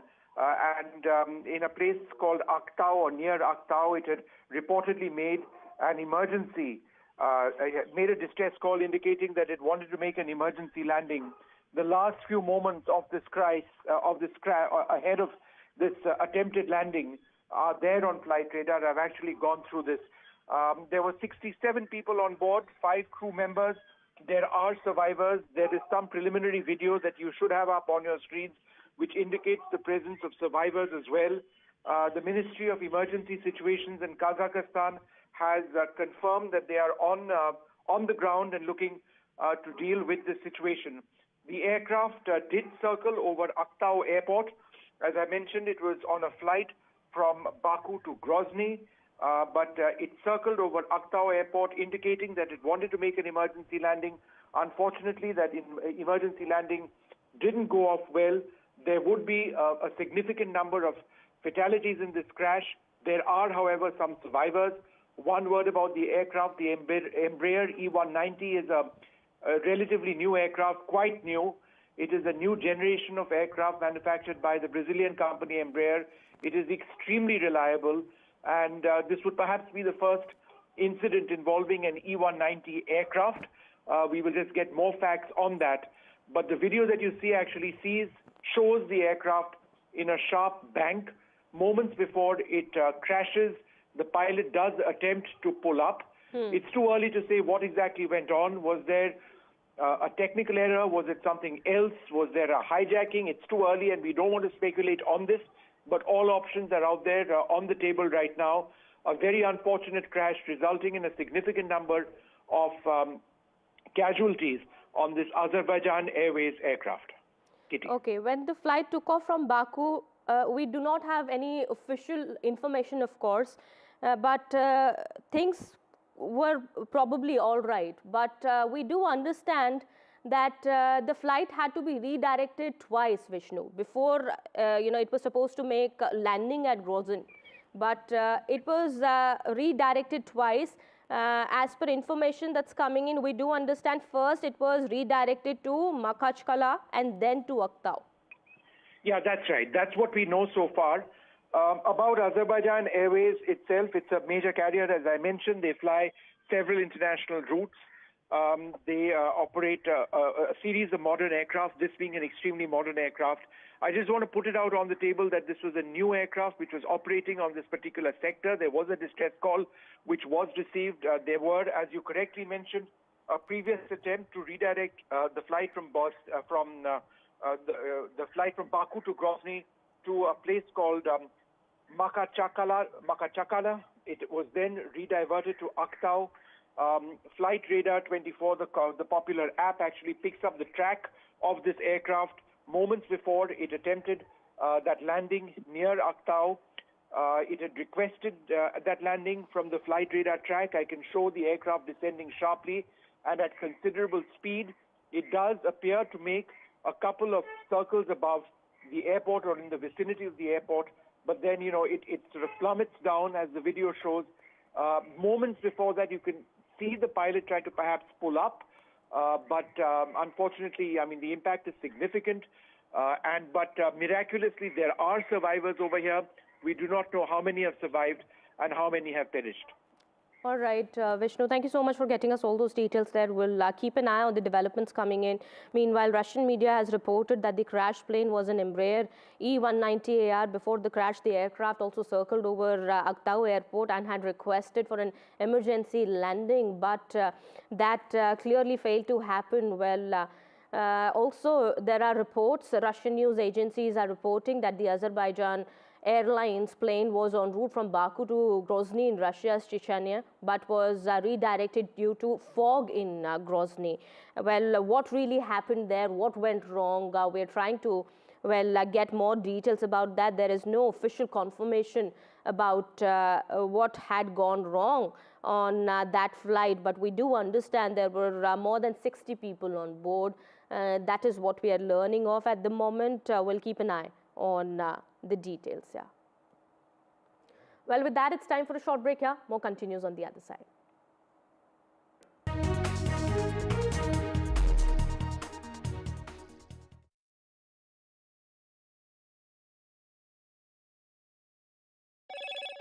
Hello, Moto.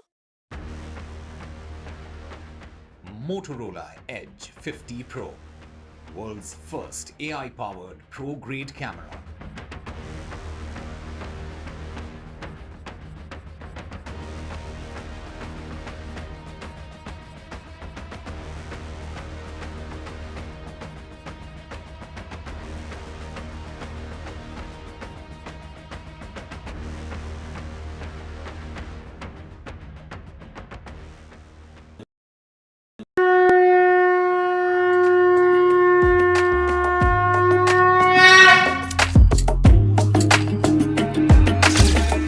Mahakumbh, the festival of faith, the world's biggest spiritual festival, the divine dip at the spiritual Sangam, a sacred confluence of faith, culture and heritage. NDTV's mega coverage of the Mega Fest. NDTV at Mahakumbh 2025.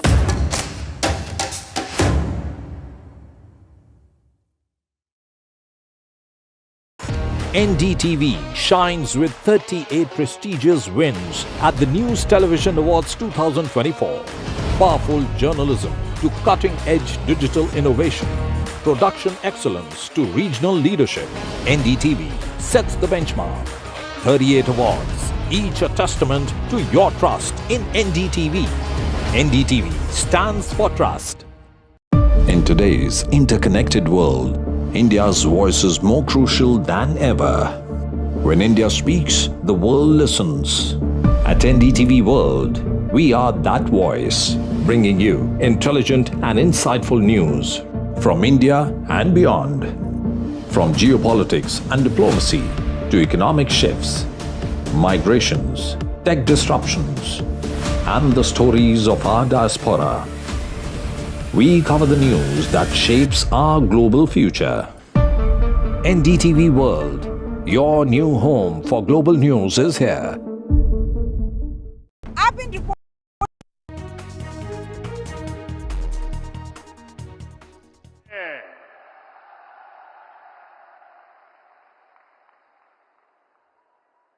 Madhya Pradesh के governor श्रीमान मंगूभाई पटेल, यहाँ के कर्मठ मुख्यमंत्री भाई मोहन यादव जी, केंद्रीय मंत्री भाई Shivraj Singh ji, Virendra Kumar ji, CR Patil ji, deputy CM Jagdish Devda जी, राजेंद्र शुक्ला जी, अन्य मंत्रीगण, सांसदगण, विधायकगण, अन्य सभी महानुभाव, पूज्य संतगण और मध्य प्रदेश के मेरे प्यारे भाइयों और बहनों,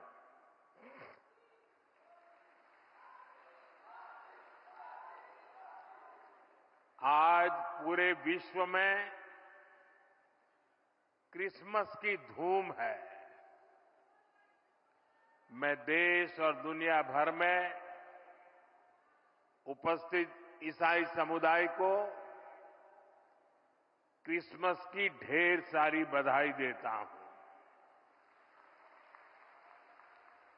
मोहन यादव जी के नेतृत्व में बनी भाजपा सरकार का 1 साल पूरा हुआ है। मध्य प्रदेश के लोगों को, भाजपा के कार्यकर्ताओं को मैं बहुत बहुत बधाई देता हूं। इस 1 वर्ष में एमपी में विकास को एक नई गति मिली है।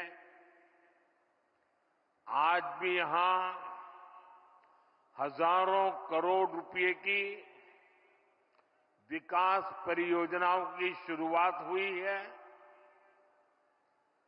आज ऐतिहासिक केन बेतवा लिंक परियोजना का, दौधन बांध का शिलान्यास भी हुआ है। ओमकारेश्वर फ्लोटिंग सोलर प्लांट, उसका भी लोकार्पण हुआ है। और ये मध्य प्रदेश का पहला फ्लोटिंग प्लान है। मैं इन परियोजनाओं के लिए एमपी के लोगों को ढेर सारी बधाई देता हूं। साथियों, आज हम सभी के लिए बहुत ही प्रेरणादायी दिन है। आज श्रद्धेय अटल जी की जन्म जयंती है। आज भारत रत्न अटल जी के जन्म के 100 साल हो रहे हैं। अटल जी की जयंती का ये पर्व सुशासन की, सुसेवा की हमारी प्रेरणा का भी पर्व है। थोड़ी देर पहले जब मैं अटल जी की स्मृति में डाक टिकट और स्मारक सिक्का जारी कर रहा था, तो अनेक पुरानी बातें मन में चल रही थी। बरसों बरसों तक उन्होंने मुझ जैसे अनेक कार्यकर्ताओं को सिखाया है, संस्कारित किया है।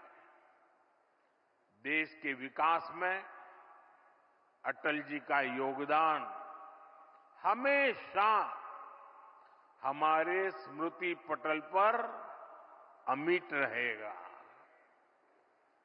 मध्य प्रदेश में 1100 से अधिक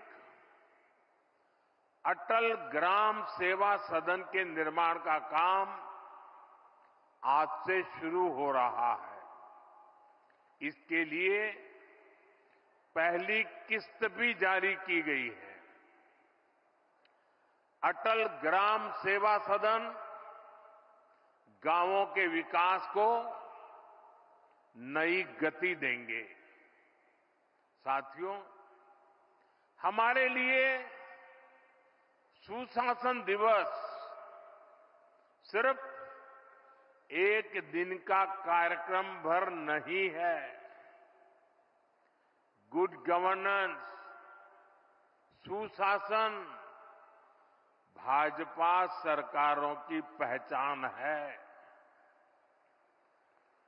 देश की जनता ने लगातार तीसरी बार केंद्र में भाजपा की सरकार बनाई। मध्य प्रदेश में आप सभी लगातार भाजपा को चुन रहे हैं, इसके पीछे सुशासन का भरोसा ही सबसे प्रबल है। और मैं तो जो विद्वान लोग हैं, जो लिखा पढ़ी एनालिसिस करने में माहिर है, ऐसे देश के गणमान्य लोगों से आग्रह करूंगा कि जब आजादी के 75 साल हो चुके हैं तो एक बार इवैल्यूएशन किया जाए। 100-200 विकास के, जनहित के, गुड गवर्नेंस के पैरामीटर निकाले जाएं और फिर जरा हिसाब लगाएं कि कांग्रेस सरकारें जहां होती हैं वहां क्या काम होता है, क्या परिणाम होता है। जहां लेफ्ट वालों ने सरकार चलाई, कम्युनिस्टों ने सरकार चलाई, वहां क्या हुआ। जहां परिवारवादी पार्टियों ने सरकार चलाई, वहां क्या हुआ। जहां मिलीजुली सरकारें चली, वहां क्या हुआ। और जहां जहां भाजपा को सरकार चलाने का मौका मिला, वहां क्या हुआ। मैं दावे से कहता हूं, देश में जब जब भाजपा को जहां जहां भी सेवा करने का अवसर मिला है, हमने पुराने सारे रिकॉर्ड तोड़ के जनहित के, जन कल्याण के और विकास के कामों में सफलता पाई है। निश्चित मानदंडों पर मूल्यांकन हो जाए, देश देखेगा कि हम जन सामान्य के प्रति कितने समर्पित हैं। आजादी के दीवानों ने जो सपने देखे थे, उन सपनों को साकार करने के लिए हम दिन रात पसीना बहाते हैं। जिन्होंने देश के लिए खून बहाया,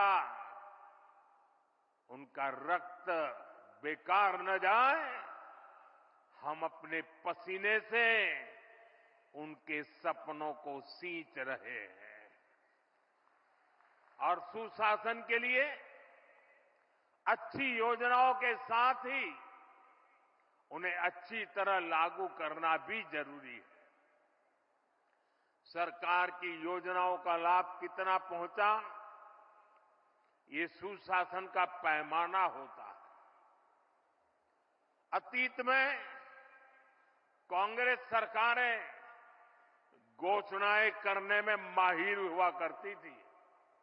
घोषणाएं करना, फीता काटना, दिया जलाना, अखबार में तस्वीर छपवा देना, उनका काम वहीं पूरा हो जाता था।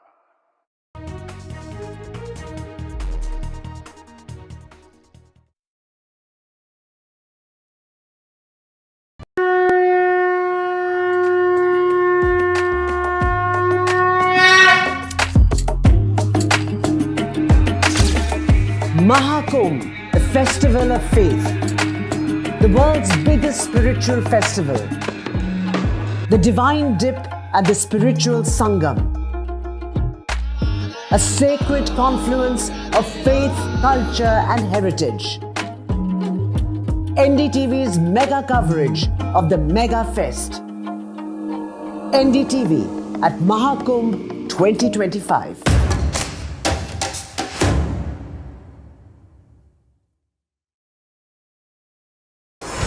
NDTV proudly upholds its legacy of trust and credibility. According to the prestigious Reuters Institute's Digital News Report 2024, NDTV is the top-most news platform in the country. Number 1 in both online and offline reach in India. Beating all its competition, NDTV stands for trust. New day, new show, a new experience. Start your day with the news, not views. We bring you stories that matter and impact your lives. News that informs and keeps you ahead. from Maximum City, Mumbai, To the seat of governance, Delhi, NDTV brings to you the best breakfast show. The breakfast show only on NDTV 24/7 every morning at 8 a.m.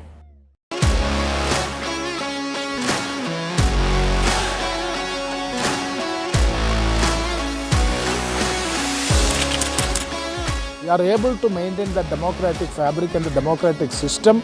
I want to do something that can make a difference. लगातार जनता की आवाज को सरकार तक पहुंचाने का काम मैं करता हूं। I was a student up until very recently. I really want to work and do something for my people because they have given me this opportunity. They have elected me. सोचा नहीं था कि राज्यसभा सांसद बनूंगी।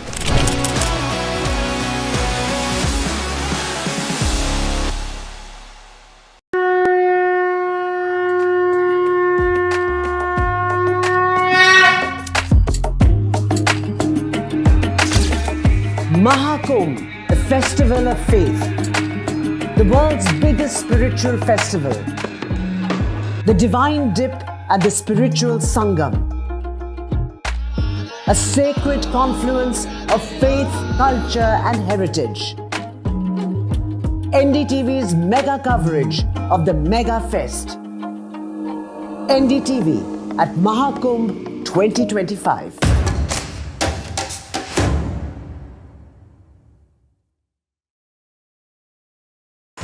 NDTV shines with 38 prestigious wins at the News Television Awards 2024. Powerful journalism to cutting-edge digital innovation. Hello, Moto.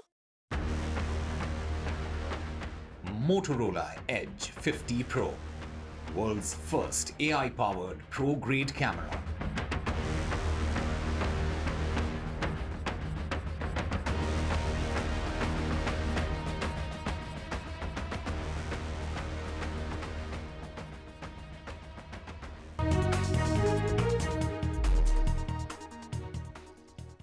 सरकारें रही, Congress government पर अपना जन्मसिद्ध अधिकार समझती है, लेकिन गवर्नेंस का उससे 36 का नाता रहा है।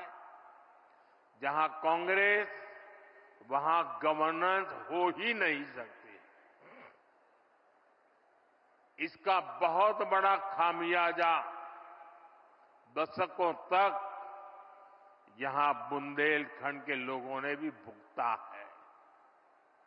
पीढ़ी दर पीढ़ी यहां के किसानों, यहां की माताओं बहनों ने बूंद बूंद पानी के लिए संघर्ष किया। ये हालात क्यों बने? क्योंकि कांग्रेस ने कभी जल संकट के स्थायी समाधान के बारे में सोचा ही नहीं। साथियों, भारत के लिए नदी जल का महत्व क्या है, इसको समझने वाले पहले लोगों में, और आपको भी जब बताऊं तो आश्चर्य होगा, यहां किसी को भी पूछ लीजिए, हिंदुस्तान में किसी को पूछ लीजिए कि देश आजाद होने के बाद सबसे पहले जल शक्ति, पानी का सामर्थ्य, पानी के लिए दूरंदर्शी आयोजन, इसके विषय में किसने सोचा था, किसने काम किया था? यहां मेरे पत्रकार बंधु भी जवाब नहीं दे पाएंगे। क्यों?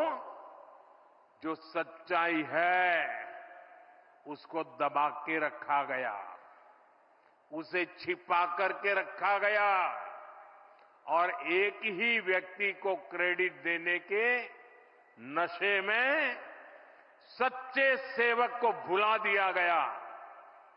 और आज मैं बताता हूं, देश आजाद होने के बाद भारत की जल शक्ति भारत के जल संसाधन, भारत में पानी के लिए बांधों की रचना, इन सब की दूरदृष्टि किसी एक महापुरुष को क्रेडिट जाती है तो उस महापुरुष का नाम है बाबा साहब आम्बेडकर।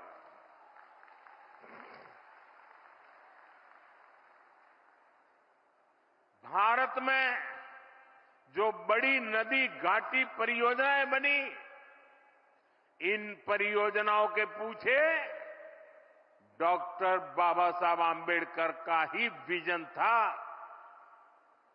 आज जो केंद्रीय जल आयोग है, इसके पीछे भी डॉक्टर आम्बेडकर के ही प्रयास थे। लेकिन कांग्रेस ने कभी जल संरक्षण से जुड़े प्रयासों के लिए, बड़े बांधों के लिए बाबा साहब को श्रेय नहीं दिया, किसी को पता तक नहीं चलने दिया। कांग्रेस इसके प्रति कभी भी गंभीर नहीं रही। आज 7 दशक बाद भी देश के अनेक राज्यों के बीच पानी को लेकर कुछ न कुछ विवाद है। जब पंचायत से पार्लियामेंट तक कांग्रेस का ही शासन था, तब ये विवाद आसानी से सुलझ सकते थे। लेकिन कांग्रेस की नीयत खराब थी, इसलिए उसने कभी भी ठोस प्रयास नहीं किए। साथियों, जब देश में अटल जी की सरकार बनी तो उन्होंने पानी से जुड़ी चुनौतियों को हल करने के लिए गंभीरता से काम शुरू किया था। लेकिन 2004 के बाद उनके प्रयासों को भी जैसी अटल जी की सरकार गई, वो सारी योजनाएं, सारे सपने ये कांग्रेस वालों ने आते ही ठंडे बस्ते में डाल दिया। आज हमारी सरकार देश भर में नदियों को जोड़ने के अभियान को गति दे रही है। केन बेतवा लिंक प्रोजेक्ट का सपना भी अब साकार होने वाला है। केन बेतवा लिंक प्रोजेक्ट से बुंदेलखंड क्षेत्र में समृद्धि और खुशहाली के नए द्वार खुलेंगे। छतरपुर, टीकमगढ़, निवाड़ी, पन्ना, दमोह और सागर सहित मध्य प्रदेश के 10 जिलों को सिंचाई सुविधा का लाभ मिलेगा। अभी मैं मंच पे आ रहा था, मुझे यहाँ के अलग अलग जिलों के किसानों से मिलने का मौका मिला। मैं उनकी खुशी देख रहा था, उनके चेहरों पे आनंद देख रहा था। उनको लगता था कि हमारी आने वाली पीढ़ियों का जीवन बन गया। साथियों, उत्तर प्रदेश में जो बुंदेलखंड का हिस्सा है, उसके भी बांदा, महोबा, ललितपुर और झांसी जिलों को फायदा होने वाला है। साथियों, मध्य प्रदेश देश का पहला राज्य बना है जहां नदियों को जोड़ने के महाअभियान के तहत 2 परियोजनाएं शुरू हो गई है। कुछ दिन पहले ही मैं राजस्थान में था। मोहन जी ने उसका विस्तार से वर्णन किया।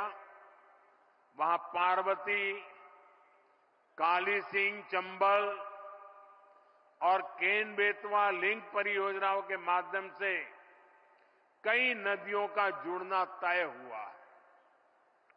इस समझौते का बड़ा लाभ मध्य प्रदेश को भी होने जा रहा है।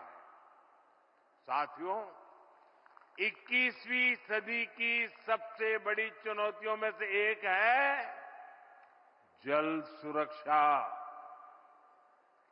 21वीं सदी में वही देश आगे बढ़ पाएगा, वही क्षेत्र आगे बढ़ पाएगा जिसके पास पर्याप्त जल होगा और उचित जल प्रबंधन होगा।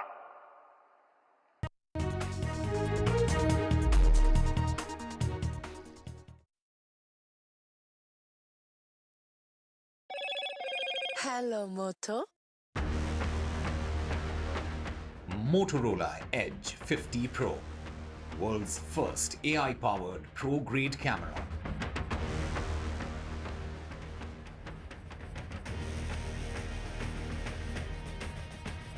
Students actually assaulted at Chennai's Anna University on-campus shocker at prestigious university. In a significant order, this SC has restrained the ED from accessing and copying content from e-devices seized during searches conducted on Lottery King Santiago Martin. It's Delhi Department versus Aam Aadmi Party on two schemes. Delhi Department says Mahila Samman scheme and Sanjeevani scheme are non-existent. AAP says the departments have been pressurized. PM Modi lays foundation stone of Ken Betwa river linking national project in Madhya Pradesh.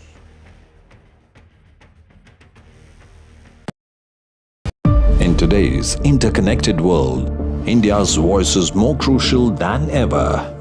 When India speaks, the world listens. At NDTV World, we are that voice, bringing you intelligent and insightful news from India and beyond. From geopolitics and diplomacy to economic shifts, migrations, tech disruptions, and the stories of our diaspora, we cover the news that shapes our global future. NDTV World, your new home for global news, is here. I've been reporting on all issues big and small from Andhra Pradesh, Telangana, rest of South India, bringing you all the action, all that you need to know, all that you want to know. The energy of Maximum City is infectious. I bring in that energy in our news coverage from financial capital Mumbai. Covering from the southernmost part of India over the last 23 years, I bring in-depth and 360-degree coverage from the Dravidian heartland. The land of Mishti is also known for its bitter politics. I have seen much water flow under the Howrah Bridge, covering Bengal in all its vivid colors.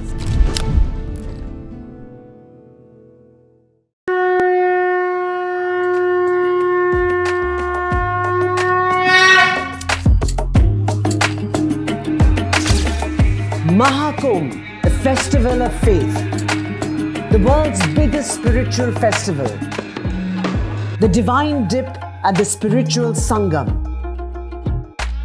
a sacred confluence of faith, culture and heritage.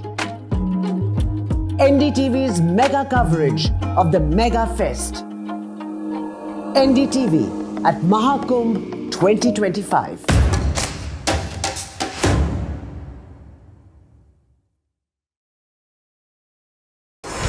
NDTV proudly upholds its legacy of trust and credibility.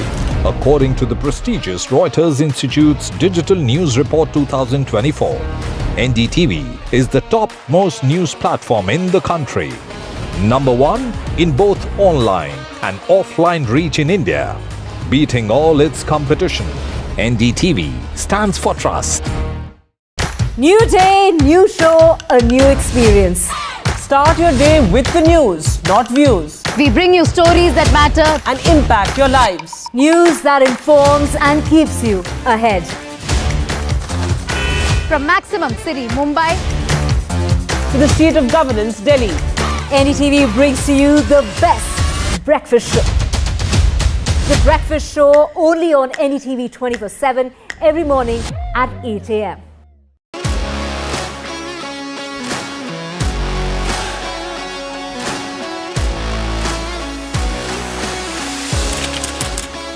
we are able to maintain the democratic fabric and the democratic system.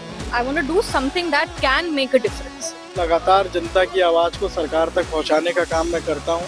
I was a student up until very recently. I really want to work and do something for my people because they have given me this opportunity. They have elected me. सोचा नहीं था कि राज्यसभा सांसद बनूंगी.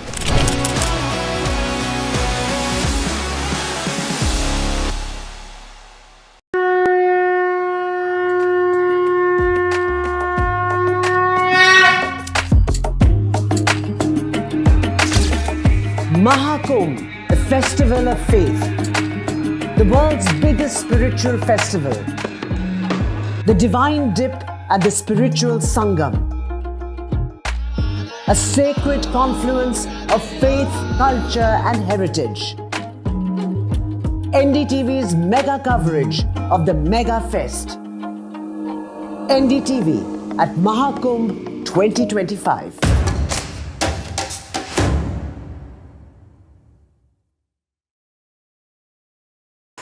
NDTV shines with 38 prestigious wins at the News Television Awards 2024.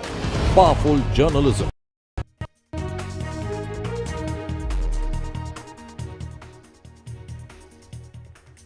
Hello and welcome to NDTV. I'm Ankit Tyagi. Let's quickly take a look at the headlines we're tracking at 2 p.m.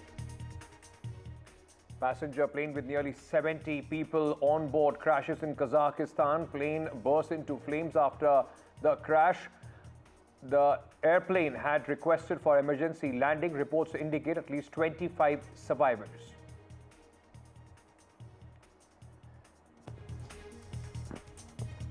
There is huge protest at the Anna University in Chennai alleging sexual assault on campus at this prestigious university.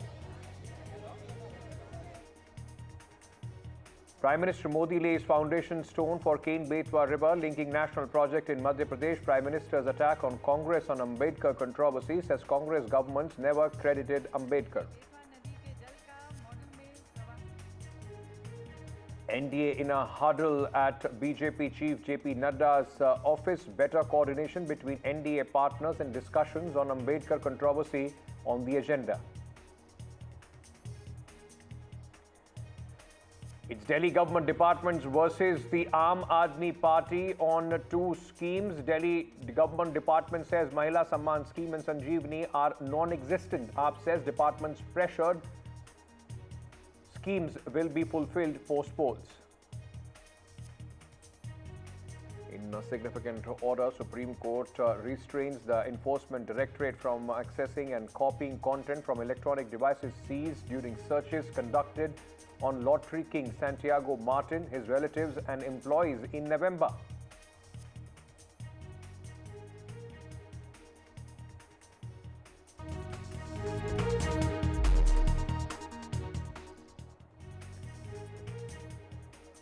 Ladies and gentlemen, let's quickly go across to this story that we have been continuously tracking here on NDTV. A passenger plane from Azerbaijan Airlines burst into flames after crashing near the Aktau city of Kazakhstan. Reuters has reported and has said that this has in fact been confirmed by the emergency ministry of the country. The plane was en route from Azerbaijan's capital Baku to Grozny in Russia's Chechnya, but was rerouted due to fog at the destination. A video showed the aircraft rapidly losing altitude and started banking to its right. It crashed into an open field and burst into flames. Reports also indicate that there are at least 25 survivors as far as this plane is concerned. Let me bring in at this moment Christina Maliak. She's the correspondent for Sputnik, that's the news agency in Russia. Thank you, Christina, for joining us with details on this story. At this moment, what are the rescuers telling you? How many people have been rescued and what's the situation on the ground? Hello. As far as we know, that an Azerbaijan Airlines plane flying from Baku to Grozny crashed in Kazakhstan. there were 62 passengers and 5 crew members on board. Among them was 16 Russian citizens and 37 Azerbaijani citizens, and as well as 6 Kazakhs and 3 Kyrgyz citizens. As far as we know, 27 survivors were taken to hospitals after the plane crash in Kazakhstan. That's the information we got from the Ministry of Emergency Situations of Kazakhstan. As far as we know as well, 52 rescues and 11 units of equipment from the Ministry of Emergency Situation is still working on the plane crash, and the plane crash was a collision of flock of birds. So the special commissions should conduct an investigation in the connection of the crash. That's all what we know from the Minister of Transport and from the Minister of Emergency Situation of Kazakhstan. Right. Christina, also any word as far as the reason for this crash, any initial information why this plane suddenly, in fact, crashed? As far as we know, the cause was a collision with a flock of birds. All right, thank you for joining us with all those details at this moment. In fact, Christina giving us a view of what had happened at this moment. 27 people have been taken to the hospital after this plane crashed. Let me also bring in Sanjay Lazar, aviation expert, who is with us at this moment. Vishnu Shom, my colleague, is also, in fact, with us. All right, we'll go to Vishnu in just a short while from now. But Mr. Lazar, thank you so much for joining us. You've seen the video as well, and it suddenly happened. I mean, the plane requested emergency landing, and it suddenly, even before people could react, it was on a very quick spiral down before it crashed, sir. Yes. First of all, it's a tragic accident, and the visuals, I've gone through a number of videos from various angles, and it's reported that the aircraft was en route to Baku and was diverted due to fog. It did circle a bit here and then suddenly plummeted. Now I heard your other correspondent from Sputnik talking about a bird hit, but I can't seem to imagine that it could be such a disastrous bird hit at such a height, and it suddenly crash landed in a ball of flame, which I think probably we'd have to wait for the investigations and look deeper into it. But it's miraculous that 27 people were taken to the hospital. We believe there are between 20 and 25 survivors. I'm praying that they recover more. But looking at the way that it imploded on impact and just burst into flames, hard to say that there would be more. But we are keeping our fingers crossed and praying. But it will be interesting to see what the results of an investigation would be, because there don't seem to be any impact of birds initially in any of the videos that I have seen, or sudden deceleration. So it's quite a mystery. And this is an Embraer, and it's been a reasonably safe aircraft in all versions.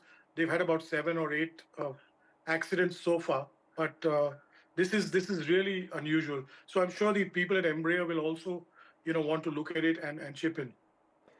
That is exactly what I was coming to next, just to get a sense of the aviation safety record of Azerbaijan as well, and the airlines. Like you said, that relatively there hasn't been much, in fact, mishaps as far as this airlines is concerned. In that regard, could you also tell us what aircraft was this, and what make was this aircraft, and any information regarding that?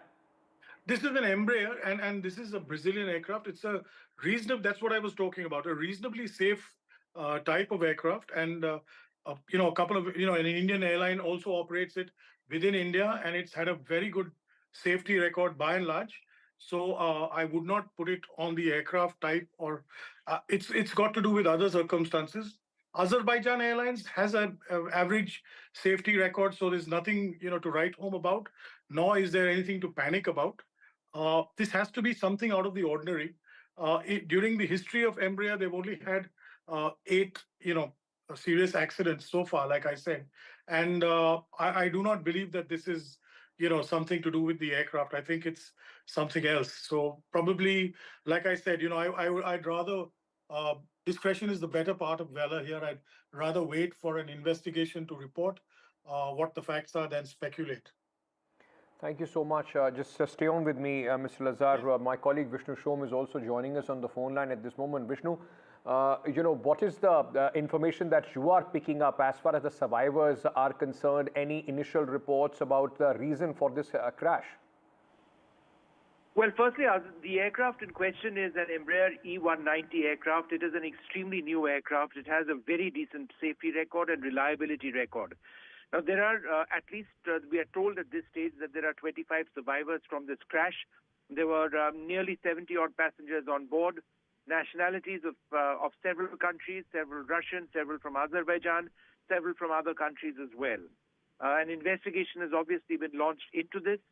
There is a couple of preliminary points which I've been able to pick up on based on data which I've looked at from flight data, from Flight Radar 24. The E190 made impact with the ground at a speed of 211 knots ground speed, which translates to more than 390 kilometers per hour. I've seen the entire video which was available of the final 3-odd minutes of the flight. The pilot, the aircraft was oscillating a bit. It was going up and down. Towards the last stages of the flight, it descended very sharply. It picked up airspeed to a significant extent before the pilot attempted to pull out to flare to reduce the angle of attack going into the landing. Unfortunately, that did not work out, obviously, for whatever the reasons are, and it made impact at a speed of more than 390 kilometers per hour or 211 knots. Now, just by way of information, and this isn't necessarily or isn't likely a cause of the crash, Flight Radar 24 tracks most aircraft around the world, civilian aircraft. They track it through various means. One of those is through a system called ADS-B, which generates data on the exact location of the aircraft. It's based on signals which the aircraft actually, signals from the aircraft.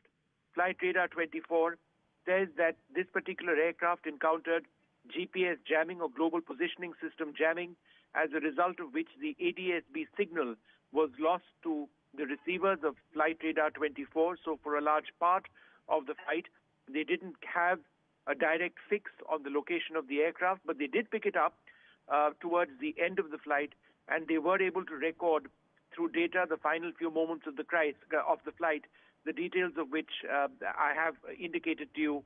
The aircraft did appear to make a few circuits of near the airport or the area where it finally went down, and it then did go down very tragically, and it has resulted in a significant loss of life. In terms of Azerbaijan Airlines, there have been a couple of incidents. In 2005, there was an Antonov AN-140, which is a Russian-built aircraft that crashed shortly after takeoff from Baku. That resulted in the death of 23 people on board. There was an emergency in December. There were earlier concerns as well, but no other crashes I'm aware of. But in terms of the airline itself, it's a major carrier. It's been certified as a 4-star airline by Skytrax. It's 4 out of 5 possible stars. It has a decent quality of service. It is well known, several international operations. It successfully passed an IATA operational safety audit. IATA is the International Aviation Transport Association. So it is regarded to be a major airline. So what exactly happened? Were there factors other than technical factors which caused this? What were those? All of that we will need to wait and find out. But yes, the aircraft was squawking 7700. In other words, they had let out a distress signal. It was emanating a distress signal indicating that there was an emergency, shortly after which the aircraft crashed. Vishnu, thank you for that detailed information as far as this crash is concerned. Let me also bring in our colleague who's joining us at this moment. Vishal is tracking this story very, very closely, sifting through all the news reports that are coming in at this moment. Vishal, what is the condition of the survivors? Some reports suggest 14 people have survived. Others, in fact, Christina was telling us 27 people have been taken to the hospital. What are we picking up? So the latest is that more than 25 people seem to have survived this unfortunate crash. As you mentioned, there are other reports that suggest that about 14 have survived. Most of the reports that are coming in at the moment, they say that more than 24 people have survived this crash, which seems to be very surprising, because in a moment like this, in a situation like this, when the aircraft explodes on impact, generally most of the people are dead, because even though air travel is regarded as one of the safest forms of travel, it generally results in a disaster when there is a crash. So that didn't seem to happen this time, luckily, nonetheless, it's a tragedy. Right on Christmas Day, people were traveling from Baku to Grozny, which is an autonomous region in Russia. It was a relatively small travel. It's just 500 kilometers away, the distance. It would have taken about 1 hour 10 minutes for the people to get from Baku to Grozny, but the flight had to be diverted to another location in Kazakhstan, which is also in the neighboring region. So all of that happened because there was some fog issue in the Grozny airport. That's what the authorities are saying at the moment. And the diversion happened, and there was some emergency situation inside the aircraft, because as our experts have been saying, that the aircraft was emanating some distress signal as it approached the airport. So all of that will come into picture when the initial investigation gives out a report. At the moment, we can say that more than 40 people have been confirmed killed, and about 25 seem to have survived. Whether or not the crew survived, that is another question, but at this moment, it is a tragedy that is still unfolding, and we can confirm that more than 40 people have been killed. Okay, Vishal, stay on with me. Mr. Lazar, may I understand from you, like Vishal was telling us at this moment, that there was some kind of distress signal that was also, in fact, that also emanated from the aircraft. Can it be ruled out that there is any foul play as far as this aircraft is concerned? I mean, because a lot of people, and I'm going through many posts, because Russia is involved in a conflict with Ukraine, a lot of these kind of things also give a lease of life to a lot of conspiracy theories. Well, Ankit, first of all, I'd just like to say that, Vishnu was bang on. I've read all the reports that Vishnu spoke about, and he was very correct on the GPS-B and the GPS-A trackers by Flight Radar 24. I personally, from the videos, it does not look like any foul play occurred. So I do believe that it's either, something extraneous, or a pilot error, or some malfunction in the system. We'll have to wait for the investigation. Very interesting. I think Vishal mentioned the number of survivors, as did your colleague from Sputnik, Russian television. If you notice the images of the aircraft has split. I'm barely speculating right now, but I do believe a large number of the survivors that you've seen are probably from that split section, which did not explode completely. You see, there are two parts. You can see one part has exploded and burnt into flames, and the other part has been left behind. So perhaps the survivors that we are seeing, the 25 or the 27 who are now in hospital, are probably from that group. And I pray that, more survive and recover. But I would not like to speculate on whether it was part of the Ukrainian attack or the war. No, it doesn't seem that to me right at this point. Thank you so much, Mr. Lazar, for joining us at this moment. Also, thanks to Vishal for bringing us the latest on this story. Thanks, Christina, for telling us what is happening there on the ground. Ladies and gentlemen, we'll keep a very close eye on this tragic incident, in fact, coming in on the Christmas day.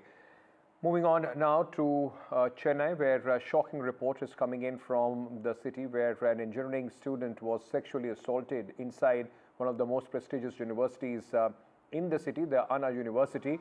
The second-year engineering student was sexually assaulted, and her male friend was beaten up. Police is still, in fact, looking for 2 suspects as far as this case is concerned. The capital of Tamil Nadu, headquarters of Tamil Nadu, is becoming a lawless city. This government has got no control on law and order. We strongly condemn this. This is really shocking. A girl has been gang raped, that too in Chennai. Can't believe it. That is the state of law and order. This government has got no excuse to say anything on this. Shame on this government, shame on the chief minister, shame on the departments. How dare this can happen in Chennai? BJP strongly condemn this. Whoever has done this should be immediately arrested and justice to be done. Sam, Daniel, my colleague, is joining us with more details on this story. Sam, at this moment, of course, the politics aside, what is the situation as far as the girl is concerned, and where is the police in their investigation?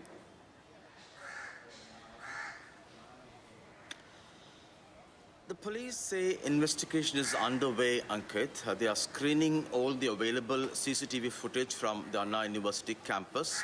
We understand they're also interrogating a few suspects, including some of her classmates and her male friend who was allegedly beaten up before the young woman was sexually assaulted on campus.